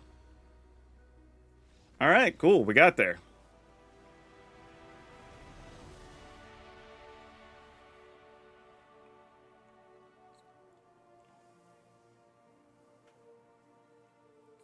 Agreed, bad content for early access. Yeah, I mean, so here's the thing. Like, sometimes, and it's even happened to me, where you play 2 sets of 4 of a new thing or new cards, and you just don't draw them, right? And that happens. But it's more about the interactions and making for fun videos, because everybody's making content and stuff, you know? When was the last time we had perfect land in Standard? Ravnica Block? I don't know. I feel like we had that a while ago. Where we had, like, fast lands, and like not that long ago, it felt like you could have pretty much whatever you needed on turn 2 or 3 always, right? Because we had all the fast lands, we had the verges, we had the surveil lands, whatever. Like we had all kinds of stuff. We honestly, thinking about it, we've had a lot of stretches of Magic where we've had nearly perfect mana, if you want to call it that. But like the ability to get whatever you want whenever you want. I mean, that happens quite a lot, more often than you would think. I will tell you the most insane mana was back in, actually all the way back in Shadowmoor and stuff, whatever that standard was, because we had the period where we had the ultimatums, right? And the ultimatums were so ridiculous. They were 2-3-2 as far as 2 color or 1 color, another color, another color. Your mana was so insane that we literally had decks where we had taken out a couple things, add a couple things, swapped out a couple of the ultimatums, and then we didn't even change our mana base because you had like vivid lands and reflecting pool and whatever. You had all kinds of stuff. It was stupid. And to me, that's actually not good. I think decks having to find ways to work around things or be more creative or whatever is a positive. I think when you can just cast whatever, whenever, and you don't even have to care or figure out the sequence of your turns, like that's not necessarily a good thing, I don't think. I'm sure other people would disagree, but that's a personal thing.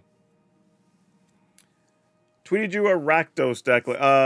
Tweeting probably isn't great. I rarely check my Twitter things. You're likely, if you just go in the Discord and post it in the standard section, you're more likely to get me to see it. I don't look at deck lists in any of my content stuff or any of my socials, because if I do take deck lists that way, what I end up with is people just wanting to send DM me lists constantly, because I did that a little bit in the beginning, and then even if I just nicely help somebody one time, then the next 3 or 4 times working it, they just blast my inbox.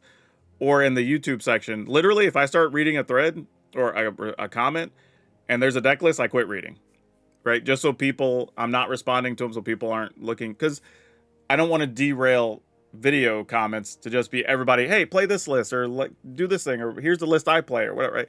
Because now we're taking away from the video, and that's not good either, right? So it's everybody go into the Discord, and then we have a whole standard for section stuff, and we work on stuff there. Or if you're a level 3 member on YouTube, I have a private forum for level 3 YouTube members that you can just send stuff anytime, and we can do private email direct deck help that way if you want to do it. But it's not to be mean, it's more of just like a survival situation on my content, or else I can't use content for business, or I end up potentially missing messages because it's just full of other deck list stuff, which is crazy. But I've also talked to other creators, and they've had the same situation where people just, once you start taking them on socials, then everybody's tagging you and stuff or sending you stuff in DMs, and it becomes kind of a ugly situation. And then worse, if you are trying to respond to people that have tagged you or sent you stuff DM and you miss somebody, now they feel slighted because they've seen you do it to other people or for other people, and you didn't do it for them. And it's like, it wasn't intentional. That was just never a thing. It just sort of happened. So that's pretty rough too. Yeah. Let's talk about this deck though. So, Merfolk. Couple of things. Like, should it even be 3 colors? Right? Could we just make this straight up blue-white and be fine? Possibly. I mean, the new white inclusions, we didn't really use this too much. There are some strategic situations where you could, but it feels like a lot, where I have to have a mana open, I have to tap this, I also have to tap another creature. Now, that being said, there are Merfolk that untap creatures and whatever, but I'm sure we'll use it more often in the future than I think, but it is a little bit rough. These were both very... Obviously, this pumps all your creatures and lets you untap a thing. We knew that was going to be good.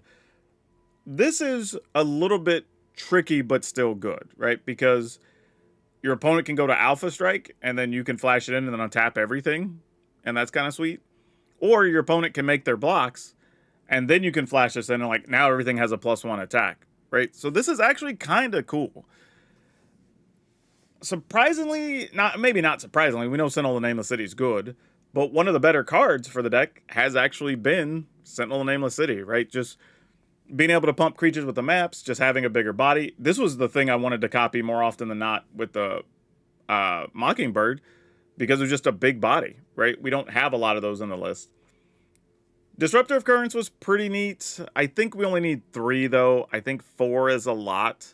So if you're going to build this, I would probably reduce the number to 3 and find room for something else. Just, when you're trying to be aggressive, it's hard finding time to still leave 2 or 3 creatures up and whatever. But it is important to be able to remove a threat, you know, so that's the thing. So I think you cut one of these. I think 2 Harmonized Crescendo is probably the right number. You don't want more than that. And I think the list still wants some other type of removal, whether it's Shelter, Get Lost, something like that. Like, you need something, right? There's a couple of times where it's just like, man, if we can get rid of one more guy, or if we could get rid of one of the champions that was sitting in the way or something, anything, right? Just one thing, and I think would have made the difference.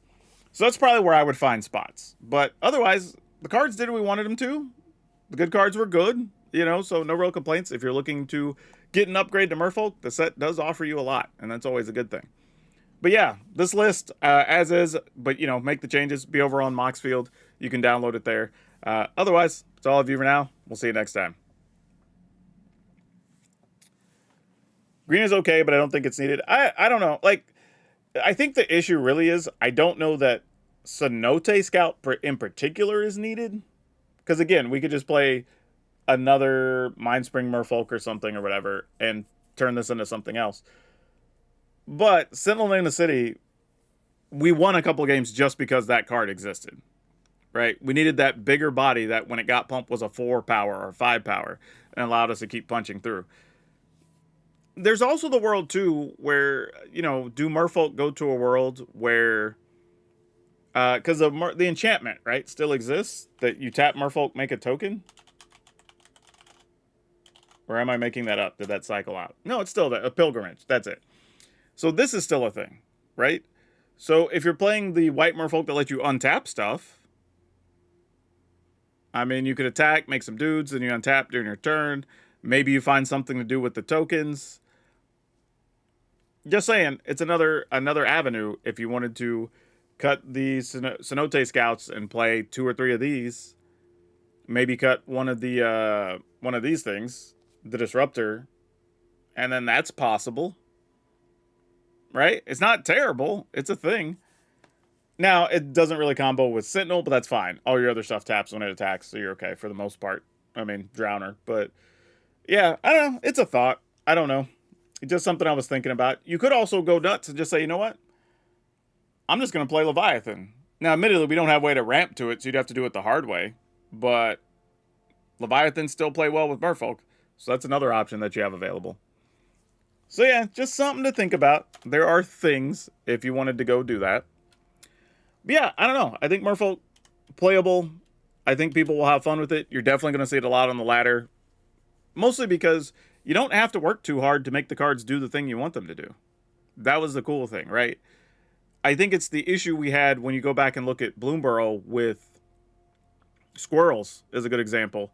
Where to make Squirrels work, you had to put this whole Rube Goldberg machine together, right? Like, I had to mill some stuff, and then I had to be able to remove some cards from our graveyard, and then this thing got a counter, but then I had to sacrifice a food, and then this thing and it was just like every other creature type just got, like, my cards do the thing. You know what I mean? So that's sort of what they did with Lorwyn, which I like, is all the creature types just do their thing, right? Even if you don't get 2 or 3 of them together, they're still functional, and you don't have to work too hard. And I think that's going to be encouraging for a lot of people overall. But yeah, anyway, this is where we're going to take a quick break. I'm going to go grab something to eat so I'm not malnourished and y'all can still enjoy me in the later stages of the day. I'm going to probably be gone. It's 5 o'clock local time now, 5 p.m. Let's call it about an hour and a half.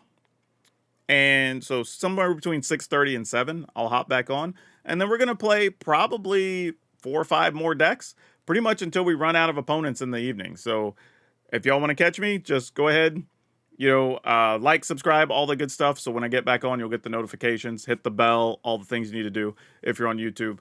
And yeah, we'll be back before too long. So yeah, I'm going to go refresh my beverage, get some food, do all that good stuff. And then we will be back.